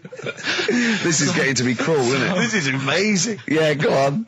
Why Go did on. you open your mouth, Carl? What were you hoping was the best that could happen? Because you were trying to make me look stupid before with the planet, so I'm... Whereas you know... Yeah, go on, no, come on. Businessmen with money have got to drink and ching. Okay, so then, with all the drinks... So they'd nip round to have a chat about whatever they're earning money with. And they'd say, right, do you want a drink then? Yeah. Oh, yeah, that'd be alright. Yeah. So, Yeah. rather than just pouring it out of a bottle into a glass and saying, there you go, it could be going, hang on a minute, it could be poisoning me here and trying to, nick my business idea. Yeah. So what they'd do, it'd sort of pour a bit of his drink into the other person's glass and you get that tink noise. And that's like cheers, you know. No, Carl, I just have a slight amendment there. I think what it was you're absolutely right that they would then test each other's drinks to show that it wasn't poison. But over the years, that was reduced to just chinking the glasses by way of saying, let's not actually bother going through the whole rigmarole. They just did the chinking of the glasses. Yeah, as a right. kind of symbolic way of saying it. Yeah, that's good. It was exhausting though, wasn't it? I know. Was it worth it, do you think? Well, I like that, because people carry that with them now. When they do that, they'll think, oh, that bloke's definitely not trying to poison me. Yeah. So the horrible thing is that now, when I do the glasses, I can laugh and go, they don't know I've poisoned them. Exactly. You should always do the pouring back and forth. It's a shortcut, it's a slippery slope. You know, just be careful. Mostly. The problem with those adverts, like when I was growing up, they'd sort of give you ideas, because remember the Charlie's one, right? And we were on holiday, right? And I met these two lads who are knocking about with mates and that. And that advert came on, and we thought it'd be a good idea to wind his mum up, because this advert had just been on saying, kids are going missing in Wales, right? Yeah. So we said, oh, this will be a good laugh. We put the kid in the wardrobe. His mum came back from shopping. We said, oh, he's gone missing. We haven't seen him for hours. That's terrifying. I know. That's an appalling How old thing were to you? do. About 13. And what was his mum? She must have been Yeah, she was going mad, and that's when we thought, oh God, we've gone. Will we say anything? Will we pretend we don't know where he is? Open the wardrobe, he'd suffocated. Yeah. That's horrible, Carl. I know, but Such a it's just cruel what you do, thing. isn't it? It's just what you do. Well, no, you do. What do you mean? It's just what you do. What was it? Was he in the wardrobe? Was he listening to this? Why didn't he go, Mum, it's alright, when he heard her crying? No, she wasn't crying, she was just panicking and screaming a little bit and that. Screaming a little bit. Okay, we'll tell her when the screaming starts. Exactly, yeah. And then, what's the other thing? Like, on the same, like, you know, all this was going on when I was growing up. And, one time we're on holiday, and my mum says, right, if you're going on the beach, it's a big beach. But, you know, if you're going to go out and play there, I need to know where you are. So where are these bells? Where this cowbell around your neck? She gave me a balloon. Good idea. A balloon, and it just, you know, sort of attached to my arm, so wherever I was playing in the sea and that, you can see the balloon and that. Brilliant. But then the problem was, everyone else thought that's a good idea. And it was just like loads of kids with balloons and that. Oh, I ruined it. So that didn't work. Yeah. Had to bin that idea. Well, my mum and dad went on holiday, right, and I stayed at the Ross's down the road. Oh, yeah. Only a kid, must have been about 5 or something, right? And, I was always running around in the house. I had a lot of energy as a kid. What the Rosses did, they had this cat that was dead violent, the most violent sort of angry cat I have ever witnessed. A tiger? It was honestly, Steve, if it was bigger, it would have been, because it was just always having a go at you. Yeah. If you went to pat it on the head, it went to bite you and stuff. And what they used to do with it, to stop me running around, I'd sort of be running around, and then I'd get a bit tired, and they'd say, have a lie down on the settee. So I'd lie down on the settee and I'd nod off. And what they used to do, I'd wake up and I'd put the cat on my belly. Right? So I'd be scared to move because it's like it's going to get me. But it would keep you there. It kept me there, and it used to sort of slaver on me, and they'd sort of, you know, go out or whatever, and I'd be lying there. That's not normal, is it? Carl, sorry, were you created by the Brothers Grimm for one of their fairy tales? What kind of a life is that? A cat paperweight to keep Carl in place. He keeps blowing around. It's windy. I think, Rick, I was the subject of a Christmas con in the week. What, you mean you bought something for £4, then saw it for £3.90 as you walked home? That would make me livid. Because I've seen you really livid. I'm absolutely furious. When I bought my PlayStation, I saw I could get it for £5 cheaper down the road. I was absolutely And fuming. you'd already walked to about 19 places, Oh, God, I remember. yeah. I actually left you after about an hour. Yeah. No, I do. I'm furious because I got to get a bargain. I hate feeling that I'm being ripped off. Yeah. And I'll tell you this, I'm loving online shopping. Oh, the savings I'm making, Rick. Really? It's crazy. Really? Getting 15, 20 quid off some things. Is it really? Oh, amazing. But these things, I might point out, are like Jaguars and, you know, Mitsubishi cars. Exactly. Yeah, but it's worth shopping round. No, this was not so much a con. It was a con, but it wasn't so much one of those, just a missed bargain. Yeah. Doorbell rings, answer it. It's a couple of girls. They must have been 13 or 14, maybe. Now, I've always had a problem with teenagers. I'm intimidated by teenagers. In case they call you a dork or something. Well, I mean, I told you before, I was walking down the street once, and there's 2 guys coming towards me. I mean, real losers. Do you know what I mean? Glasses, the spots, greasy hair. Do you know, really pathetic. And I was sniggering to myself. I was thinking, look at those losers. And as I passed them, I heard one of them look at me and say to his mate, look at that geek. I was furious. I was thinking, I'm allowed to call you a nerdlinger, but gee, I didn't expect it back. I was really furious and like upset. And so, as I say, these teenagers are at the door, and they were quite aggressive, quite aggressive girls. And they had a piece of A4 paper, and they went, "We're doing a sponsored thing." Yeah. But I didn't quite catch what it was they were doing that was sponsored. I think they sort of fudged it. They went, "We're doing a sponsor." Oh yeah. And I went, right. And they went, "Do you want to sponsor us?" Boy, they picked on the wrong person. I was a bit intimidated. I don't know why I said no. I was worried maybe it was part of some kind of, you know, hidden camera show, you know. Yeah. And so I said, yeah, all right, I'll sponsor you. So they handed me this form, and I always thought you were supposed to have quite an official-looking form for any sponsorship thing. But this was literally a piece of A4 torn out of a notepad. It was the back of a Gareth Gates poster. Exactly. And, with some blue tack on it. Yeah, well, and I looked at it, and I didn't really absorb it, but it had things like, you know, Mrs. Jones, Mrs. Smith, you know, £5. Yeah. And then no one's actual address, just Finchley Road, you know, nothing too specific. Yeah. So I wrote my name on and put down £3. Cause a lot of people were giving £5, but I thought, you know, I'm not made of money, it's Christmas. I've got to buy gifts and stuff. So I gave him a £5 and asked for change. Yeah, well, I gave him £3. I said, I'll sponsor you for £3. Best of luck. And they went, can we have the money? And I said, well, aren't you supposed to do the thing? And the woman the girl just looked at me, she just went, no. So I gave her £3. But And what off they difference want. does it make? Well, I'm assuming though that it's not going to any charity. It's no sponsored But I thing know, at all. but then I'm not being funny. The charity that it's not going to, you wouldn't have given to it anyway. It's true enough. So all that's happened is you're £3 But down. I'm £3 down. Yeah, but if it would have gone to charity, it'd be £3 down. The fact that it hasn't gone to charity doesn't matter because you wouldn't have given it to charity. Yeah, but So- if you'd gone to charity, Rick, I'd have felt a little bit superior, a little bit smug. That would have kept me going for another 6 months. Whereas now it's just gone to a couple of weeks off the street, who are scamming people, possibly old people, Rick, and that's who I feel sorry for. They've not got a great deal of money.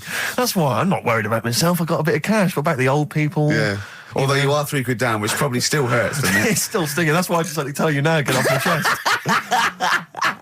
It's an Merry emotional Christmas. thing, yeah. Just be careful.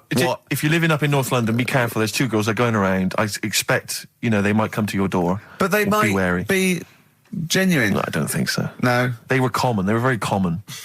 Do you know what I mean? Was the giveaway things like, Santa Claus had given £10, Tony Exactly. Blair had given £1? Yeah.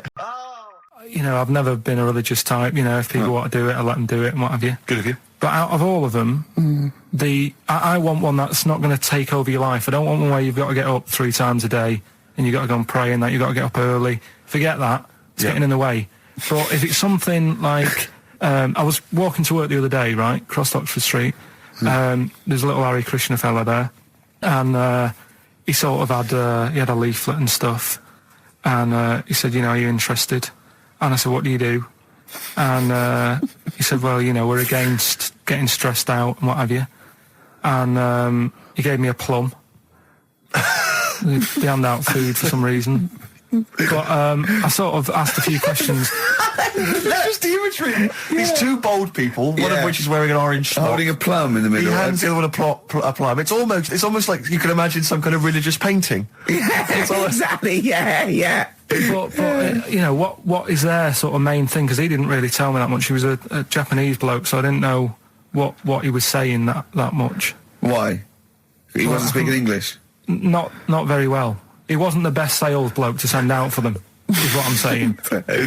Yeah. But what's that? Are they... You're saying they're nothing like... Well, I believe Hare Krishna is a kind of as an offshoot of a sort of Buddhist faith. It is. I think they are Buddhist, aren't they? Yeah, and obviously their kind of trademark, as it were, is that they have to say, I believe they have to say Hare Krishna, Hare Krishna in a certain rhythm, in a certain order, a certain amount of times per day. That's why you see them all down the street saying Hare Krishna, Hare Krishna, because it's actually a sort of religious chant which they're obliged to do.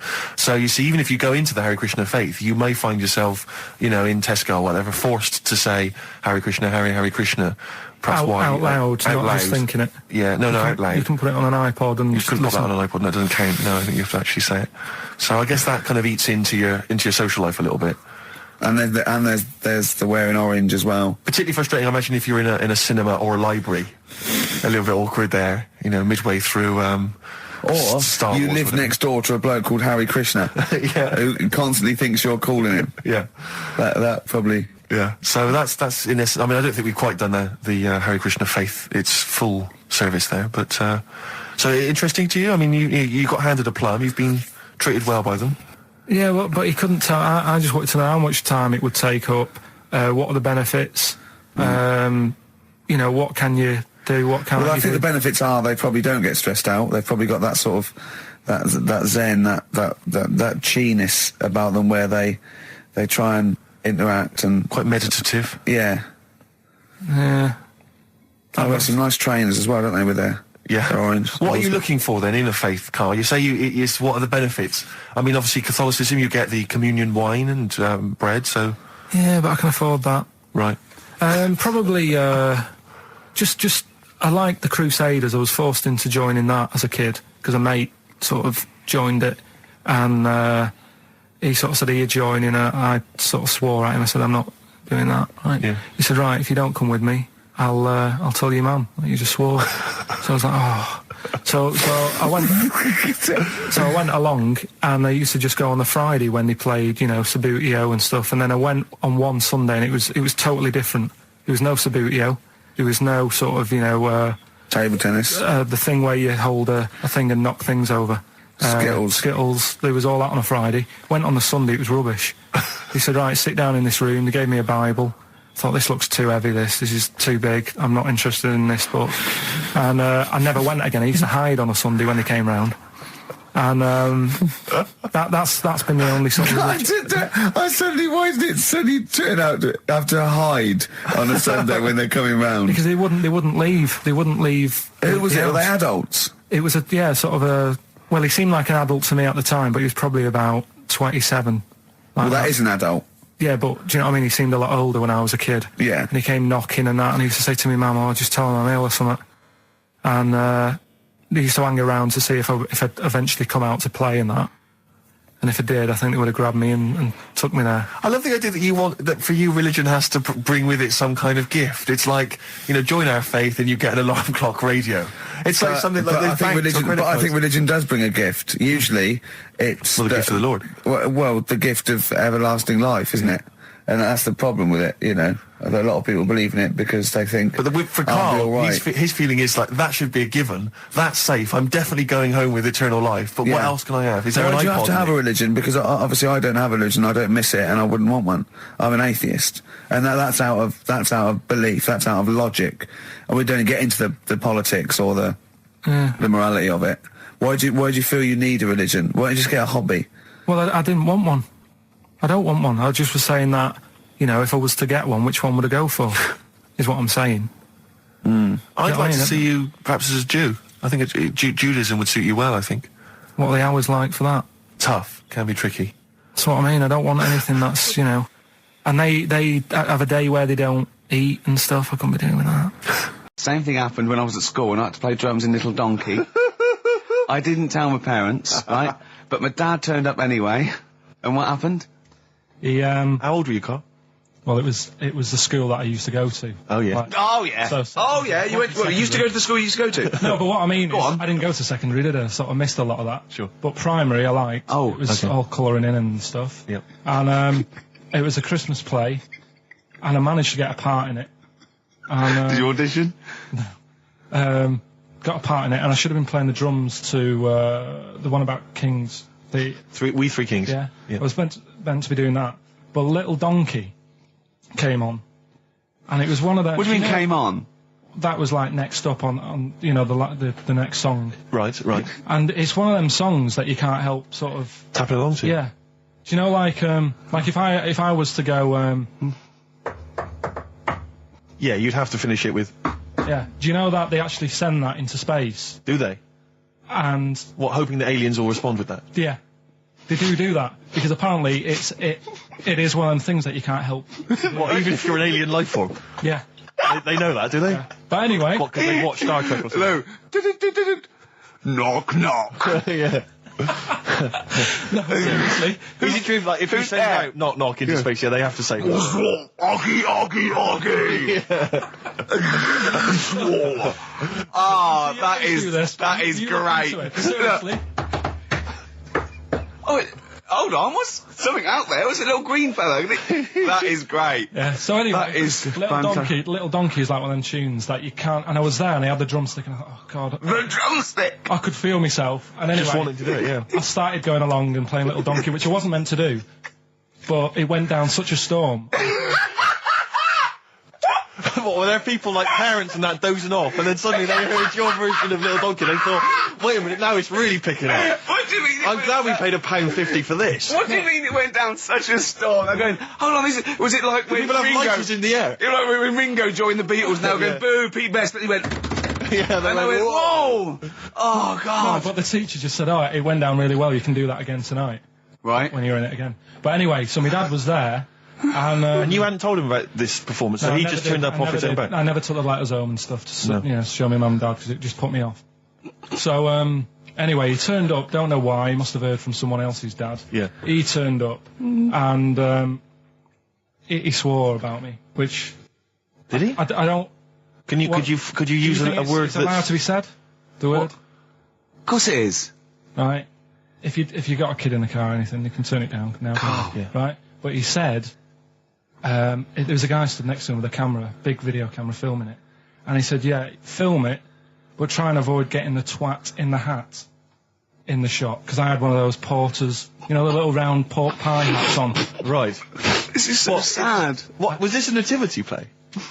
It was about Jesus and stuff. Yeah, well, there was a porter there helping with his bags. Of course there was, I forgot. I mean, Mary and Joseph, they got there. Yeah, because it was the hope, because the inn was full, but I think the porter doubled up with the inn and the stable. Right, that was nice. So he carry bags over, Yeah, no, so yeah. You're right, though. I don't know why I was wearing one of them. But I was. And, Maybe we just remember it wrongly. But anyway, that's XFM for you. 104.9, I'm Ricky Gervais with me, Steve Merchant. Karl Pilkington. Karl, you went to Lanzarote. Yeah. People said don't go to Lanzarote. They told you it was Lanzarote. They told you, were they right or wrong? they were right, yeah. Really? Yeah, it's a bit ropey, yeah. Is it? Why? Just, out there. If it wasn't for the volcano they had, it'd been knackered.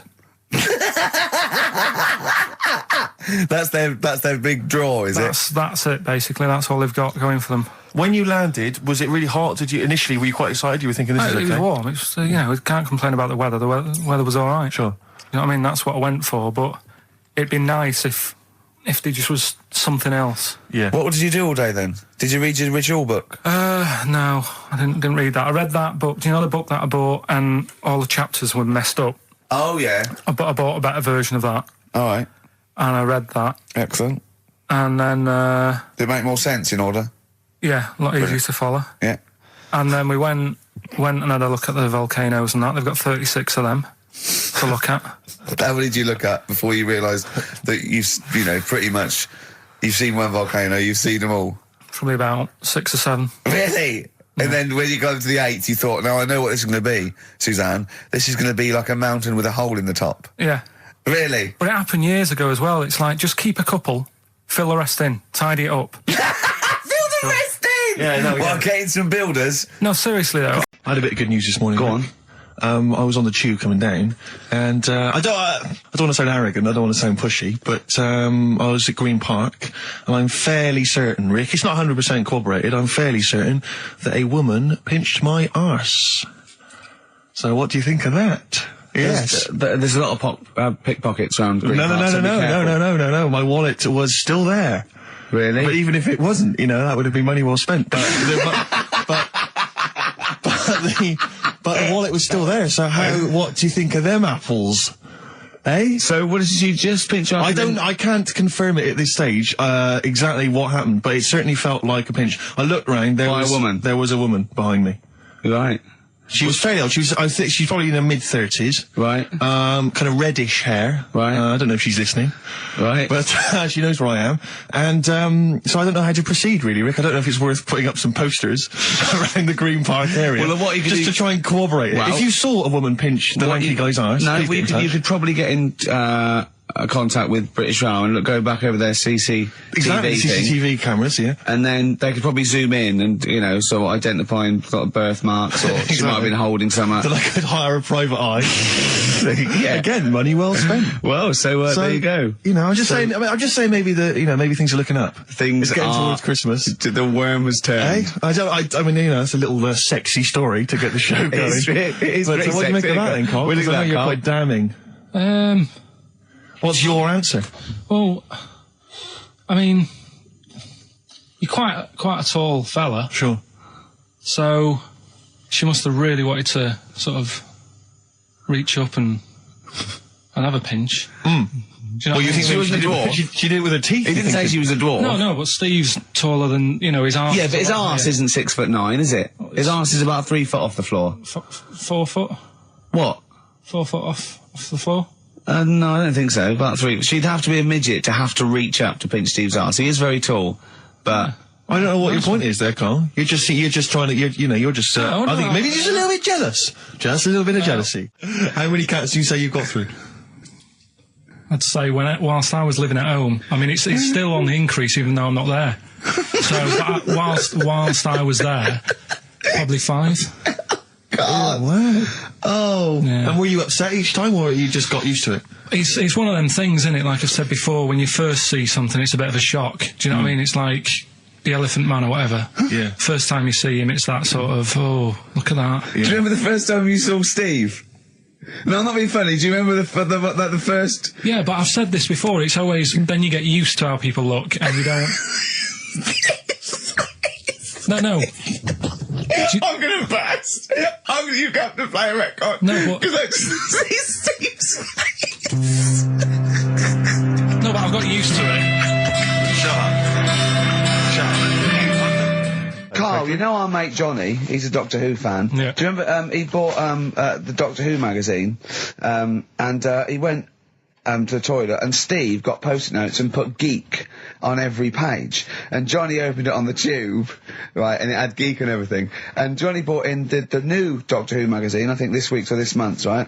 And they've done the perfect Doctor Who fan, right, what the geek is, right, and it looks exactly like Steve. Alright, don't have a go, Rick. It does. And he went, and I'm gonna try and put it on the website. It's amazing. It's got your hair, glasses, it stands like you, it's sort of dressed like you, and it's only, it's hilarious. And he was, I mean, I'm insulting you now, it sounds like an insult, but if you'd see it, you'd laugh. Well, Rockbusters, right? Yeah. Right, here we go. Just a little bit annoyed. Just, 3 clues. We've lost all the energy in this show, haven't we? Well, I can't get over that insult. I'm just a little... No, Three. we did though. It just came out, no, I can be honest with you, Ricky came out of left field. I wasn't expecting an insult. No, And, but I I think think there was a sense of camaraderie on this. No, I'll bring Just it in, email and in you'll see what I mean. ricky.gervais@xfm.co.uk. I'm just annoyed. I can't What are we listen to doing? Robert's I'm show. just reading out the clues. Should we put this, let's put this one in for the Sony Award. Let's put this show in for the Sony Awards. Play a song, Carl, because I need to discuss things with him. I've talked before about him Edit slacking it down. Get this down to 3 minutes. It'd be a great show. Rockbusters in a minute. XFM. Lonesome Day by Bruce Springsteen from his new album The Rising on XFM 104.9. Ricky Gervais, Steve Merchant, Karl Pilkington. Foreman just phoned in and said to Karl, stick up for yourself. Don't listen to that Merchant. He does my head in. He's so arrogant. I don't think I'm arrogant. I think I'm mean. Yeah. I just think I'm sort of objectionable. I don't think it's arrogance. I think it's No. sort of nastiness. Yeah. I'm just not a very nice person. But believe me, I'm not arrogant. I think I'm pathetic. What were you talking about earlier about glasses as well, and Steve taking his glasses off? What was that? What are you saying that in front of him now for? Was it an insult? It wasn't really an insult. Carl, what were you up to? No, what was it? I genuinely don't remember. I genuinely don't remember. Right, Steve, I'm not having a go. Right?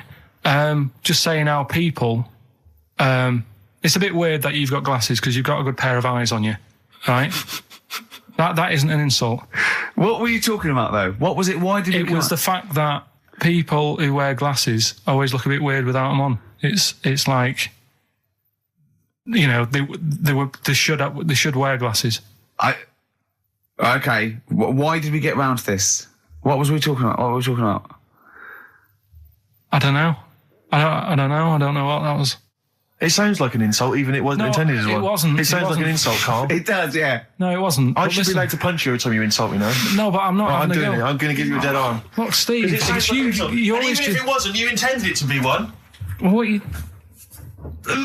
Oh, that was real. Play a record. But It's That's what you mad. get every time you insult me from That's now on. mad. Oh, is this the Cardigans? Great. Brilliant. I didn't even say anything. It makes me feel better. It makes me feel better. I can enjoy the rest of the show. Yeah. Before we carry on with anything, I should just tell you, we're on the subject of emails. There's one emailer we're always looking forward to hearing from. Dickers! Richie Anderson. Dicky Docky Doo! Richard Anderson, thanks for emailing. He's my biggest fan. He's now. one of the biggest fans. He absolutely loves me. But not afraid to offer some constructive criticism. Go on, That's what's the he great said? thing about Dickie. And from Anders this week, he says, Ricky, I'm lazy, I talk nonsense, I'm badly organised, and I believe in ghosts. Can I have a job working on your show?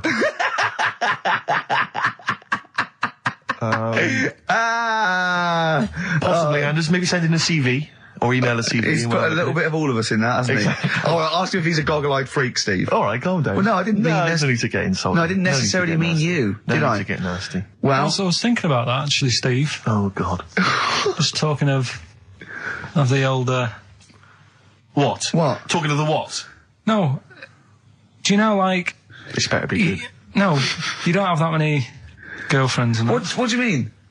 Carl, why are we on this? I was defending you in the whole monkey discussion. Come on, what's your point? What's your point? What's your point? No, what's the point? What's the point? I just was thinking, if there was an infinite number of Steves. you're an odd-looking fella. Come on, Carl, get to the... No, I know that. I've told you that loads of times. What do you mean you know I know that? Well, there's no point pretending anymore. Steve, I'm I'm flabbergasted. But also, you don't like spending money, right? He's mean and weird looking. Valentine's Day. Are you sort of, you know... You've got to love him now, haven't you? What are you happier with? The fact that no girls like you enough, right? This is really mental. Or are you happy because you don't have to spend any money on a card for someone? A little from column A, a little from column B. Right, let's have more monkey news. What have we got? No, we've got so much to get into this show. Insults. We don't need the insults. I think we've got enough. We don't need the insults. Yeah, there's no more insults. No more insults. What angers me with Karl is, you know, he's been planning that. No, I haven't. I was thinking about it on the way in because Valentine's Day is coming up, and I'm not a big fan of it. Right. Condoms. You bought your girlfriend a box of condoms for Christmas. I don't think you can have a go at me. To be fair. No, but I don't just treat her on Valentine's. I'm always... Do you know what I mean? You don't even treat her on Valentine's. You don't even treat her at Christmas or on her birthday. When do you treat her? Hang on a minute. Wait a cotton picking minute there. Oh, why I order. Wait a minute. What's that? Tiffany dog. I treat your girlfriend better than you, and I've only met her twice. I took her out last night and she enjoyed herself. Where'd you go? Until she had to write the cheque. Where'd you go? To a chippy. A really... Play a record! It's a chippy? No, a really quality one. Right. Oh, God! Under a fiver for 2 Oh, nice lots. wrapping. Not newspaper, greaseproof paper. And bread. That's Feeder. Just the way I'm feeling. On XFM 104.9. Ricky Gervais, Steve Merchant, Claire Sturgis. Well, he's defying me. He's not calling in. We're going to give out his number and he's not calling in. That's even more annoying. Who does he think he is? I don't know who he thinks he is. I'll tell you what I'll tell you who he is. Yeah. He is a little bold Mancunian. Let's never That's let him who forget he that. is. I don't know who he thinks he is, but there's the fact. Just, Carl, call in, because you're annoying me and Steve. He's been slagging you off as well, Steve. Well, go on. What's in the week, you know, he was slagging you off. I mean, in the week, I was joining in and laughing along, but now I'm thinking but now I'm thinking that you're more on my side than he is. Thanks very much, Rick. I'm glad to see you've come round. He said he was. I was in the pub with him and Johnny. Oh right, so there's a little audience. Good. And he said, have you seen Men in Black 2? I went, no. He said, have you, Johnny? He went, no. He went, there's a thing in it that looks just like Steve. And I went, what? He went, it's a thing, he's got really gangly arms and bulbous eyes, and it just works really fast in the Aliens registration thing. And I went, all right. I said, we'll bring that up Saturday. Since he's not here, you know, what do you think of that? Well, the reason is that I think the problem I have with is this, that if I was to say things like that about Karl, I'd destroy him. He'd be a broken man after I'd finished with him. Call in, Karl, or Steve's going to say a few things about you. I'm going to get a couple of home truths out there. I can't believe it. I cannot believe it. Yeah, we were, you know, at the time I was joining it, we were having, you know, slagging you off on other things as well. Sure. But now I'm thinking, maybe you were wrong. Maybe I was taking the mickey out of the wrong person behind their back. If you receive any phone calls from people you don't know, we don't know anything about that. Instantly, we don't know why that is happening. That is just going to be a weird, spooky thing. So and don't bother telling the story about Men in Black 2 either, because I don't think people will be interested. Actually, on the subject of Men in Black 2, what? Have you seen that, Steve? No, I haven't, Karl. Tell me about it. You should see it. Go on. Why? Because there's this thing in it. Go on. What, a stupid, bald Mancunian tosser? No, weirder than that. There isn't anything weirder than that. Big eyes, it was gangly.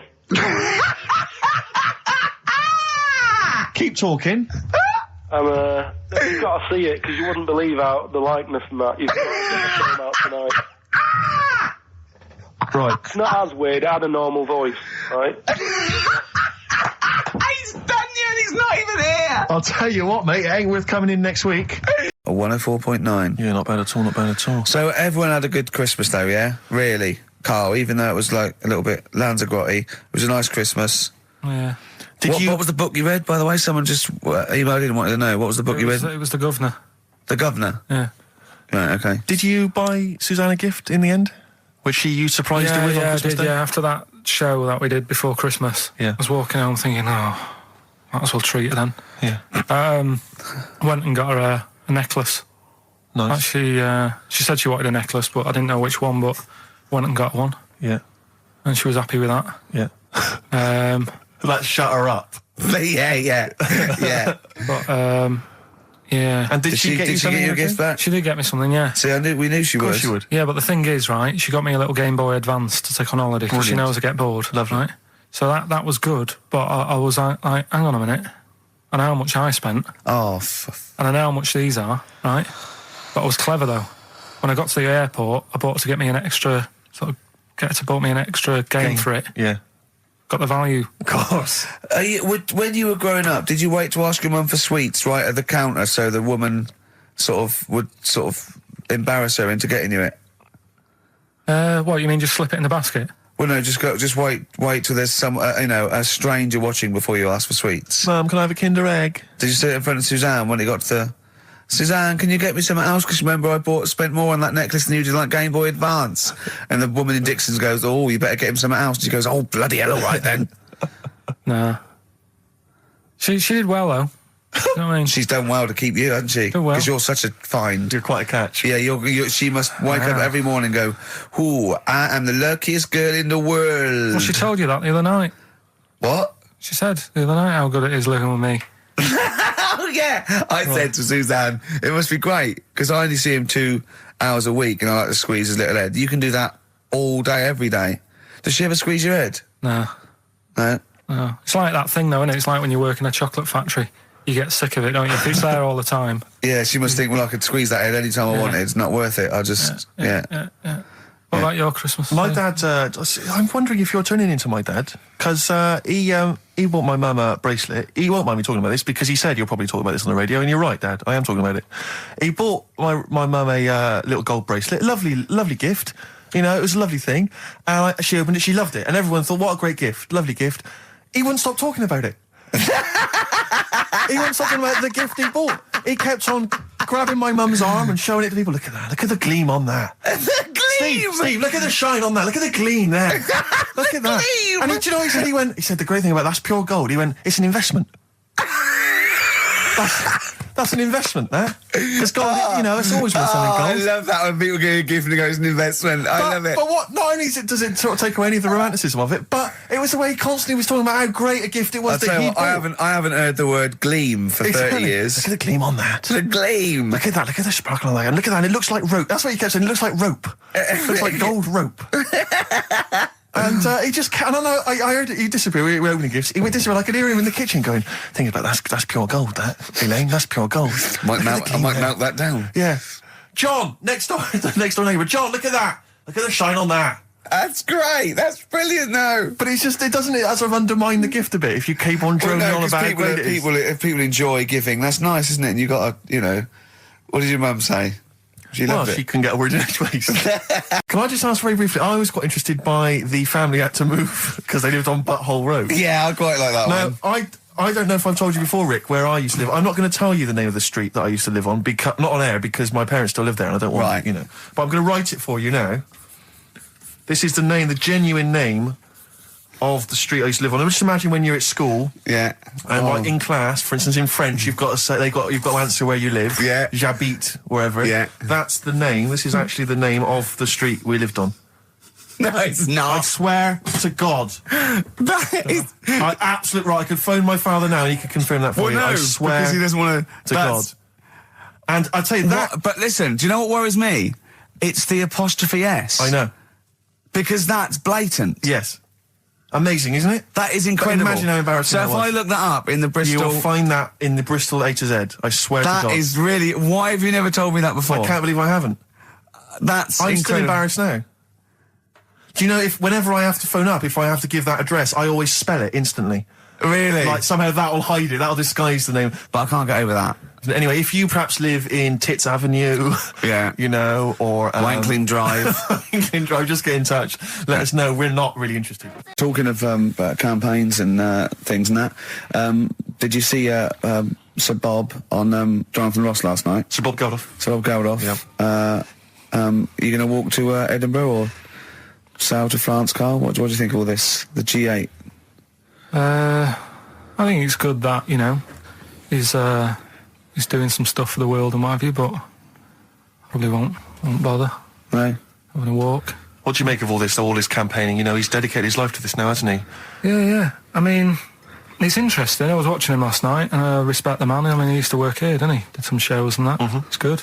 It's all right that he can do it, but... I assume that's not why you respect him. I assume you respect him because he's trying to save a nation, as opposed to used to work in XFM for a while. Yeah, I know, but I'm just saying it's good that he's given up a lot of his time to, you know, try and save the world and that, but, you know, there's a bit of me that's kind of like, you know, is he wasting his time a bit? Right, well, what do you mean wasting his time?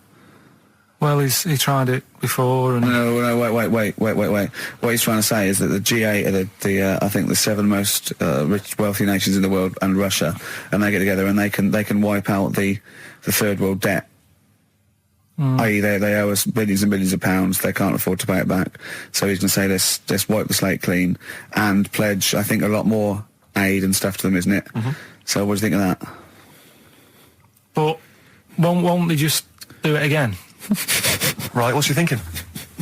No, I just mean... I knew I had a little diamond in the rough here. I mean, obviously, you know, I admit, I brought this up because I really wanted to know what Karl thought of it. Sure. Yeah, I had ulterior motives. It wasn't just for awareness, for the very worthy cause. It was because I know... Look at him looking at me. Look at him, he looks at me like a cat. Honestly, it's like there's nothing behind those eyes. Right, what do you mean? They're just going to run up the debt again, you think? Well, what I mean is, right, when I was a kid, right, and I wanted to go to the arcade... I'd borrow £1 off my mum, right, and she'd say, don't come back asking for more and what have you. But I'd have a go on a pinball machine or whatever, game on a fruity, and then go back, and and I'd go, can I have some more money? And she goes, I gave you £1 before. And I go, I know, but I'm on holiday. And she goes, there you go then. And then I go off and do the same thing. I didn't go, no, I wasted the last one, I'm going to pop this in the bank. Right. So you think that's what's going to happen with... That's a nice metaphor. So what do you think happening there? As the Africans are blowing it down the arcade. Instead of putting it towards a fishing rod, they're blowing it down the arcade. I'm trying to win a watch. Look, I've got 100 goals. I think this thing is dodgy. Yeah. I'm trying to win a fluffy toy. Bob's saying you're never going to get the Snoopy. You're never going to get the Snoopy. It's always going to fall out of the little claw before it gets to the top. The claw is not strong enough. Yeah. Do not waste it. No, Midge. Midge, you have to write a song. Write another song, mate. They've blown it down the arcade. Brilliant. Carl, I need the phone number of your girlfriend. Let me explain why. I was lucky enough, once again, to be on your quiz team this week. Ricky... Still to beat me. He's still to beat me with his team, yeah. Second I came. The gang here and some friends, we sometimes go down to a pub quiz in the local area, and I was very nicely, I was invited by Karl to be on his team. Twice now I've been on that team. Ricky's always on another team. And what can I say, Karl? Do you mind me saying this now? Because I've analysed the team, and it's very much your team, and you've put the team together. You've recruited some excellent personnel. Your girlfriend's very, very good on the team, as is one of her work colleagues. And you normally bring in, you know, someone like myself. I like to think I'm providing something with the entertainment section. I seem to remember last time I answered at least 6 or 7 questions that other people hadn't got. So I felt I provided something there. Karl, I rather like John Harvey Jones, who used to be called in to sort of troubleshoot companies. I see why you are not winning ever, and it's a rather pricey contest, isn't it? It costs a tenner to enter per person, and unless you get in the top 3, you're not going to get to see your money back. So I think you're going to maybe need to step down from the team, because Karl, I am not sure. You consider yourself a kind of player manager, but frankly, I'm not sure you're providing enough. Right. See, this is funny, because as bad as I imagine you are, I don't think Steve would make it into my team, so he's getting a bit cocky here. I want to know what your opinion of him, because he's told me he's great on it. Well, you bang out of order, first of all. Okay. Do you have a good night when you're with us? I tell you what, I wish I hadn't lost a tenner every time I've come down. That would have improved it. You point out there about the football analogy. Mm-hmm. Alex Ferguson, when did he score a goal? Right. He doesn't. He tells the others how to do it. Yeah. Right? That's He my doesn't role take in up there. one of the 11, though, does he? No, exactly. It's not like you can only field 10. Yeah. Because, we only got 10 again. I want to be in the 11. Exactly. He's not running around in midfield, falling over. Yeah, shouting, oh, what have I told you? Yeah. No. Right. I'll admit, And right? there's a limit of 5 players. We should explain that. That's the point. Yeah, there's only 5 players on the team. players, so... But it was pretty tricky on Tuesday, though, wasn't it? It was one of the tougher... Tell everyone the one question you got right. Something about... Well, tell us the answer. The 2 words you had to say to get the answer. Danny Minogue. Danny Minogue. That was what you provided, Danny Minogue. Is this valuable? Well, no, not really, because there was at least 2 of us who also knew the answer. Oh, well, we gave him. No, exactly. We gave it to Carl. We massaged his ego. I just feel Carl. Do you know what? I feel a bit bad now because I just sort of either had a crushed face. Then. Can I just tell you right now? He just can't believe this. Can I just tell you right now? I think the problem is this. I think there's that precious 5th position that is not being filled at the moment, I think, consistently enough by a decent player, right? You've got a solid team. I'm thinking if you want to remain on the team, you are going to have to pull your finger out and find a 5th member that is going to provide, and I'll tell you where the weaknesses are. I can tell you right now, mate. The weaknesses are natural history and science. Something which Ricky Gervais is scoring on week in, week out on his team. There is a few... Now, if he was available for a transfer, we could be fine. But we've got to find someone to fill in that space. Otherwise, I'm either going to quit, or you're going to have to step down. Because I don't think I can be on a team where there is these obvious deficiencies. There are visible deficiencies. And, you know, the £10. That's £10. I'm not made of money. Toes. Yeah. I've sort of got hair all the way, but then it just runs out where it should be. On the top of your head. Is this part of the reason why you're always uncomfortable about, being nude or around naked people? Is that partly the reason, do you think, because you look so grotesque? Well, when I'm on holiday, I don't really like wandering about without a top on unless, it's a quiet beach or whatever. Sure. So what would you normally wear? I just have like a nice sort of light, summery, sort of linen shirt, maybe, just a few top buttons open. Yeah.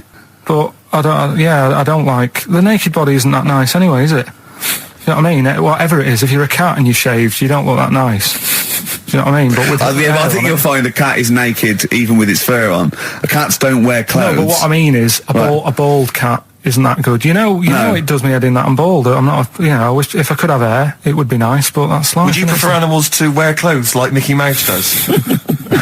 Or Goofy? You know that I don't like nudist and all that. We've done it. But don't you think sometimes you could sort of maybe fancify a little bit, like if there was such a thing as an ape salon, and there isn't, Carl.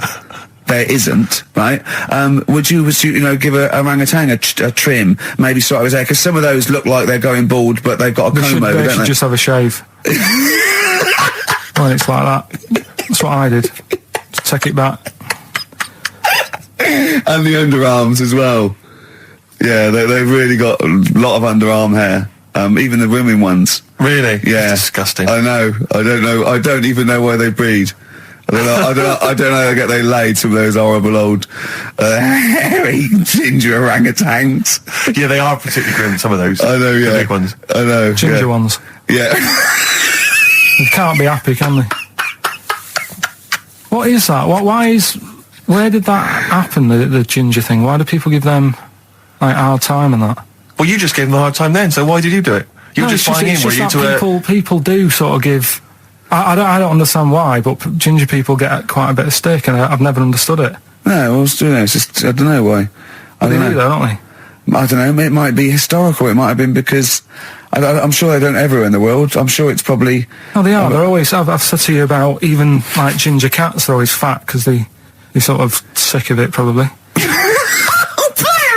Wait. Ginger cats, what do you mean? When you see a ginger cat... They've been eating, because they're upset, fed up they've been bullied. You never see, a thin, happy ginger cat running about. It's always overweight and looking a bit fed up. It's just a good point, isn't it? I wouldn't say it's a good point, Carl. It's a point. So last week, the Chinese don't age well. Now, anything ginger, including cats... Yeah. No, sick of it. No, but I'm just saying... Are you ginger? Would you like to take issue with any of Carl's points? 83 XFM is the text. You can text us. Maybe you've seen a thin ginger cat. I'm not having a go, though. That's what I'm saying. I'm just saying it's weird how people give him a hard time. And it's if I could have hair, I'd go for ginger hair rather than being bald. Really? So let's take us back a few steps, Carl. What's the story? Right, so I did some research, right? Let's just recap again. There was a guy you read about who had his head chopped off. He was guillotined. Yeah. He had said to the people around him, I am going to blink once I've had my head cut off to So show the brain that life, can still... or the brain can continue to work after death. Okay, so we queried that. So you weren't having any of it? Well, no, possibly for a few seconds till the oxygen stops being fed to the cells because the blood has drained away. But, nothing spectacular. So Right, go on. well, along the similar sort of lines, right? This is quite a few years ago. This fella sort of upset the royal family doing something, right? So they said that this isn't good. Wasn't Ben Oughton at that Jubilee thing, was it? I can't remember what it was, and they said, right, that was terrible. We're gonna cut your head off. You gotta show people that you can't be doing what you've been doing. What was this, the 1970s? When you say a couple of years ago, you mean maybe sort of... Was it the olden days when the phones weren't very good? Ages ago. Yeah. Ages ago, sure. So yeah, fair enough. Yeah. So... Very philosophical. Yeah, imagine that when you watching the history of This was literally ages ago. Yeah, exactly. Yeah, Simon Sharma's History of Britain. Yeah. Oh, and even before that, which is yonks before, when it was all mental and different. Sorry, Carl, go on. So he's having his head cut off, and he's resigned to it. It's the day before. He's kind of got it into his head now that I'm not going to have my head much longer. Sure. So he said, let's make use of this. Yeah. He said, I wonder how long, the body can stay alive without my head on it, right? So they were like, I don't know. So, Who were? So... The jailers? Whoever he was asking. These jailers with one eye. Yeah. Get out, pants. So he said, no, wait a minute, I've got an interesting scientific experiment, jailer. Well, fair enough. What is it? So, he said, what I want to do, right, he said, surely it's my last right. I'm going to be dead tomorrow. Sure. So let's do a test. He didn't draw it out this long, did he? Yeah, he said let's test this out. He said do us a favour. He said it's my last day. What I want you to do is you're going to cut my head off. Let's put a white line on the floor. Right. And see if because there's no point asking how far he can sort of walk without an head if there isn't a line, because you don't know what to count. Do you know what I mean? If he loses his head and he's running around all over the place, you can't really count. That's not impressive enough. Yeah. So they said let's make a white line. Sure. Yeah. Who said this? He did or they did? I think they started to join in with him and saying, well, let's make this a... Sure. You guess it. Go on. So, they got Norris McWhirr down. The Guinness people. Oh. Yeah. So they said, let's get this white line. Yeah. And dedication's all you need. We'll do this tomorrow. And he said, all right, then I'll see you in the morning. Yeah. See you in the morning. I'll see you in the morning. Night, sleep tight. Bye. I love the fact that Carl knows exactly what was said. That's beautiful. Yeah. He doesn't know the story or what order it is in or when it was. He knows exactly what was said. But he knows the intricacies. All right then, see you in the morning. Bye. Oh, kissy. Oh, I'm not like that. Oh, you joker. Don't let the bed bugs bite. Yeah. Anyway. So he gets up. Do you want a paper tomorrow? No, I'm all right. Go on. He gets up and they say, right, today's the day and that. And he said, well, I've got used to the idea. So here's a white line for you. Got used to the idea. Go on. So they go, right, you ready then? And he said, I go on. And they cut his head off. And the body walked 32 steps without a head. Wow. 32 steps. Incredible. And that's the lesson, really. Did it get as far as it walked along the white line, did it? Yeah, it stayed along the white line, did 32 steps, and then started to stumble a bit, and it just fell over. Yeah. But, it was a test that your body can still keep alive for a little bit. Yeah. When you've lost your head. Absolute twaddle. Absolute twaddle. What do you reckon you can do then without an head? How many steps? Nothing. There'd be muscular spasm, right? Yeah. It would twitch a bit. You could not distinctly take 32 steps. The body don't... Yeah. Is the doctor still on the line? Yeah. The fella that bought 6 parrots. Yeah. And, you could have got 32 steps. Right, so you don't believe that. Doing a bit of line dancing. Right, you don't believe that, but something that you do believe that a cockroach can live a week without an head. It can. Slightly different kettle of fish there. Why? Wow, insect to human is what I'm thinking. Yeah, that difference. There's not that much difference in some insects. Do you know that a snake has a heart and lungs and kidneys and stuff? Go on. No, well, I'm just saying. So? You're making out as if they're a totally different, species. I am making that up. I mean, call me old-fashioned. Do you know what you're talking about? I don't want you embarrassing yourself, Rick. Yeah, I am suggesting they're totally different beings. Yeah, that is. Yeah. Now, Karl, the cockroach is a very different thing. The interesting there is that it lives without its head, because a lot of it's on. There's some of them are phototropic, chemotropic. Some of them just literally have irritation and muscle memory. I mean, they do have a central nervous system, but it's very different. So if you lose the head, it bypasses a lot of that anyway. All this is running around. The reason it dies is because it can't take on water. But it's very different to a man, right, having consciousness and then losing that, and the body's still going, no, I think I remember what I was going to do here. Yeah, so I'm going to carefully walk 32 steps along this white line. Imagine you just looking down going, oh, missed a bit. Yeah. Maybe the head was in the corner going, left, left, left, oh, he's now, ooh. Well, let's just put it out. I mean, if anyone listening has maybe had a relative beheaded, maybe in a horrendous car accident, but they got up, maybe they went for a walk, they had a little chat. Oh dear, Karl. Get in touch. Karl, you are my favourite being. You are my favourite species. Now, you, Karl, may not be particularly different genetically from a cockroach.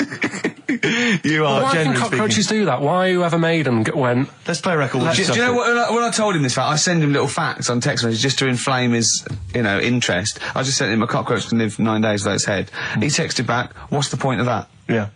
What's the point of They're that? not doing experiments. These cockroaches. It's a boring last week to have. And he went, and on top of all that, you're thirsty. So it's the worst week of your life, isn't it? That week without your head. We're talking about MTV, right? And I was feeling a bit nervous, wasn't I? About like, the way I look. Right. And what have you. And then I watched a bit of Celebrity Big Brother and all the fuss that Mark Owen's getting. And he's not that good looking, is he? He's very. I want to be Mark Owen's mate. If anyone who knows Mark Owen or Mark Owen's listening, I want to be his mate. I think he's brilliant. I think he's a nice lad. But what I'm saying is, right, all the girls go mad over him. Yeah. And he's not that good looking, is he? Well, no, he's got to. He is in a certain way, isn't he? That sort of non-threatening. But he's not stunning, is he? Do you know what I mean? No, but no. Well, what's your definition of a stunning? Yeah. Well, who do you like? Someone who you look at and you go, God, they're good. Which bloke do you fancy? What bloke do you think's attractive then? So if I was into men. Yeah. In fact, you can still say a bloke's a good looker without fancying him. Who do you think is attractive? Probably. I mean, it depends what you're looking for. No, just look. Just look. You think there's different looks as well. Of course, isn't yeah. there? Who did you say was attractive? Who did you say was like stunning in your definition? A good-looking lad. Yeah. Good-looking lad. Oh, look at him over there. He's.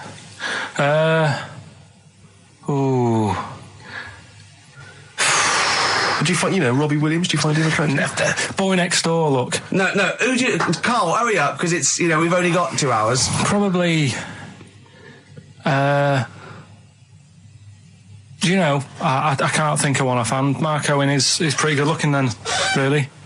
There's not. Just name one bloke that you think's an attractive guy. There must be one bloke that you've either met or that you've seen in a pub Who do you think on a is poster. attractive? Tell you what. Go on. Tell you what. Works here. Young Alex Zane. I broke the rules in the week. I met up with Karl. I had lunch with him. And we were chatting and having a cup of tea, and it got onto one of Karl's favourite programmes was the Tales of the Unexpected. Ah, of course. And all I can think is that he's probably the only person in Britain where they were unexpected. I mean, to him, when that twist came in, he'd go, gee, I can't... Yeah.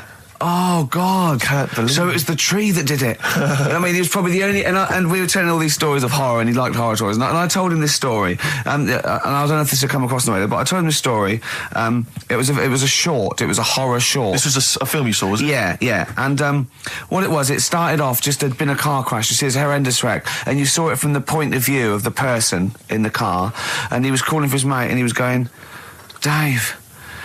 And he sort of looked over and saw a body without a head that had been thrown. He goes, "Oh no, Dave!" And then into the field of view came Dave, his mate, and looked at him with a look of horror.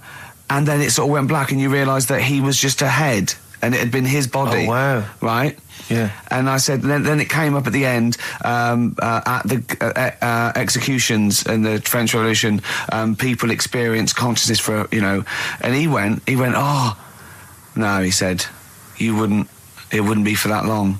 And then he went, if it was a chicken, it would work. Imagine remaking that film, but it's two chickens in horrendous car crash. Their own fault for driving. It would work. No, he wasn't having that. Yeah. No, it was too long. I think he said, how long was this film? I went, about 5 minutes. He went, no. It would work if it was a chicken. I like the way that Carl is something like, when you relate an incident like that, he's appalled and offended and annoyed by the people that made it, even though he's never seen it. Oh, he's annoyed, yeah. Do you have a favourite Tales of the Unexpected, one that you remember particularly that shook you up? Yeah, we were talking about the one on where there's some woman in prison. Have you seen that one? No, I can't remember them all. Right. This woman's in prison. Yeah. And she gets a bit friendly with the guy who takes the dead bodies out. Right. And he said, I can get you out of here. He said, what you've got to do, right? You've got to, I don't know, at midnight. When you hear the bell toll, that means there's been a dead body. Yeah, there's been a dead body. So what you've got to do is go into like the place where all the dead bodies are, get in the first coffin on the right, and then I'll come along and carry you out and you can run away and escape, right? So she goes, yeah, all right then. So she hears the bell go. I'll bury you, right? And then I'll come back later and dig you up. Right. Yeah, but that's the point. It doesn't matter. It does matter. Trust me, Carl, it really matters. Okay. Listen, I don't know if I'm going to ruin this for people at home. Yeah. Can I just skip to the end? I would imagine that she gets buried and he doesn't come back, and she has to get buried alive. Better than that. So she gets in the coffin, and she's lying there for ages. She's buried. She can feel a bit of movement going on, so she's obviously, you know, being carried somewhere, so she's thinking, this is it, I'm getting out. And she's lying there for ages and thinking, why ain't someone coming and lifting the lid off this? Do you know what I mean? Letting me get out. So she's really bored. She gets a lighter out, right? Lights it to have a look at who she's lying on. It's only the fella who said he'd help escape. Oh. How bad is that? That is... How bad is that? So it is quite important that she's buried alive then, isn't it? In retrospect, you realise that the jeopardy is that she's buried alive and can't get out. Yeah. It makes it so much worse, doesn't it, than just like lying in the morgue and going, actually, I'm getting out of here. Yeah. This isn't going to work. Look at Carl's face. Having told that, he's so pleased. His face is lit up. He's beaming like a child. Educating Ricky. What have we got? Airy Chinese kid. Go on. Right, yeah. This is the... I didn't want to do this. Really? You want to do it? Well, I wanted to give you three, and I gave you one. It was like the alien man gets a beard or whatever. Yeah, which was total rubbish, so this one should be better, maybe. Hairy Chinese kid. Right, well, we've talked about hairy people in the past. True enough. Haven't we? Yeah. You know, the little kids who grew up in woods and hung around with wolves and that. Yeah, again, you're confusing it. Yeah, they're not... There were some people that were born... very hirsute. They were not the people who were brought up with wolves. You just put that together in your Homer Simpson type mind. Right, well, this is like a sort of close to that sort of story. Yeah. But the weird thing is, right, Chinese people aren't that hairy as a nation. No, seriously, that's a well-known fact. They don't have that much body hair and stuff. Okay. So this little kid who was born over there, he was like covered in stuff. Was he? And it was only his nose that wasn't hairy. The rest of his body was caked in hair, right? And his hair sort of What grew. sort of hair was it? Was thick hair. No, what I mean is, was it sort of like a pony's mane, so he just looked like an Ewok? You know what I mean? Just like hanging down sort of straight, dark hair. In the picture, it looked like it grows from his eyebrow. It grows from his eyebrows quite thick. And then it just goes all the way over his head. You don't think it was just really long eyebrows that he'd done a comb over? No, it was all over his body. It had a picture of like his back and that. Yeah. And had he styled it? Had he styled it at all? Did he have it in a quiff or? No, it was just hanging all over him. Yeah. And they were like, you know, this is a bit weird happening in China, where we're not normally that hairy. That was the scientist speaking there. And the local press and that were getting him down, calling him Monkey Boy and all this. Oh. And thinking Chinese press. But the doctor, yeah. Oh, they're cruel, aren't they? It's like those game shows. That's Japanese, isn't it? Yeah. That's cool. Yeah. And the doctor said, I was Carl talking through all that time while we were just like talking to each other then. Because I turned round and I still saw he was talking. So anyway, the local press came in to see the hairy boy, the monkey boy. and they were like being tight, taking the mickey out of him, and the doctor said, showing him nuts. Said he's only hairy. Said he's a healthy young kid. The only faults he's got is he's got a little bit of eczema and a boil. And he said everybody should just treat him the same, and I think he grew up a healthy kid. Yeah, so that's the end of the story. That's not a story. Why? But I've got nothing. I don't know what to say to that. So someone in China was born slightly hairier than the rest, and he was normal apart from eczema and a boil. That to me isn't a story. But if it is, I've got a million. I mean, it's sort of like bloke from Manchester went a bit bolder than the rest, got a job on radio. He was normal. I mean, that's not a story, is it? Anyway, educating Ricky. Good, we've settled that then. Go on. The titles that are meant to sort of pull you in. Yeah. We've got what was it? Stocking, Aitken and Waterman. Yeah. You've got It's Not His Fault. And Get a Load with This. Get a load of this. So which pun do I pick first? I think I'll go for Get a Load of This. Get a lobe of this. Yeah, get a lobe of this, yeah. Well, that's a story about a girl who she was deaf, right, for 4 years, and it happened quite a bit back this. What year? Or was it? I think it was ages ago, was it? About quite a bit back. She was deaf for about 4 years, having an argument with her mum, it said, which I didn't quite understand, because I don't know how they do that. Yeah. But she was having an argument, and a man pushed her against a wall, and she banged her head, and her hearing came back. Okay. Was she wearing a Walkman, and it fell out? And she'd realised, there's no explanation. There's no explanation? Well, why is that teaching me something then? So I knew you'd say this, right? So I thought, right, I'll stick something on it. Do you know that bees are deaf? No, you can't just, no.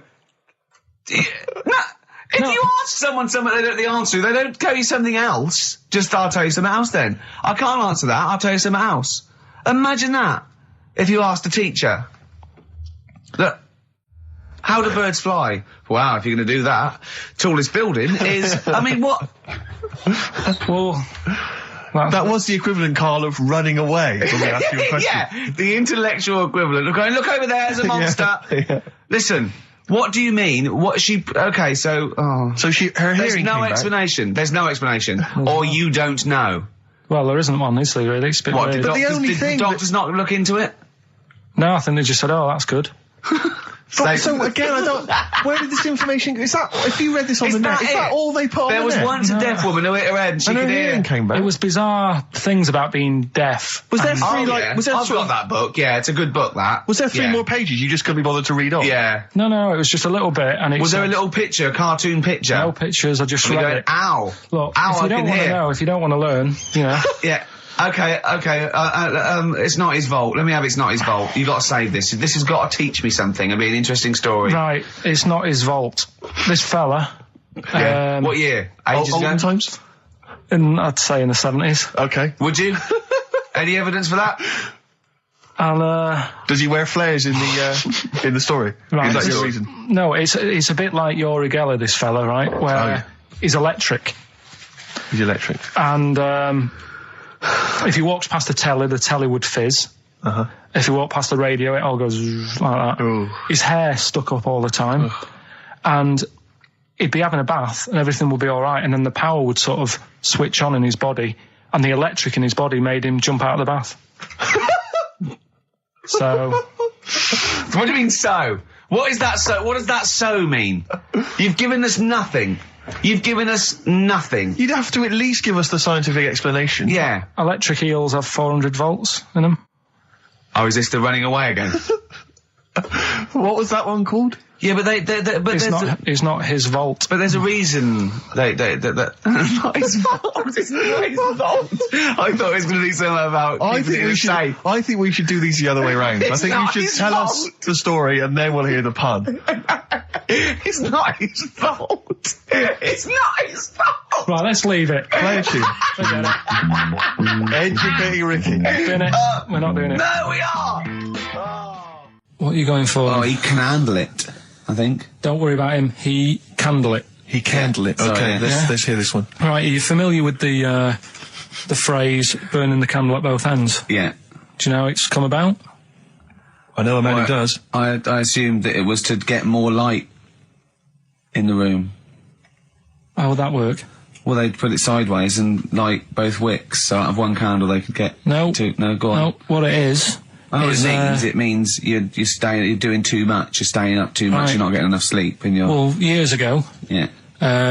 When they didn't have light bulbs and that. Oh yeah, what year is this? Literally ages ago, specifically. Yeah, quite a bit back. Mm-hmm. Okay. Didn't have light bulbs and that, so they used to have candles. When did the light bulb come in? Because I can't remember at the moment. Don't know. Okay, go on. So, yeah, so they've got a light bulb. You wouldn't know. You're a doctor. You're not a historian. Go on. And people who worked a lot of hours. Yeah. How many? Literally lots. They get up early in the morning because they have to be up early. Yeah. And it's dark outside, so they'd light the candle. Sure. And they'd wear it out a bit, and then they'd be getting in late as well. Yeah. And they'd be like, oh, it's dark. I'll have to light the candle again. And they're burning candle at both ends of the day. So that's where the saying comes from, burning the candle at both ends. So, all right, that's a little lesson. Yeah, lesson one. Okay. Can I have? No, you can't. You can't rush into them, Rick. You've got to. I've got to soak in that. You've got to soak that one in. Any questions for Karl off the back of that? What do you think?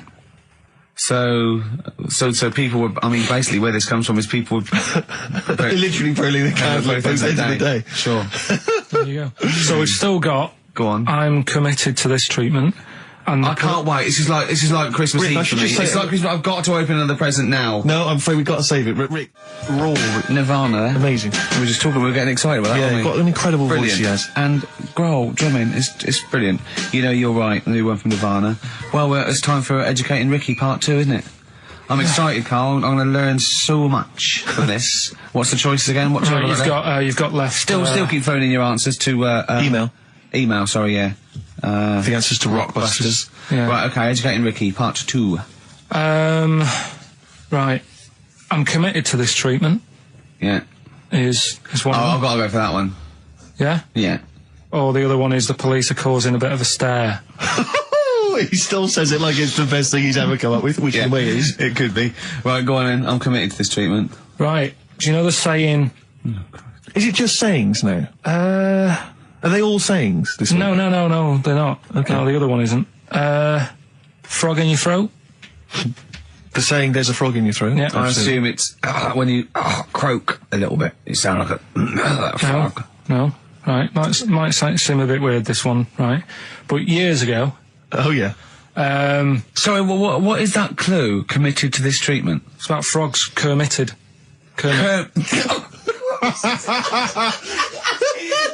Probably works better with a K and an ER written down. Well, also, if you pronounced it Kermitted, yeah, but not committed. Committed to this treatment! Right, go on then. That's genius. So, yeah. Well, what? You go to the doctors and you go with throat hurting a bit. Right. And what they did ages ago. Ages ago? What year was this approximately? We are going back quite a bit with this one. Oh, okay. Go on. And the doctor would say... did history. Imagine years ago. Go on. And the doctor would say, right, keep your mouth open. I need to look at your tonsils. And the jaw would ache a bit because they weren't as quick back then because they didn't have the technology and stuff, and they'd have to stare at it and study it and stuff. And they get an achy jaw, right? Keeping their mouth open. Yeah, you get, yeah. You eat a Mars bar or whatever. So they'd sat there, and they used to always close their mouth, and it used to annoy the doctor. Yeah. Right? Oh. So what they did, they used to get a toad, right, and put it in the mouth. Rubbish. Okay, keep talking. Keep talking. And that way they couldn't close the mouth because either they'd squash it, right, or apparently you're not allowed to lick a toad's back. So the doctor would have them for breaking the law? No, but it's poisonous, right? A toad's back. You should never lick a toad's back. Or put it in your mouth, really. Oh, just stop for a second. Wait. What? Can I just ask one question? Go on, ask one question. I've got a few, but go on. Sure. My initial thought is, it sounds like a brilliant bit of sort of medical knowledge there. It's a great idea. Yeah. My only thought is, how does the doctor see past the toad? Yeah. Your tonsils? What's he actually looking at with the mouth open? Surely the toad is in the way. Hopping around in the way? It didn't say. Sorry, and my first question is, was this on the internet? Yeah. Yeah, okay. Carl, that is bollocks. That is, I mean... Well, alright then. Let's turn this round. Where does the saying, you got a frog in your throat come from? Probably because you sound a bit croaky. Probably that. Probably because you sound a little bit like a frog when you've got a sore throat. Carl, did you not question it just for a moment when you read it? Just for a second, didn't you think, that seems an odd approach? Firstly, why a frog, of all the different species? Because it's poisonous. A toad. So it's a toad as well? Yeah, well, it worked. I'm committed. Worked. No, I was going to change it to, have you heard the news Toad Day? But I went with the frog. Oh God! Right, so that's rubbish. So that's rubbish. Next, can I have Let's play a tune. Let's come up with a God. Can I just say? No, just play it. Just play it. Yeah. Yo, Carl.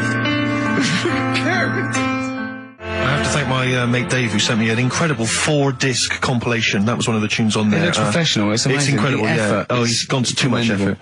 Ben Queller. It's a track called "In Other Words" from his album Sha Sha. Open wide. Oh dear, that's interesting. Oh, hey, doctor.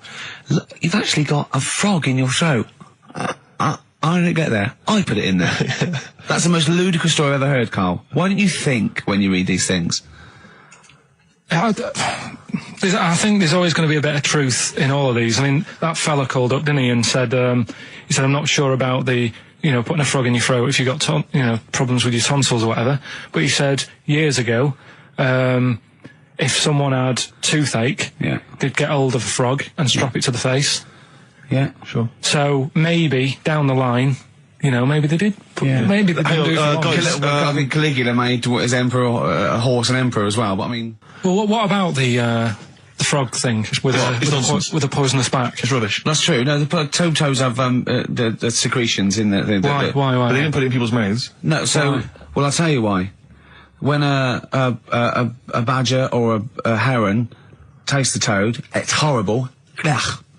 The toad might die, but it's for the good of the species, because then think how many toads looking like that heron could eat in its lifetime. So the fact that one toad sacrificed itself, all those other toads in that heron's manner will be safe. Why? I mean, we've talked about animals a lot on the show, right? Yeah. And when God made a toad, sure, right? Okay. Well, I'm going to stop you there. I'm going to stop you there straight away. Don't just let him carry on. Right. Okay.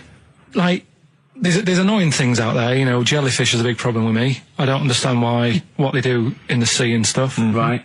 All right, but we'll leave them. God's a problem for me, but go on. We won't talk about jellyfish. No. With the toad, right? If it's to protect itself. Yeah. Right, now so say... to protect itself, it's to protect his species. No, yeah, but that, surely, right, if the toad had a choice, if God said, right, what I'm going to do for you here, you can have something like a lobster's got claws, big claws to have a fight. Or I can give you something that if someone's having a go at you, you've got to try and persuade them to lick your back as a defence. Yeah. What use is, right... Oh, right. God, sir. Well, I'll tell you why. What is God The up fact to? that there are still toads around is a testament to that defence working. That's all I'm going to say, okay? If the toad had died out, you'd have a point. But they're still around. It works, alright? And don't start slagging God off. He's got a lot on his plate. Basically, I think he took on too much. Particularly in 1 week. Exactly, it was crazy. Danger Hobart. That's your favourite song, isn't it? That's weird, isn't it? Strange, isn't it? That's weird. I'd like to hear Rod Stewart singing about a lovely lady, please, Carl. As would I. You can picture whatever you want. Bit of Rod. Maggie May on XFM 104.9. On Ricky Gervais would be Steve Merchant and Karl Pilkington. Steve. Well, I've only just read about this, and I don't know anything about it. This naked rambler, Steve Goff. Yeah. Is he doing he's doing a walk from Land's End to John O'Groats? Is he completely nude? Yeah, he's been arrested 10 times on the way, apparently. Right. It says here that Nora Goff, his mum, she's in her 70s, she's begged her son not to walk naked from Land's End to John O'Groats. She said, I don't know where he gets this from. Certainly not me. I am and have always been quite conservative. He would never have been allowed to walk around the house without covering himself up. I wouldn't go as far as to say I'm ashamed of him, but I do not approve of what he is doing. Having said that, it's good to see him on the telly. yeah, it must be. It's not about anything. It's lovely. It's not embarrassing until they're famous with Exactly. it. However embarrassing it is.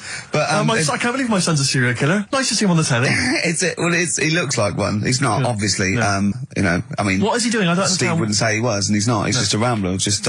But he's there, right? What's his motivation? He's just walking to, don't know, it's just a nudist, I suppose. Right. And there's a picture in there, and Carl looked at it and he went, oh. What's the point of that? He went, well, look at him. He's got shoes and socks on. He's got a rucksack on. He's got a hat on. He's not nude. He's just got his knob out.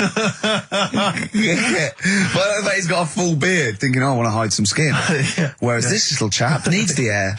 I'll pop him out all the time I can. They really annoy me. Because it's in the supplement today as well, with the Mirror, right? And they've done a bit about nudists and that. Yeah. Again. Same problems all the time. Go on. There's like an old fella sat there, just... How do you know he's old? Well... Why are you looking, Carl? Looking at his face, aren't you, presumably? Yeah, I'm just saying he's old and he's sat there smoking a pipe. Sure. With his sandals on. Yeah. They're quite normal, just with his knob out. But look, he always make the same mistake. He's got a little white deck chair. Yeah. If you're nudist... Don't go for white. Why? Just sitting on that, getting a bit clammy and stuff. White, don't go for white. Go for darker colours. I don't know what he's talking about. So do I, but I love it. I love the fact that he's just got loads of pictures of naked men. Yeah. Walking around with loads of pictures I'm of just saying, a dirty arse on that. I think we've discussed the news before. I don't understand the impulse at all. I do find it bizarre. I mean, there's a picture there of 3 men nude in a pub. Yeah. Just having a chat. Yeah. Just having a chat. Oh, look at Carl carrying around those pictures. I mean, okay, fair enough walking around outside, but indoors? In a pub? Nude? Well, it must be a nudist Pop on a pair pub. of shorts. That must be a nudist holiday, I assume. Yeah. As opposed to, like, the local. There is, though, isn't there? There was a thing in Bazaar magazine the other week where there was a picture of some people. They've got an airline of their own now. What, nudists? Nudes. Nude airline? So you can get on there. And your holiday starts as soon as you get on. Sure. And, but what's the point? Well, I'd be worried just about banging against things. You know. So to speak. Yeah, my shoes and things. Or spilling when the waitress comes along. The aerostess might actually spill hot coffee. Yeah, that's a good point. Would she have to be nude? Would the stewardesses have to be nude? I don't know. But that bit as well, where they walk down the aisle and they have to check if you've buckled up. Yeah. She's like, excuse me, miss, can you just... And over 50s, so always over 50s. Right, yeah. So it'd be an old woman on the plane. Yeah, yeah. It'd be like, can you just lift your tit up so I can see the belt? Yeah. Yeah. Oh, God! Yeah. Oh, imagine if you've got to go into the crash position. Oh, God, yeah. You know? The last thing you see is your John Thomas. John Thomas. As you go crashing into a mountain. Terrifying. And then what if you've got to abandon ship? I know. Well, how would they explain that? Yeah. Go onto an island. Exactly. All right. Or being picked up by, a passing ship. Yeah. Carl, you notice they also play volleyball a lot, don't they? Yeah, I mean, you've always mentioned that, but I thought you were joking, but they love it. Yeah. They said that's what they do. They get to this special holiday That camp. can only be... Either they got the idea from sort of like Carry On Camping or Benny Hill, or they actually like it jiggling around as much as possible. Yeah. But is that safe? Well, I assume so. You play volleyball with trousers on, don't you? I wouldn't have thought... Yeah, but there's a bit of support there.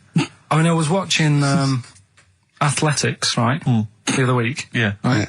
And I was watching it because there's a lad who I went to school with. He's, like, winning gold medals and everything now in the Olympics and stuff, right? So I was looking out for him. Now, if you went to school with him, I'm assuming he's got 3 legs or something? No, he's normal. Just a regular guy? He used to push me on my go-kart, and so I feel like I was there from the start, training up a bit. Yeah. And watching the programme, and there was swimming in it, and I was watching that for a bit, getting a bit annoyed, because that butterfly stroke... Yeah. I don't know why they do that. No, nor do I. It's just hard work. It doesn't make you go any faster than, let's say, the Crawl. That stroke. The crawl. Yeah, don't do that. That stroke on radio doesn't work. The crawl, yeah. So I was watching that, thinking, that's annoying. Yeah. And then they got onto the running bit, and my mate's in this race. Yeah. Now, they do the side shot, don't they? So you can see who's in the lead. Sure. And then they do that front shot, where it's absolutely pointless. The only reason to do the front shot, I think, is to keep women interested. Because you can basically see his tackle going from left to right, being battered all over the place. Why were you looking? Seriously, you had no choice. If you wanted to watch it, it was like, I was interested if he was going to win, but it's like, you know... But why did you turn over and watch Charlie's Angels instead? Because I wanted to see if he won the race. But... Or flip back at the end. Just flip back to get the result if you don't... Well... Yeah, or at least turn away or close your eyes. On the front shot. No, I wasn't. I just... Suzanne was happy. Suzanne was loving it. Yeah. And I was like, whoa. Yeah. Just go to the other shot. But they were showing you the front shot and running along there. They could have just shown the top half, but they didn't. Sure. It was there. It's just heads moving along at 25 miles an hour. Yeah. Well, I think you're meant to see the running, the actual legs moving. It's athletics coverage, isn't it? It's not like... But they don't show you a shot from behind. Did you want that? Oh, no, I didn't want that either. It sounds like you were disappointed. Yeah. Play a record. What are we having? Better Radiohead? Yeah, it'd be brilliant, wouldn't it? Yeah. It's like it's like I always remember seeing in the swimming baths, there used to be those signs that would say, no running, no jumping. Yeah. That makes sense, no bombing, fair enough. No petting. No petting. It's like you're not allowed to kiss in the swimming baths. And I love the idea that it's probably some kind of lifeguard who sort of maybe saw his ex-girlfriend getting off with some bloke in the water and thought, right, there's no petting anymore in here. What do you mean? No petting, you're not allowed to kiss her. Or no one. You're not doing this just because you used to go... Nothing. There's not a problem. Okay. Not a problem. Just leave and don't kiss. You want to swim, but don't kiss. There's no petting. Did you just write that on yourself in biro? Yeah. No. What's this? No fiddling downstairs in or out the swimming pool? No. No fiddling with her downstairs? No. Right. It does annoy me though. I was saying to Ricky the other night when we were walking somewhere. No taking her for a drink afterwards. You can't enforce that. People who kiss and that in the street. That annoys me. Yeah, people showing their affection for one another. No, they can hold their hand and that. Yeah. Sure. But it was just... Yeah, I agree. Yeah. I see two people eating each other, like, in a restaurant or something. Two people eating each other? You know, snogging in public, okay. So that's that. Answers for Rockbusters, we're doing them now. Yeah, well, come on then. Well, I think let's play a record, let's come back with the apparently we got what about a bit of Cure? Do you want a bit of Cure? Yeah. So we're going to go wrong. We're going to go wrong. Ding dong. Oh, here you go. Oh, it's a fat fellow with lipstick. Hello. A Forest, The Cure, XFM 104.9. Good track, isn't it? Oh, yeah. Going all the way back. All the way back there. Wow, Rockbusters, the results. You've had a few proper answers, I hear. So, either I'm wrong, or people do think like you. I've got two of them. What are the clues again? Right. First one was, the gingerbread man has only got one leg. I got that. That was LB. Limp Bizkit. Right. Yeah, the that third works. The third one that I think you worked out. Yeah. Have a holiday in Italy. Cheering Breaks. TB, Cheering Breaks. Yeah, this is the one I can't get. If there's a reason why I can't get this, we're not doing Rockbusters. Can I give the answer to this one? Yeah. What's the clue? The clue, these people from the East Midlands swear a lot. Yeah. TTB. TTB. The answer? TTB. Yeah, go on. Give the clue again. These people from the East Midlands swear a lot. Tourette's Trent D'Arby. Right, you're never doing Rockbusters again. Tourette's Trent D'Arby. Right, you're not doing it. You've blown it. You see, you sneak that one in. Yeah, but I always like to sort of give two that, are fairly easy, and then you sort of work out the men from the boys then, don't you? Yeah, well, I mean, if I'd have done a character called Tourette's Boy, friend of the little Chinaman, and it went, ding dong, oh look, it's Tourette's Boy, friend of, holy fuck, holy fuck, you'd have been annoyed. Do you know what I mean? Oh, who's your mate, Tourette's Boy? Holy fuck. You'd have been annoyed, wouldn't you? Is that a character from Lenny Henry's show? was watching it last night, I can't remember. I can't remember whether it's Chris Moores or Lenny Henry. Yeah, one of them. Anyway, the winner, lucky old Richard Perks from Birmingham. He's listening presumably on Sky, and so nice to have him listening. And that's Richard Perks. He's got those answers, all of them right. In fact, most people seem to get Terence Trent D'Arby or Tourette's Trent D'Arby. Well, I think that's offensive. If you want to complain, what's the number? What do they write to complain about that? Using The that same as an person you told people to write to and tell them I was a knobhead and shouldn't be on the radio. Last week when I was away. Did anyone do it? I think a few went through. Did you listen to the show? I listened back to the recording of it. Did you get any emails before you listened to the show? Yeah, when I got in. Did it upset you? What sort of things was it? Just stuff, I can't remember. Just it was weird because there was like a few of them in a row, and I just thought, what's happened here? Yeah. And because we said that, yeah, because you weren't here. So what did you say? I just said phone in. We had a couple of genuine emails that liked the show, didn't they? Yeah. And I said phone in and leave messages or email Andrew Phillips and Karl Pilkington and just say the show was great. The show was brilliant without him. But they went a bit too far, did they? What did they say then? Oh, I can't remember. I mean, it doesn't bother me because I'm not bothered what people say, am I? No. Do you know what I mean? No, you don't care what you say to people either. Poor little Robin, he looked crushed. Whatever. Whatever. Well, it doesn't matter because he's doing well at what he does. He couldn't even hitchhike home because they wouldn't stop because his thumbs didn't show up. He couldn't. He was waiting there for ages by the side of the road. Do you know the difficulty he has buying gloves? Hang on, I'd love to have some monkey news though. Go on then. Got any monkey news? Yeah, I got some monkey news. Go on then. No, Rick, come on, cheer up. Well, it's just sort of like he moans that he's got too much time on his hands, and he comes up with that Okay. shite. Monkey news, the jingle, please.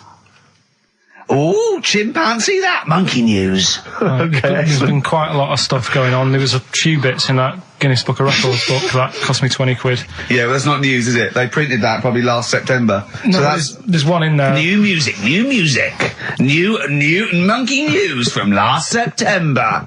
You're a lord. Come on. Waster. Please, Ricky, monkey news. Right, there was this monkey in a zoo in Brazil. Right. And there's a little man monkey, a little woman monkey. And you're a scientist, aren't you? Go on. And they said the people in charge were like, oh, wouldn't it be good if they had kids? Brilliant. Right. So anyway, the chimps used to stand sort of, they'd have their little caves each, and used to sort of lean on the fence having a bit of a chat and stuff with each other. Right? Well, just gossiping, gossiping. The equivalent sort of thing. Yeah. So anyway, they were getting on a storm, and like the zookeepers were like, "Did you hear that, cheapest chimps this week?" I thought it was fascinating. Yeah, just gossiping. I understand. So what's any monkey news? I don't know. Let's tune in. What was monkey news this week? Go on. It was from last September. So they were there was stood there having a chat, and the zookeepers were like, I wonder if they're ever gonna have kids and that. Yeah. Anyway, it went on for ages. This just chatting, no sort of action. So what the zookeepers did was they said, I know they'll have kids. Are we letting that go? They were just chatting. Are we just letting that go? We're letting it go. What I mean? Just doing whatever monkeys do. Okay. Right? So the zookeepers were like, yeah, I wonder when they're gonna have some kids. Yeah. Anyway, what they decided to do to egg them on. Yeah. Bought one of them a suit, one a wedding dress. Right. Keep going. No, I'm not having it. Shut up, Gervais. Fade him down if he's going to interrupt. I want to hear the rest of this. They got married. So they got married? Yeah, they got married. Right. What? That's the end of it. This is why I don't. Right. That's the end of monkey news. That's the end of monkey news. Don't do that again. You've got no features left. Why don't you like that? Well, it's not a story. It's about two chimps chatting, which doesn't happen. The zookeeper's going, I wonder if they're going to ever have kids. Egg them on. They got married. That's the end of the story. What are you talking about? Hang on, just calm down. Let me just check that you didn't make a mistake there and didn't lose out. What do you mean you didn't make a mistake? Wait a minute, he may have just left out a fundamental piece of information. What, the story? That would have made it into a story. Right. Let me just check the facts. So they bought them wedding outfits. They were married. Did they propose to each other, or were they just forcibly Don't married? encourage him. Just forced onto And it. then what was the outcome? Once they got married, what happened? They fell in love? Yeah. What? Whoa. It's not a marriage, Karl. Be quiet. It's not a real marriage. I don't know what you've got in your head. It's like the head of Homer Simpson. I'd go in there and there'd be a wedding reception and there'd be a couple of fights and they'd be talking about stuff. They got married. They fell in love. Did they have children? They're not back off the honeymoon yet. I'm Ricky Gervais. Hello there. You're Steve Merchant. I am indeed. Karl Pilkington over there. Big day today. Really? Yeah, for Karl. He hasn't been looking forward to it. He's been whinging in the week. A couple of things. He thinks he's overworked. He thinks he's overworked here, and he's stressed, and he's got to do DIY. MTV are coming in, right, to give him the chance of his a lifetime to do just a little screen test, and he's going, well, I'm not going to look good, am I? They're not going to have a why. He said, well, I've got a round head and I'll be wearing headphones. And he's not made an effort. He thinks, they'll put him off. He said, they won't even press record. He's got a spot on his head. I mean, you know, also... Carl, you're not looking forward to it? You're not excited about it? It's a great opportunity. Why is it a great opportunity? To get on MTV? No, but... Look, money for old rope. Yeah, but look what's happened to people like Jeremy Speak, whatever his name is. And all Jeremy that. Speak, yeah. Yeah, and... yeah, slightly different. Why is it? Well... See? You're making it in the industry, and you've got something to give. He happened to be around when they were filming an airport. Well, do you see the difference? All right, the other one then, who's on a boat. Same thing, although at least she had a skill. She had a skill, you know. She can sing, you know. Well, it's just. I think it can all go wrong. Do you know what I mean? Well, of course it can.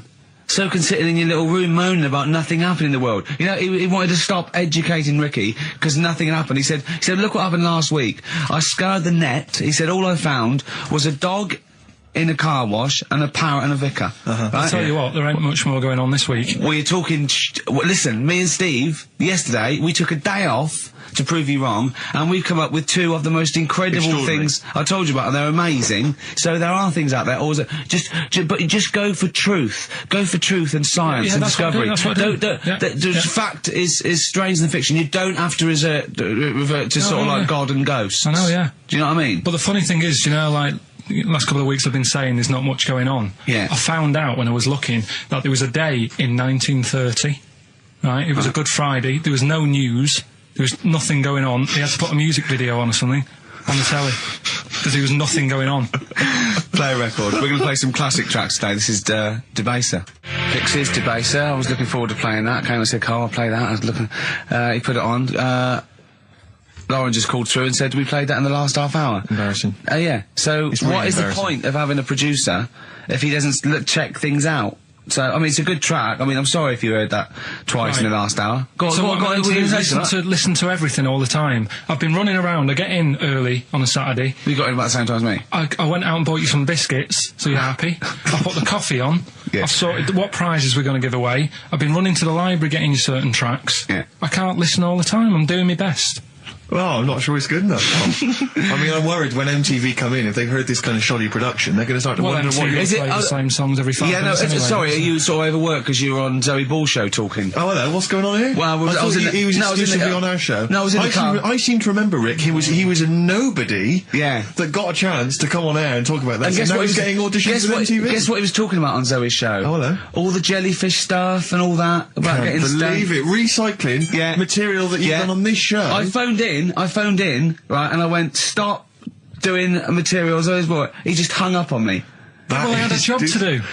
Who do you think you are? Your ego has just gone through the roof. Hang on a minute. What? I had a job to do in the week. They asked me to drive the desk for Zoe, right? They didn't say talk. Zoe, if she talks to you, you can't just ignore her. Yes, you can. Well, Who is she? Who does she think she is? You made a promise to us, a pact, that you were our kind of monkey. Yeah. What can I do? If someone takes time off, I've got to do it. It's my job. Yeah, but you don't have to talk. You don't have to use... You're the head of production.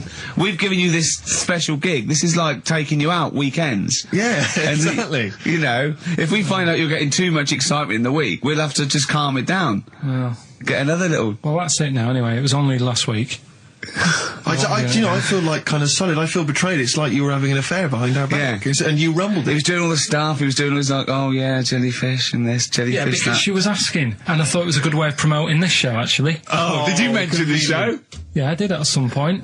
Did you? What did you say? I just said more about that on Saturday afternoons. So you talked twice? I only heard you talk once, so you're talking all the time? Well, about 5 times in the week. In the full week. 5 times. Deary me. And one, it was just stuff. You could never be a monk, could you? Chatting away all the time. Right, what have we got? I blame Ball as well, to be honest. I feel Ball's slightly responsible for it. Yeah. She can't find her own, Gibbon to get on the show. She can't find her own kind of, loser, then don't start stealing ours. Outrageous. Well, coming up, right, maybe we'll get Fatboy Slim in. Indeed. Next. Yeah. Saturday, if you're listening, Slim, come in on the show. What's his name? Ernie or something? What's his name? Norman. Oh, yeah. Right. Ernie! Yeah. I don't know. That's great, Ernie Ball. Yeah. No, he wouldn't change his name. I'll tell you what, though, talking about ghosts and that, do you know how I'm into them? Yeah. Right? How weird do you think this is, right? Well, it's not true. Before you say it, play a record. No, go on. Go on. Right, it's this woman. I don't even know if it's ghost, really. It's just a bit weird. Sure. Yeah, sure. There's this woman, and she's not a woman, she's a kid. Sure. Okay.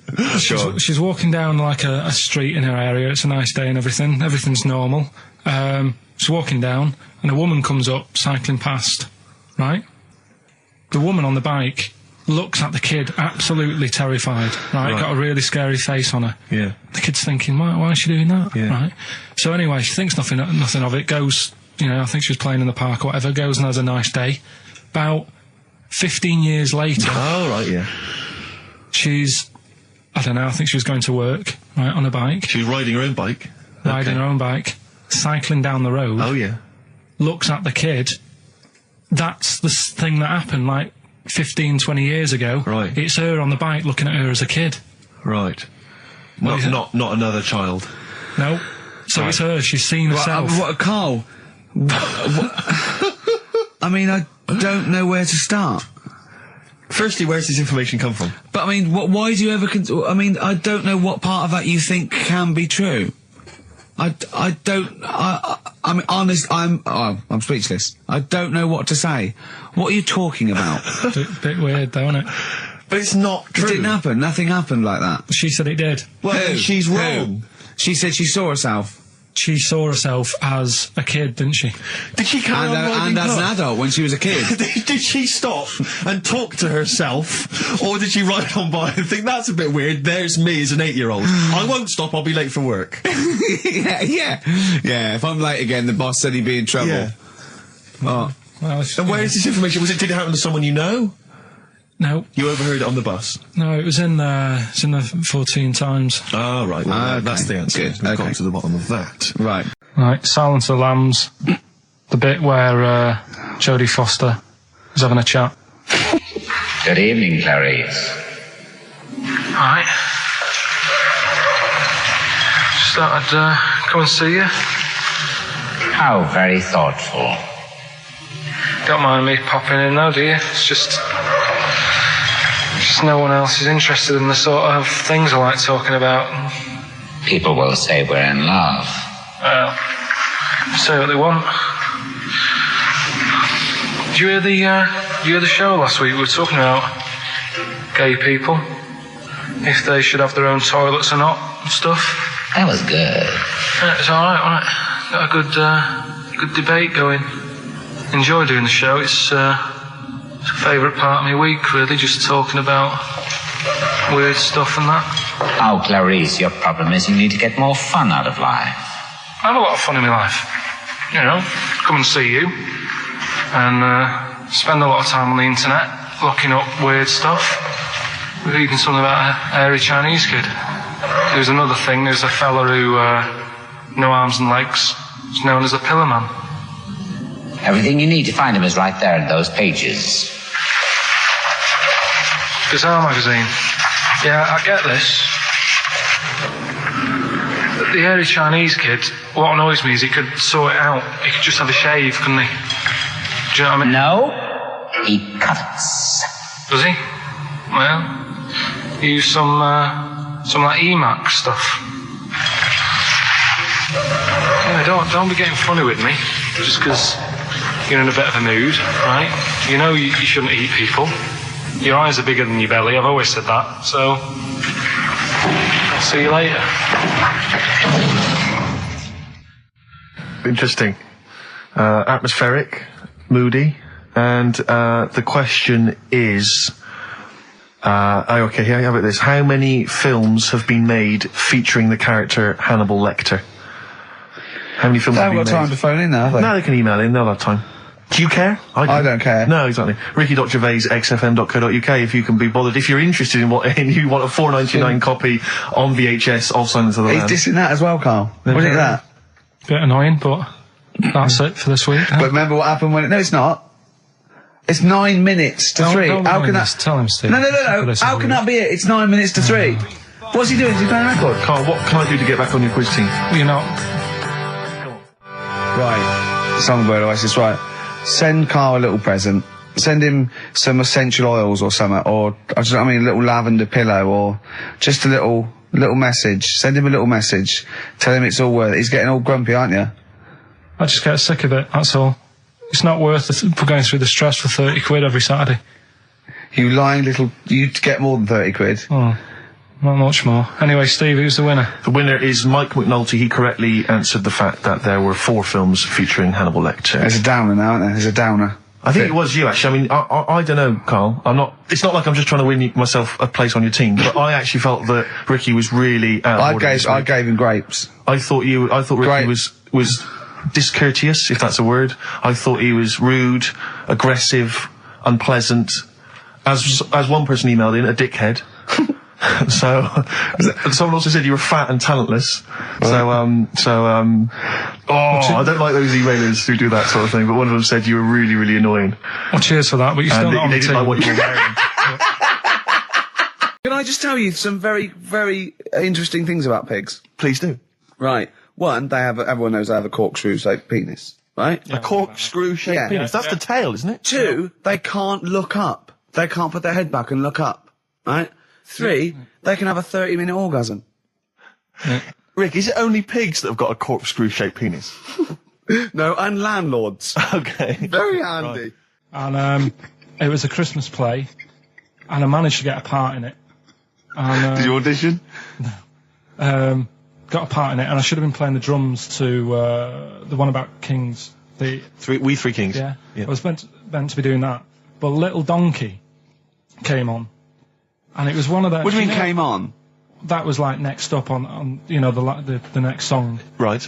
And it's one of them songs that you can't help sort of tapping along to. Yeah. Do you know like if I was to go yeah, you'd have to finish it with.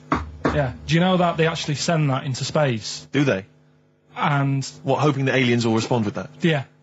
They do that because apparently it is one of them things that you can't help. What, even if you're an alien life form? Yeah. They know that, do they? Yeah. But anyway, what, because they watch Star Trek or something? Hello. Knock knock. Yeah. No, seriously. Is it true, like, if you send out knock knock into space, they have to say Oggy, oggy. Oh, that is great. Seriously. Oh, hold on, what's something out there? What's a little green fellow? That is great. Yeah, so anyway, that is Little Donkey is like one of them tunes that you can't, and I was there and I had the drumstick and I thought, oh god. The drumstick! I could feel myself. And anyway, just wanted to do it, yeah. I started going along and playing Little Donkey, which I wasn't meant to do, but it went down such a storm.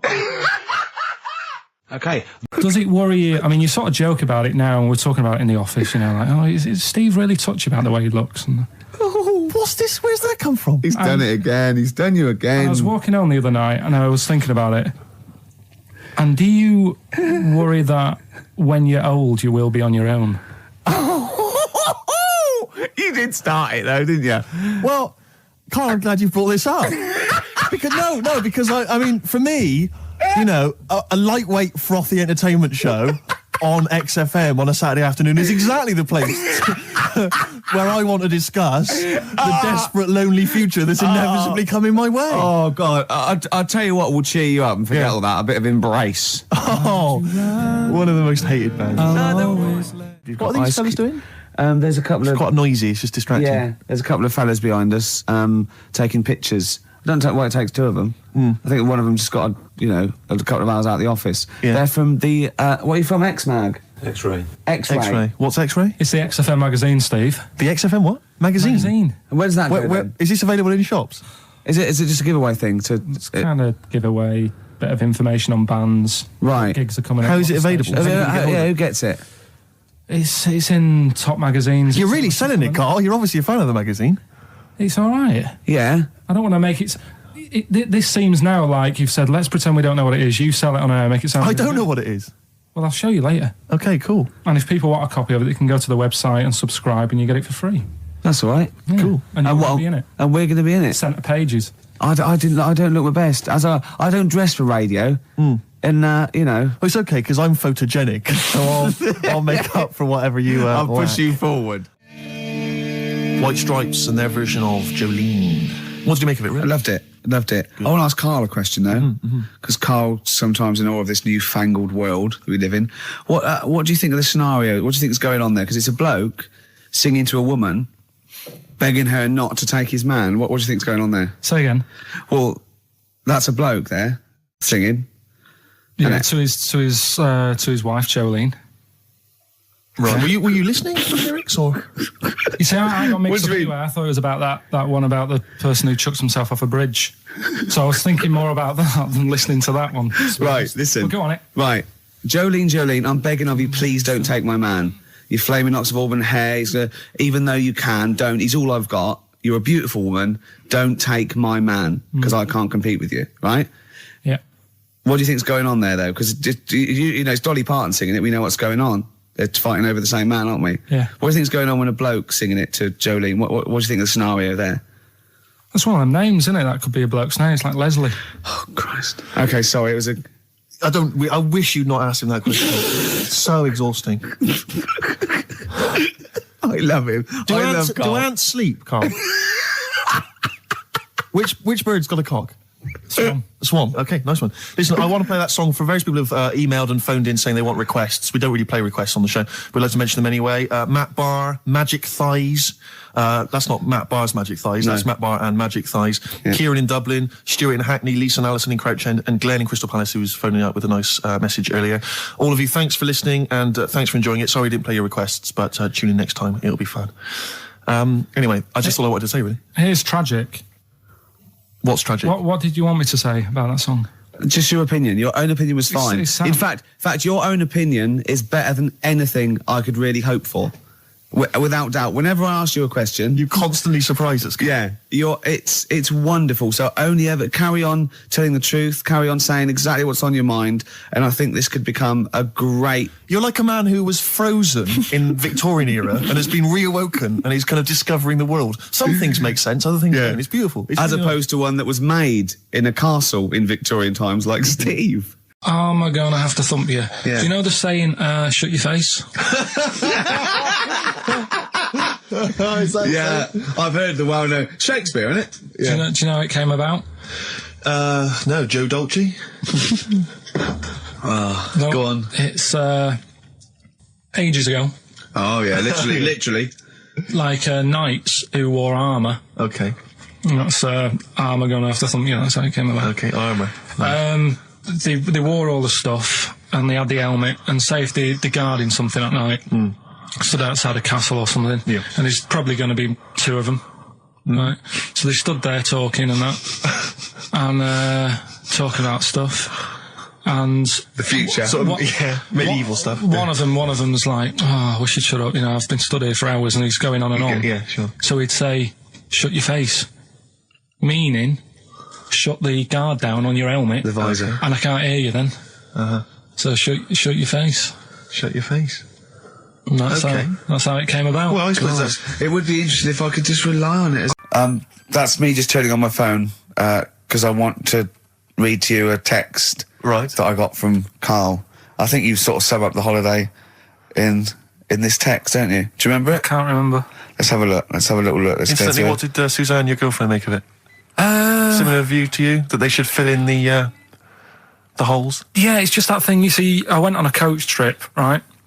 And you go and see the volcanoes. Like I say, there's 36 of them. Yeah. Which, you know, how many do you need? And when we're on the coach going round all these volcanoes, the fella on the front's going and look out your left window at the moment, and there's a volcano. And if you quickly look out at the right-hand side there, there's another one. Right. And on the left, he's just like, all right, we've seen it. Sure. Do you know what I mean? Yeah. And that trip, I mean, we'll talk about that trip in a bit. Right, this is the text I got from Carl, right? All right. been up to a volcano, been in some dead artist's house who built his house in the lava. They said they would show me science with volcanoes, but all they did was chuck some water in a hole and it shot up in the air.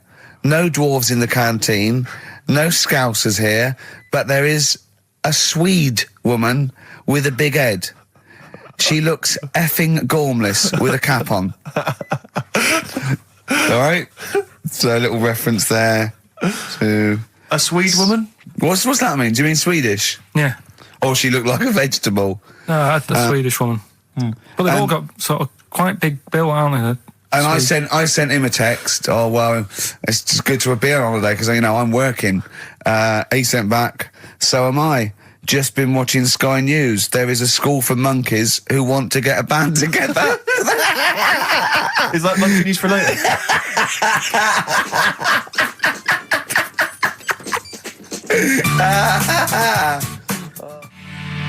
Oh My Corazon by Tim Burgess. I can't get enough of that. I love that chorus on XFM 104.9. Ricky Gervais, Steve Merchant and little Karl Pilkington.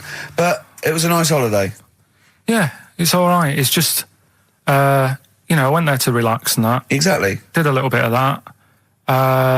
Trying to think of some new, features and stuff. Sure, always working. 3 holidays a year, Jesus. Oh, well, not really 3. Oh, two. It's all but one big sort of like work thing to me and Steve. 2 holidays, isn't it? Work hard, you need the holidays. So, yeah, the things that annoyed me was like, you get bored, sat around the pool after a couple of days. I'd read my book. Yeah. There wasn't much going on the... Not even any crabs to throw sand at, was there? No crabs or anything. They wouldn't bother with Lanzarote, right? So, decided to go on a little trip. That's when I saw the volcanoes and that, 36 of them. So, we go on the trip, and the thing that annoys me, it does happen every holiday that you go on. If you go on a sort of a package thing, they have these trips, right? And you pay about 40 odd quid, and they give you some wine, so it make it feel like you're getting your money's worth. But how many of these trips have you been on then? Loads. Probably about 12. More holidays than I've had. Go on. So anyway, so you're on the coach, right? And they take you for the volcanoes. They took us in the middle of nowhere. Yeah. Right. There's nothing else round there. Sure. It's like I say, it's like Mars, but with holes in the ground. Yeah. Right. And they sort of drop you off, and they go, right, everybody, see you back here in an hour. There's loads of volcanoes for you to look at, and a coffee shop over there. And for a fact, right, you don't need an hour there. You could just say, well, just keep the engine running because I'll have a look in this hole, we'll get back on, give us 5 minutes. Don't need an hour. Absolutely. But that they've got something going. It's a backhander, definitely. What, with the coffee shop? Definitely, yeah. They go there. And they get everyone to have an ice cream and a coffee, and they sit down, have a fag, talking to the bloke. Yeah, and it's like, cousin. Yeah. How much was the coffee? Was it probably about €3 euros? So I think it was $3.50. Sure.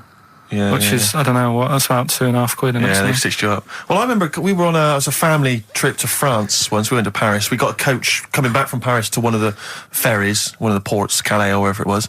Coach trip. It was quite a long coach trip. And at one point we were thinking, we're on the motorway, this is fine, we're making good progress. Suddenly we came off the motorway. We must have gone like 40 minutes out of our way, end up in this street, completely empty, little French town.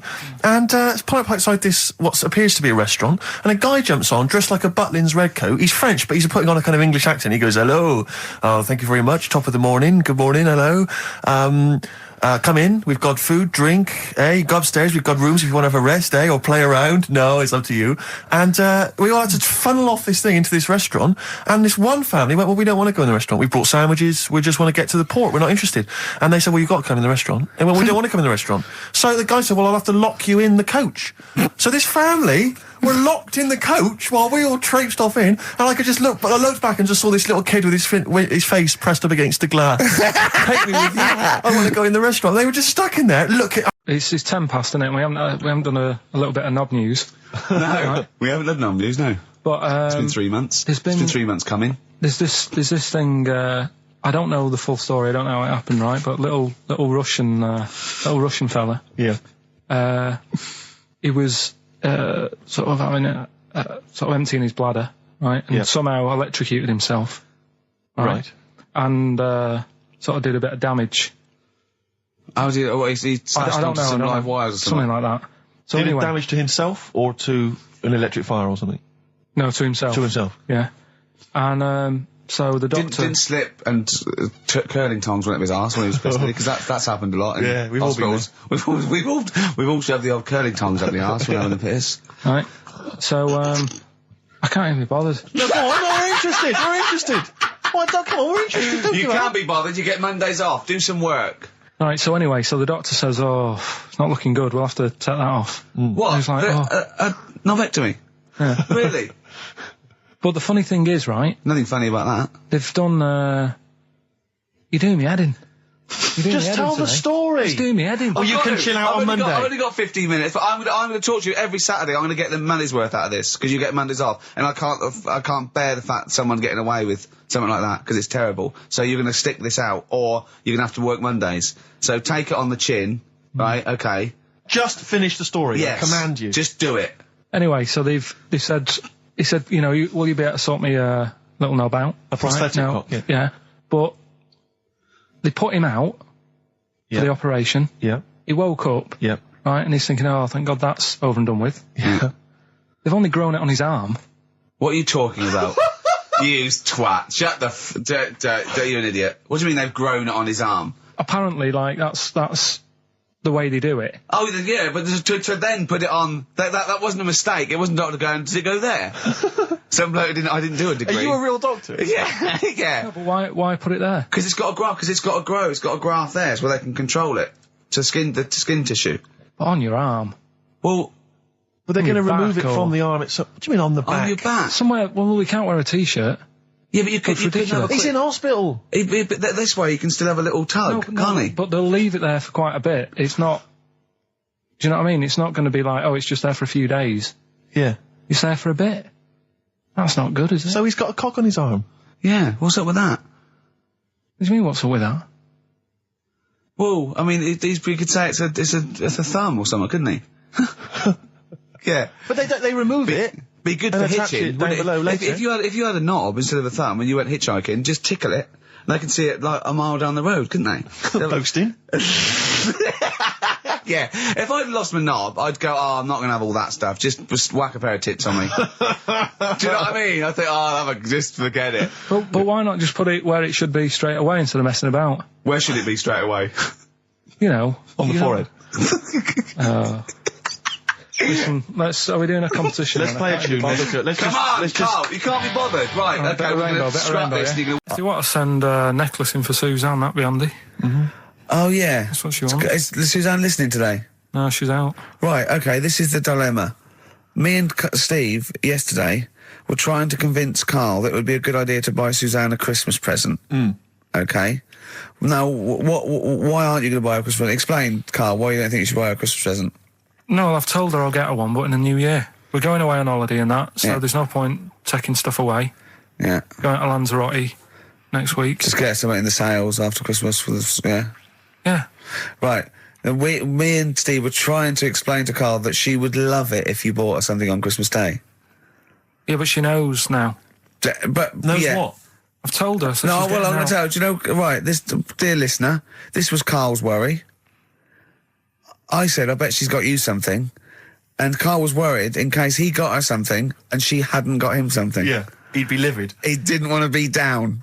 He didn't want to be a present down. Yeah. Look at his face. So buy her a nice necklace. Don't spend, just spend £100, you know, just a little token. We're going away. We're taking her away on holiday. No, you're not taking her away on holiday. What, you're paying for it, are you? Yeah. Are you really? Well, half and half and that. Right. So you're paying for you to go on holiday? That's good of you.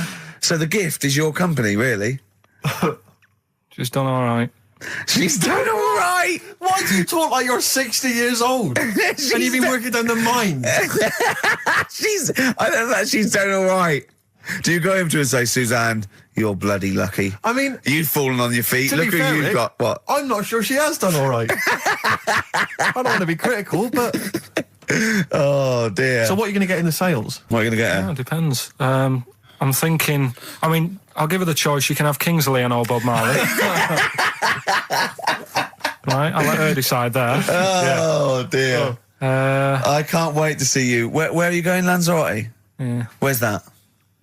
Don't know. Suzanne sorted it out. I said, Lanzarote, I said, is that Africa or is it Spain or Portugal? Just thought you don't know. I went, what do you mean don't know? I goes, well, what's the currency? I went, don't know. I said, Suzanne booked this one, did she? Yeah. I thought, where is it? Is Lanzarote African or foreign? Somewhere foreign. I was looking last night, and doesn't look that good. There was like one of the highlights of the things it says you've got to do is go and have. Apparently, they've got restaurants in caves, and that's like one of the things they say you must do. So, if that's a highlight, do you know what I mean? Right. So I'll do that. Go and see what that's like. Yeah. When you're on the beach, Carl, do you wear the very, very tight Speedos? No. Do you walk around with them? Sort of longish shorts, t-shirt on, probably with a sort of a light shirt on top of that. Right, sure. So quite wrapped up then. Covered up. Do you wear a hat? Because obviously the bald head, there's risk of sunburn. No, I just put a bit of lotion on it. Lotion on there. Yeah.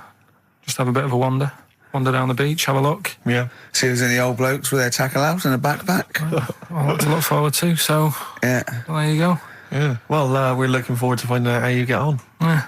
And interested to know what she gives you on Christmas Day. More scintillating chat after this next song. Right, bit of Placebo. Yeah, love it. Special needs. I'll tell you what though, my mum was loving it. Do you know Rockbusters? I love. Do I know Rockbusters? I love Rockbusters. I think I dream of it. She was taking part. I mean, she doesn't know a lot of the new bands and that, but she made some up for some older bands and that. Oh, she did some herself. She made some herself. Sent them in the post. So are you going to use those today? She's not quite got the hang of it. Okay. So unlike her genius son. Have you got them there? Can we hear what they are? You keep talking a second then. I'm quite excited. I mean, if they're even approaching, say, the genius of Wet Knee Houston. Yeah. There was another one which was something to do with a trench, Carl. What was that? That was Dandy Warhols. That was a good one. Dandy Warhols. I think that was his finest moment. Yeah. Incidentally, I've got an email here from someone called Sauda, if that's a he or a she, but let's assume it's a she, just for glam's sake. Yeah. She says she saw an old man eating a Twix last week, Carl, so that blows your theory at all. I'm not having it. Okay. So if you are a bloke, he's calling you a liar, so maybe you want a little rumble later? In fact, if you are a bloke, he's calling you a girl. Yeah, exactly. Right. Yeah, then. These are ones that my mum's made up. Brilliant. Right, just in case you're a new listener, I'll give some initials out and a cryptic clue. And it makes up a band, doesn't it? Yeah. Or a solo artist. Not so much cryptic as what you're thinking. Go on. My mum sent this one. This group would be good at doing your hair. This group would be good at doing your hair. TP. Is there a group called the Hairdressers from the 60s? This group would be good at doing your hair. TP. Is it the something? The Platters. The Platters. Yeah, that's all right. So that's all right. Nice. Let's have a look. This group sound like dinosaurs. Group sound like dinosaurs. T-Rex. T-Rex. Yeah, I see what you mean. They're not so much cryptic, are they? This group. Don't leave her alone. They're good. This group likes being by the sand and the sea. This group likes being by the sand the Beach Boys, boys. Beach Boys. This band are called the Beatles. The Beatles. Hang on. We just have a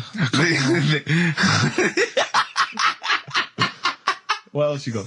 It's funny because one of them that she's done, I'm actually doing today. I thought of in the week. Right? So, is it the same clue? It was, yeah. Wow, But great minds think alike. Here's So the this is last one. obviously coincidence. Here's the last one from her. This guy sounds superb. This guy sounds superb. The Bachelors. Glenn Campbell. That's good. I like that. I'd say this. I think you should get onto one of the big game organisations, Parker Brothers or whatever, because this has got to be. This could sweep the nation at Christmas. Don't you think this is the perfect Christmas game? Yeah. Well, I think this is what's going to make or break the MTV thing. Right. Some kind of TV version. Yeah. I'm just thinking into ad breaks, coming up next is this band. Be careful though, Carl, because, make sure you retain the rights, because I can see this selling abroad. And I can see someone coming along and taking the sort of like the Rockbusters and changing one word and making another game out of it and just using the same format. I don't know. I can't think of them there, but they could change. So Sort of like... they change the word rock to something else and have it. What could it be? Brick, block? Yeah, and so you have to, you know what I mean? So be careful, because Blockbusters will never work. look at his little face. So we're doing that later. Got some good prizes. Okay.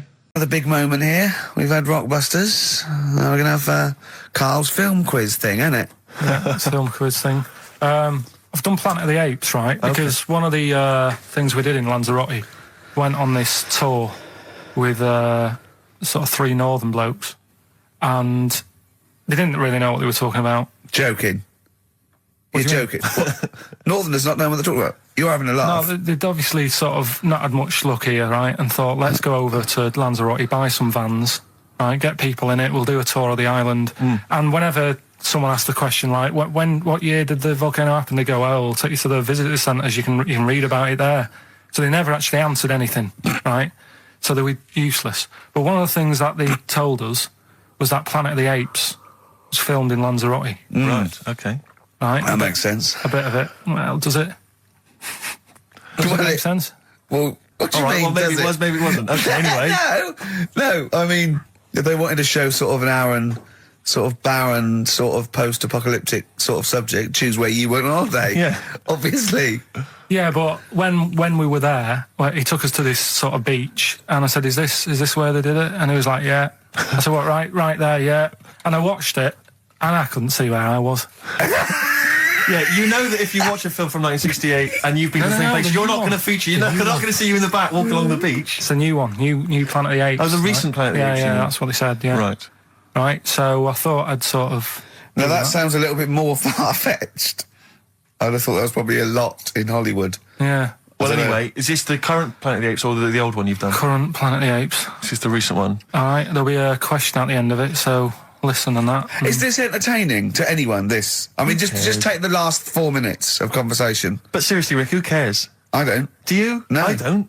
DVD's selling well. Exactly, what do I care? All right, come on then. All right, so Planet of the Apes, question at the end of it, listen and win some stuff, all right? Hey, where am I? What is this place? Hang on a minute, I'll have a look.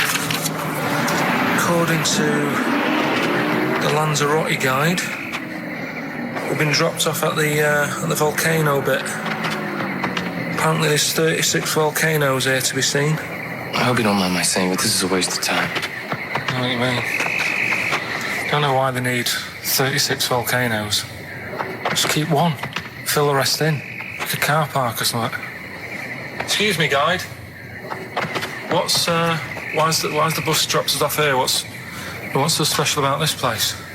Well, according to our holy writings, that is where creation began, where the Almighty breathed life in the time before time. Wow, it's amazing that, isn't it? All this has been stood here for years and years. What about the coffee shop there? Is that old, is it? Well, nothing. You're out to rip us off. I raised about £4 for a coffee there. Always ripping people off. That's what annoys me with these trips. You get us in the middle of nowhere, we die in a thirst.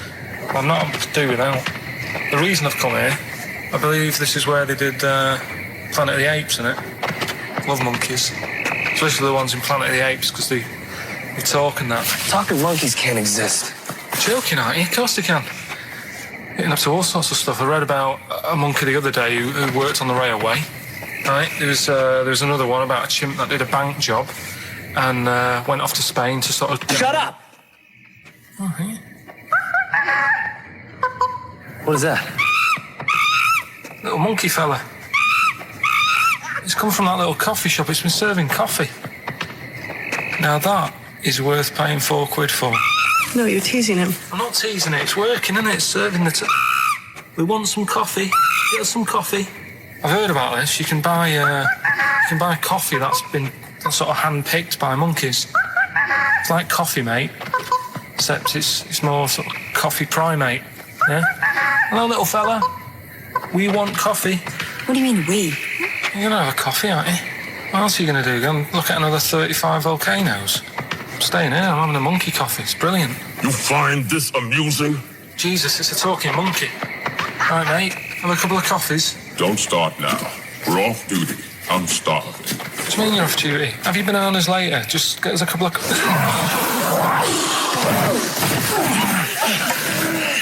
Right, I understand that you're tired and you've probably been on your hands all day.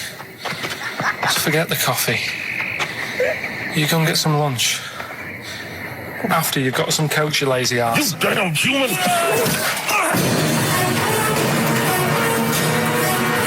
Powerful. Lovely.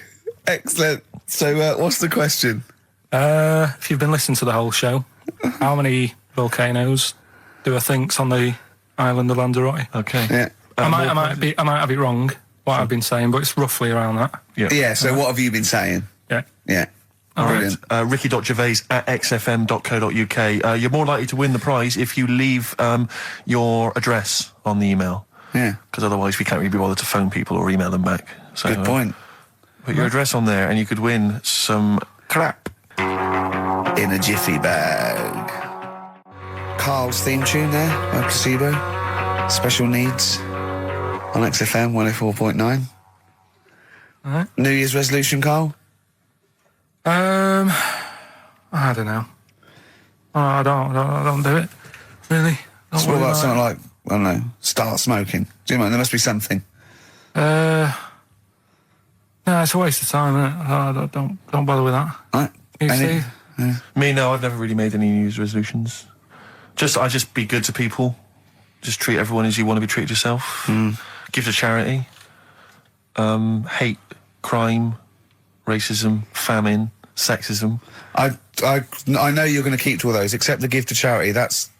Me and Carl find that a little bit hard to believe. Never gonna happen. Well, you've always got to break at least one of your New Year's resolutions. Exactly. Yeah, well, I think I'll be nicer to Carl. What about learn more? I was thinking that. I want to learn more. I'm always teaching you stuff. I've got... I watched... I'll tell you what, Christmas telly was dreadful this year. I don't know if I've hit that age where I think... But I think consciously I thought this is worse than usual. Yeah. And I ended up watching Discovery Channel and History Channel again, and I watched 4 episodes in a row of this fantastic documentary, 1418 War, narrated by Dame Judi Dench, and it's brilliant. I just can't get enough of it. I hated history at school, and now I want to know everything. Yeah. And I think that's mine. Learn all the stuff about stuff. I like learning though. I always say that to you. I'm always looking up stuff. When I was on holiday, even though it was sunny outside and they had big holes to look at if I wanted to, I stayed in and watched Discovery there and was watching stuff about scorpions and that. Yeah, what did you learn? Well, nothing, because it was all in Spanish. But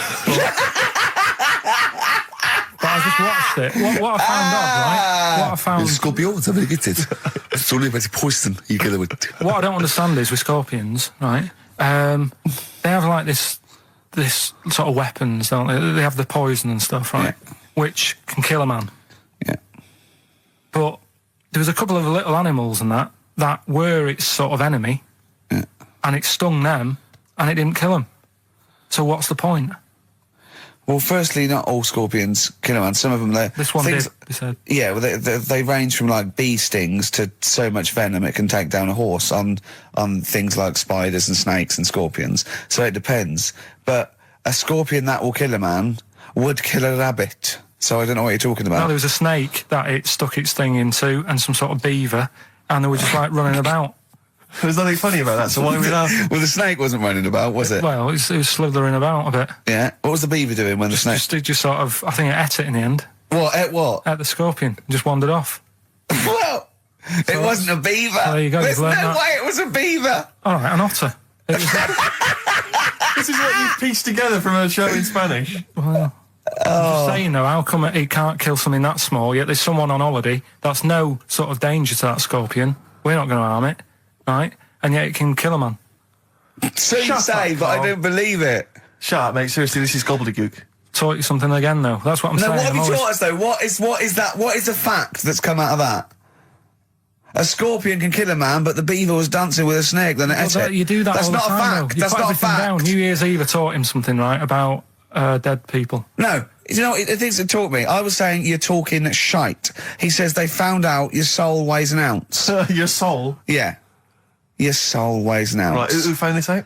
I read it. Your arsehole weighs an ounce. Yeah. There's no such thing. A soul weighs an ounce. You're talking drivel. All right.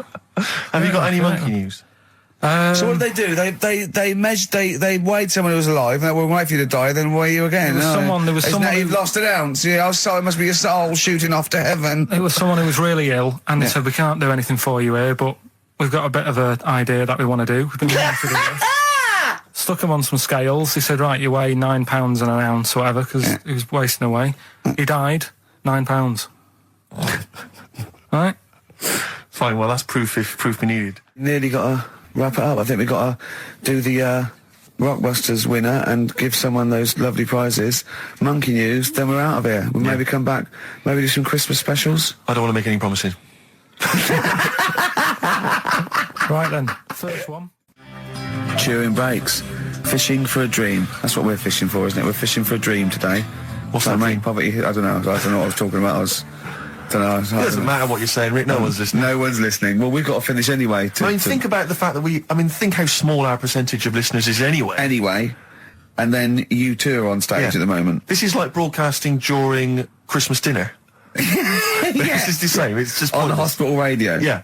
Yeah, exactly. Where everyone's got an iPod for Christmas. Yeah. On the ward. yeah. Well, we're going to go through now till 5:30, and I've got to rush off, I'm afraid, to Live 8. Don't apologise, mate. When people see the glam that you're bringing to that event, they don't even care about the people introducing it. Comedians going, ladies and gentlemen, just get on with it. No, I agree. No, I've got a good joint here. 2 blokes will get on with it. Bring on Madonna. But we're going to give it to them, Carl. We're going to go through to the end. We've done everything we have to do. Monkey news. The final monkey news of the year, possibly. It's been a joy, I'd start to say, on behalf of myself, Steve Merchant, and this little bald mank. It's been a pleasure. Yeah, speak for yourself. Yeah. I feel drained today. Do you? Go on. This is the strangest radio show in the world. Yeah. Isn't it? Yeah. Because when we can do that, we can talk about this and go, I feel drained today. Just like he's not, like no one's listening. Because that's the sort of thing you say socially and no one listens. Like just when you're watching up, I feel drained today. It's rhetorical. Yeah. You're not expecting anyone, not even your loved ones, to go, oh really? They just go, that. But to do it live on air, no one's listening. What I mean is just give us a jingle. But exactly. But the truth is, the contempt we have for our poor listeners is unbelievable. The listeners aren't listening, and we don't want to be here.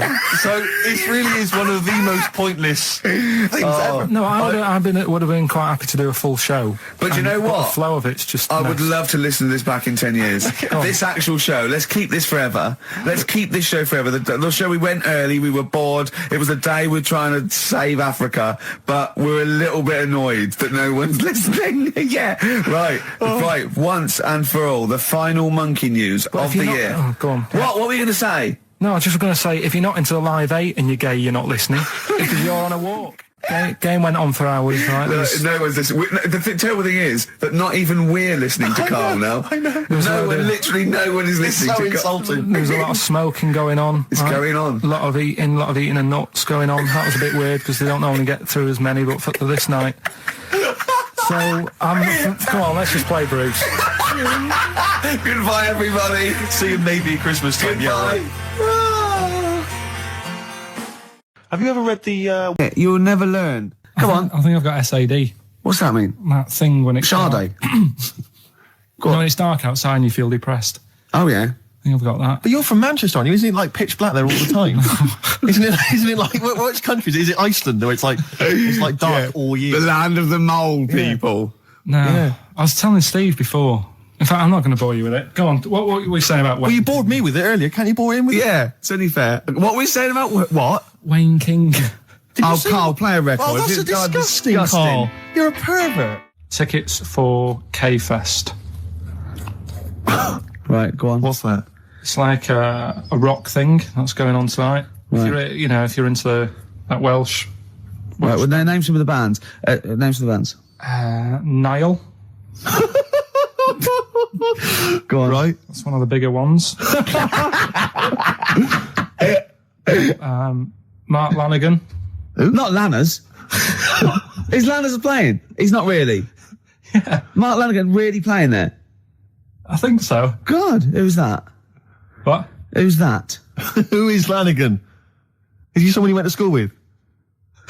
Who is Mark Lanigan? Who else is on? Who is Mark Lanigan? Is he the promoter? Oh, is there a baguette-shaped gap left in their holdall? They thought, let's make some bread that you can fit down your trouser leg.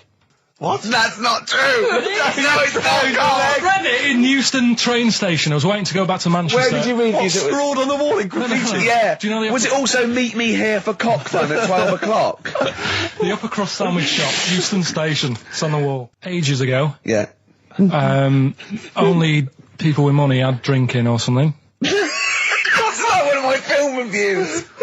Years ago. Welcome to History Now. Now, ages ago, only people with money had drinking or something. Keep going, Carl. Keep going. Like spirit and stuff. So they'd it's like businessmen. Businessmen. It's easy for you to say. This is getting to be cruel, isn't it? This is amazing. Yeah, go on. Why did you open your mouth, Carl? What were you hoping was the best that could happen? Because you were trying to make me look stupid before with the planet, so I'm... Whereas you know... Yeah, go on, no, come on. Businessmen.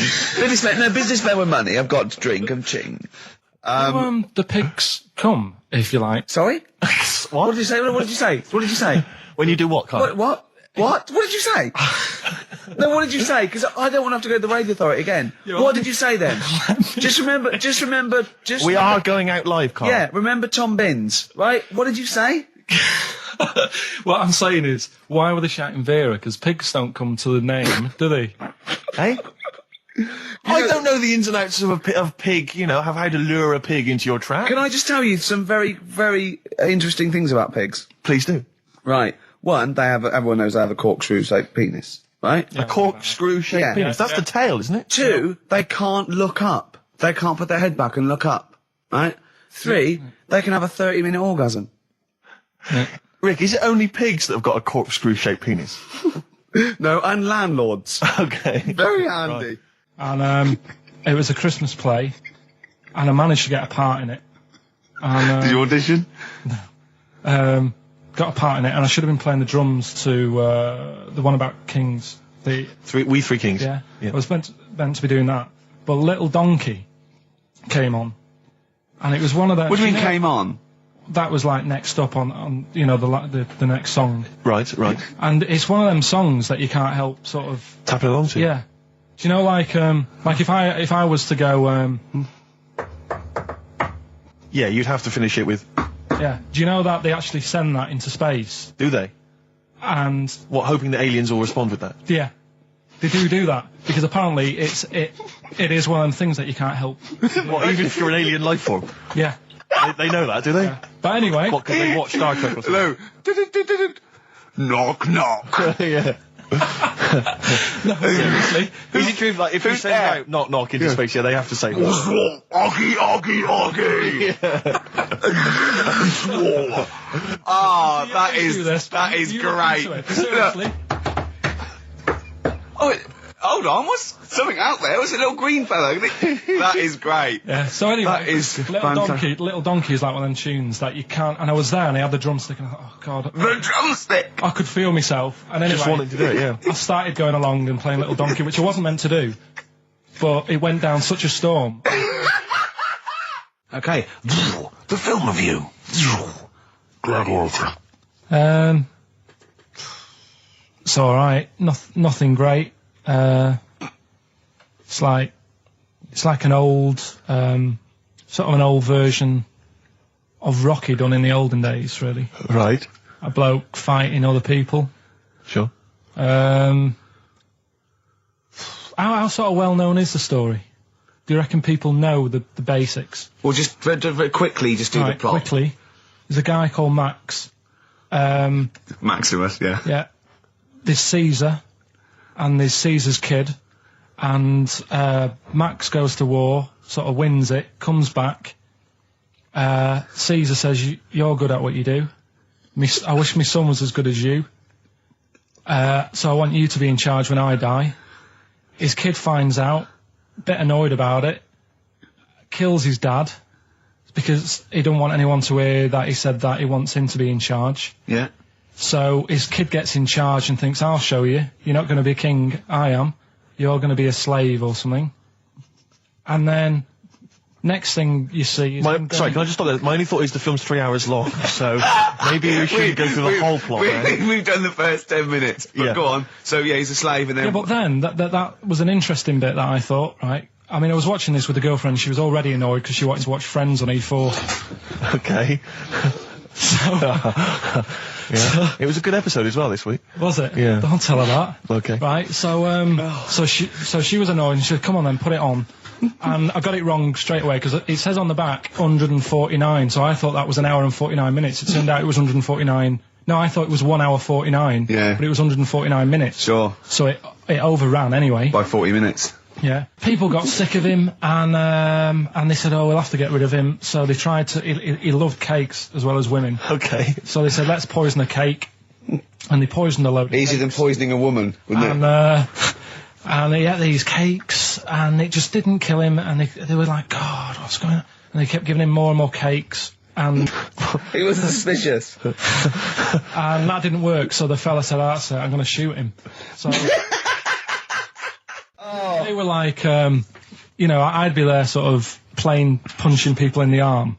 That's a great game. Oh, I love that, punch people in the arm. Is that part of the Olympics now? it's I think it was exhibition this year. Right. But it's going to be a pro next year. It's going to be the Winter Olympics because you've got to do it in just a cap sleeve shirt in winter. Yeah. So you're playing that? She, but whilst I was she didn't appreciate that. She used to go, ow! No, I always think whilst I was doing that, they were like the Charlie's Angels and they'd be sorting out a mission somewhere. Because they were really like, there was something about them that you thought, you know, they're special. They were private detectives. What do they work for a man they never see? I don't know if you saw it. What did you make of Posh Spice's Warts and All documentary? Yeah, I saw a bit of it. What did you make of it? I mean, people are slagging them off, aren't they? Saying, you know, she's daft and that, but... Don't you? She's... I think they're all right, honestly. Yeah, you know, she's all right. I mean, I think David's really a decent bloke. Sure. Tell us the story. What have you learned? Do you want to ask some questions? No, not really. Just sum it up in a minute. What do you think? Can't do it in a minute. Well, can I ask some questions then? Where was he born? Austria. Tell us about his early life. Right, he was a young lad. Brilliant. What in his early life? Okay. Yeah. What's the name? His mum was his dad's second cousin, which is a bit weird. Yeah, that is weird. They had 5 kids. Steve's going, yeah, it's usually first cousin where I come from. Oh, that's unfair, isn't it? There's no need for that. No, what do you do in your leisure time? I like, you know, going out for food and that. Right. Foraging. What do you mean going out for food? They come have a little hole and go hunting. Yeah. This is Karl. He's hungry. But he knows he has to get to the greasy spoon by 11. Wow. Many of Karl's close friends have never made it across this road. There was a zebra crossing installed just for the safety of Karl. Beep, beep, beep, beep, beep, beep, beep, beep, beep. Can I have a bacon butty? And Karl is enjoying his... Wow, but he has to get back. His girlfriend's asked for one as well. She's home with a PlayStation 2. Wow. Oh. We just had a call from someone saying his company would sponsor Karl, right, to be raised by all these balloons if he could have a walk-on part in the office.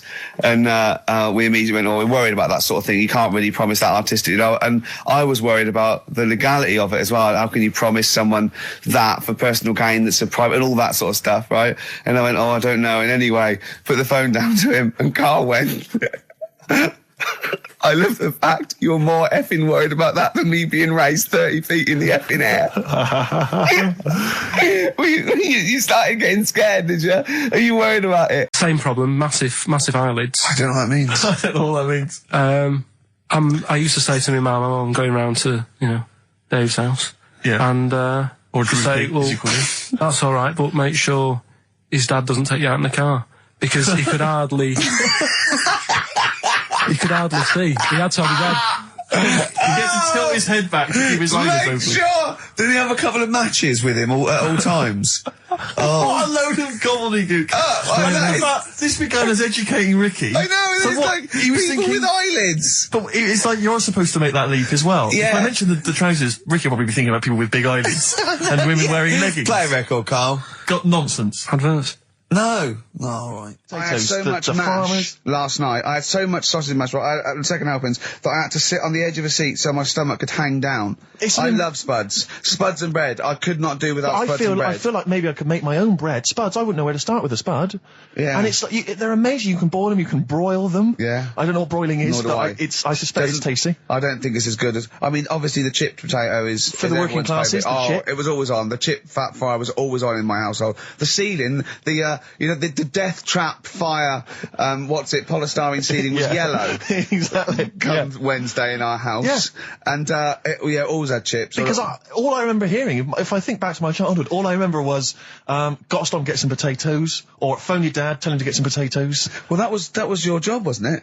Carl? The potatoes. Yeah. I mean, genuinely, it does concern me because what did you have to do? Did you have to fill a diary out for your teacher? Do you know when you're at school? I don't know if you do the same thing, but you get like a little red book, right?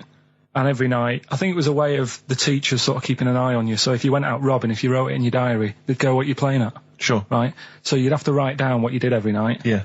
But I didn't get up to that much at that point. Sure. I used to just go on my errands. Yeah. And it was my job to like... I haven't heard errand since the 70s. Nice to hear that. I went to U-Phase, right, the little local supermarket. Yeah. And I got... what's it called? Euthanasia? What? I did... U-Phase. U-Phase. U-Phase. U-Phase. Yeah. H-U-G-H. U-Phase. Oh, Hugh Phase is his name, right. Yeah. And I just had to get like a bag of potatoes. Of course you did, yeah. And a loaf. Staple. So I used to put that in my diary every day, and it got to a point when like even the teachers were like, just make something up. Yeah. Stop putting the same thing in. Start joyriding or something. Live. I love the fact that he was fascinated by the strangest village in Britain, but the stories he's told us about where he comes from, there's him going around with two fellas with big heads, webbed feet, a little pigeon-chested bloke, him on his grifter with Maggie pecking at him, his dad in the telephone box nicking groceries, and a horse in the house next door. I mean, how strange was his upbringing? Yeah. And him hanging from his satchel. Unbelievable. There's another woman who I remembered. Actually, I'll tell you later. Go on, what? I'll tell you later about another woman who I remembered. What is it? Give us a teaser. It's just a woman who rode around on a three-wheeled bike with her husband in a basket. Right, I'll tell you that. Right, and the final you don't get clue. teasers like that on the other radio station. That's a hell of a funeral service. Right, listen. Right, tell us about this woman. Well, it was just because you were saying about the, our living. We are broadcasting now, aren't we? This is actually going out. This is live. This isn't us sort of like... Yeah, but you were just talking about how I lived in an odd village. Yeah. With kids with big heads and all that, right? And what I wanted to do... What is that again? There's two kids with big heads. Yeah, they just had sort of big heads and webbed hands and that. They went to my school. And when I spoke to my dad the other day, because I'm going to see my mum and dad tomorrow. Oh, yeah. So I said, have we got any school photographs with the big-headed kids in? And he said, no, nobody bought those sort of school photos because they were in it, so it was always a bit ruined. So I said, well... No, he said sales were, because he obviously talked to other dads and stuff like that, and he just said, no one bought them. But anyway, so... I would love them. Yeah. That's why I'd buy them. Yeah, but I wouldn't stand out, would I? If it's on the mantelpiece. Yeah, well... But anyway, so I was talking about, When you say they had big heads, what do you mean? Do they look like someone from Doctor Who? They were just quite big. But they weren't related? No. So why did two blokes with big heads and webbed feet? I lived in a weird area. There was a chemical plant close by. I can't believe you've never told us that before. That explains a lot. Not just the freaks in your neighbourhood, but... No, there was loads of weird stuff going on. There was this, like I said, there was this woman who used to live in one of the council flats, right? And she had a three-wheeled sort of big, what do you call it? Three-wheeled son. He was the weirdest bloke we ever knew. Well, they call it like a big tricycle, but for an adult rather than one for a kid. It was a big one. It wasn't a motorbike though. It was no. It was a push bike thing. Yeah. And she used to sort of ride down the road with a fella sat in the basket on the back, so it's like legs dangling over. And they'd be going to like the pub and what have you. Was it a different fella each time or the same one? No, same little sort of bald-headed fella. So it wasn't collection for like organs and things. Bring out your ill.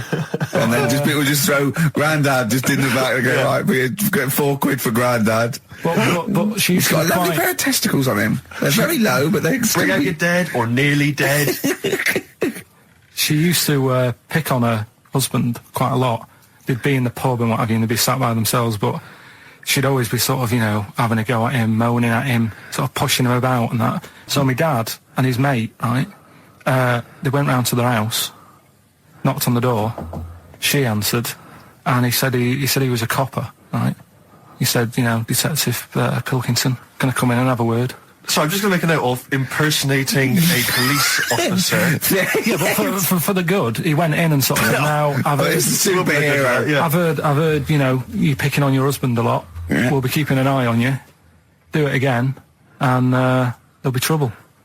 And she backed off after that. She was all right.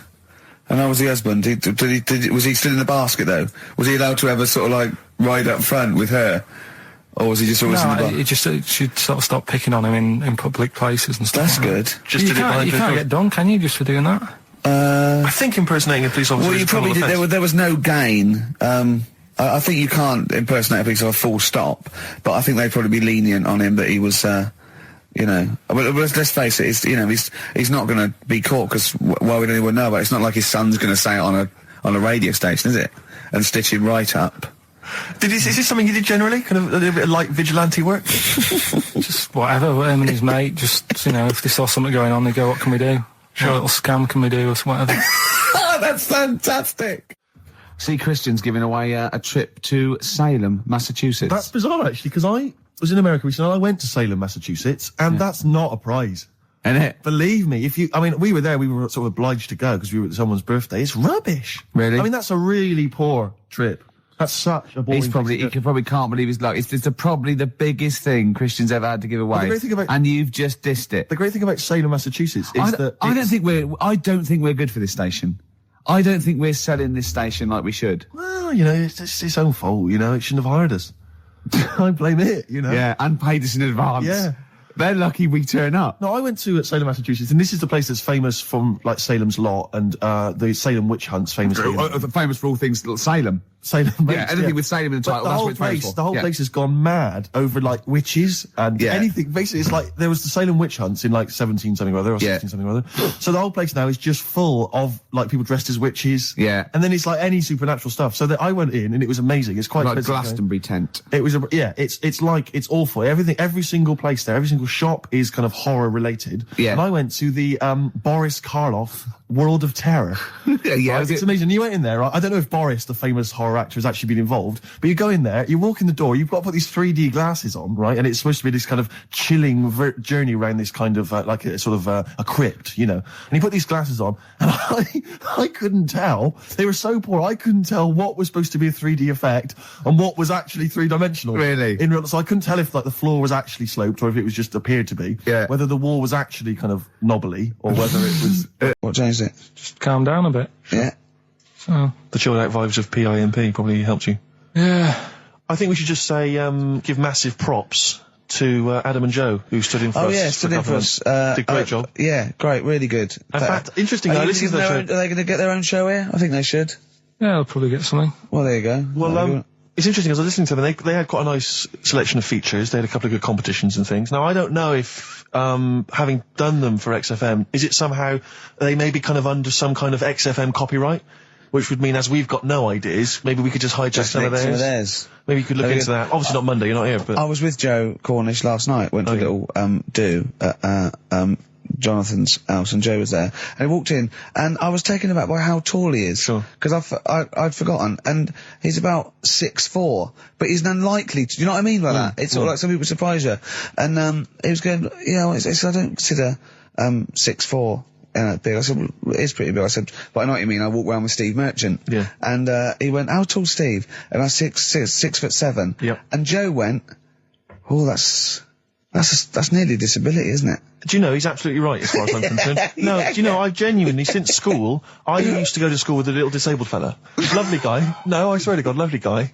And I remember he came in when we got in the sixth form, and he'd basically got, I don't know what the ins and outs of it were, but as far as I could tell, he'd got a car for free.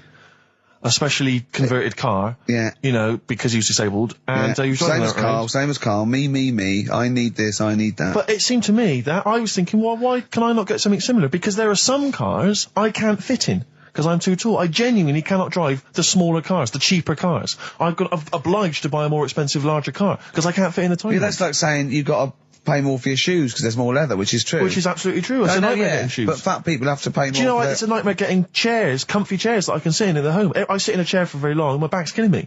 Now, how is that not a disability?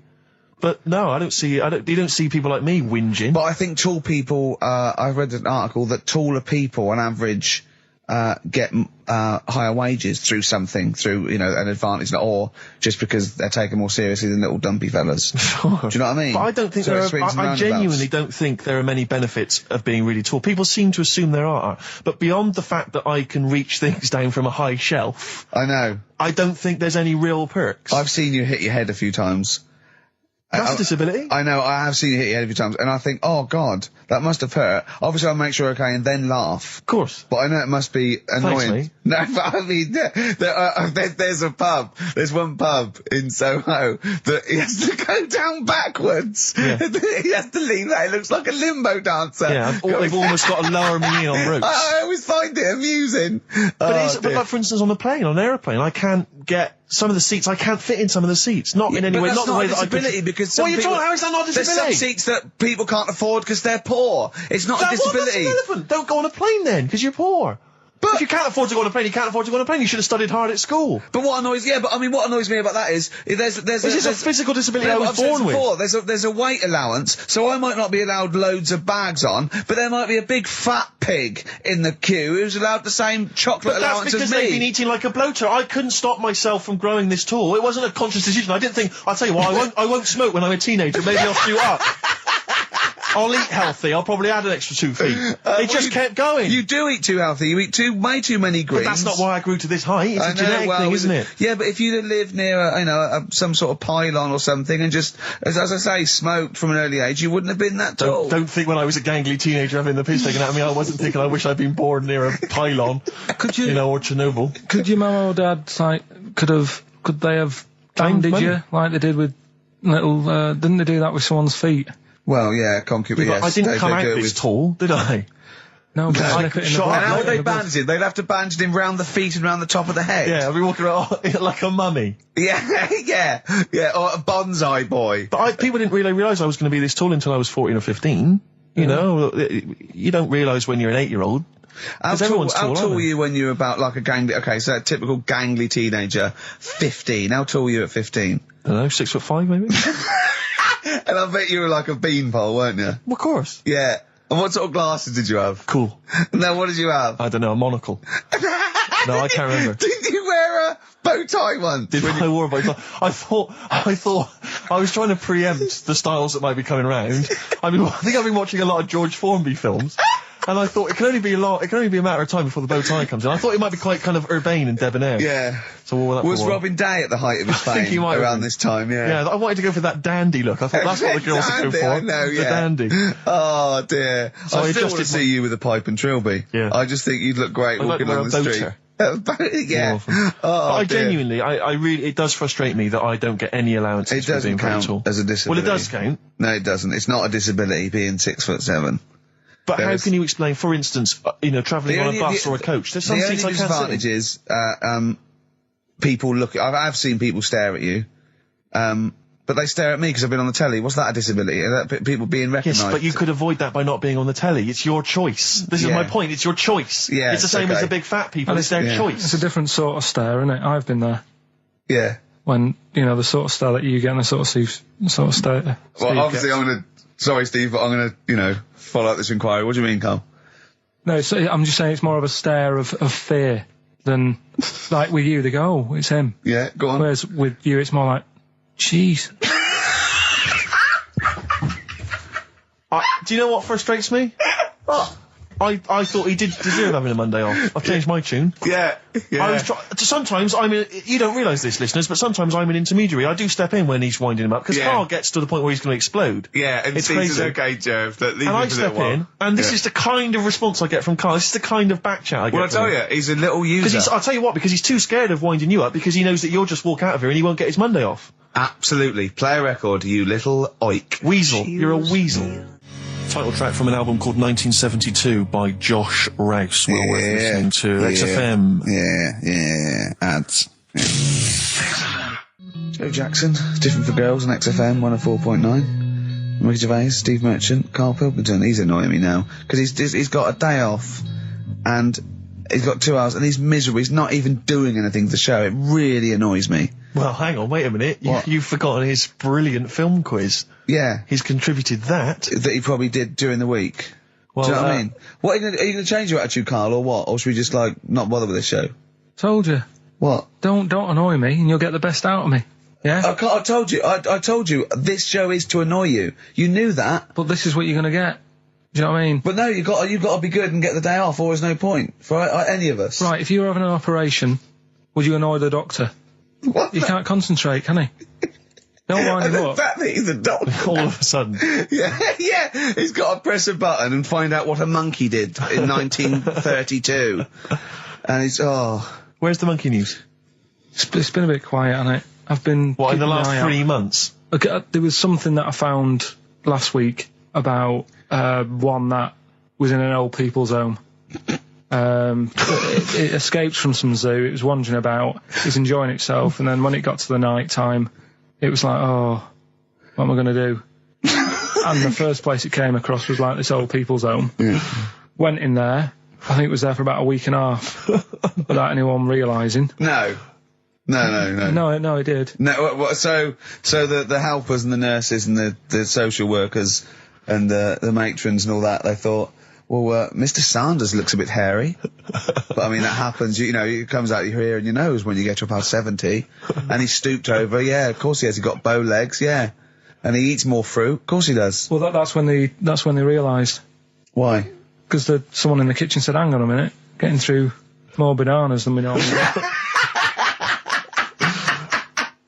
Well, do the competition. Do the one thing you've done this week, probably in their time again. You're getting paid for it. You're having Mondays off. And you're not into it, so that waste of time. That film sounds good. It was like this. Yeah, Come here.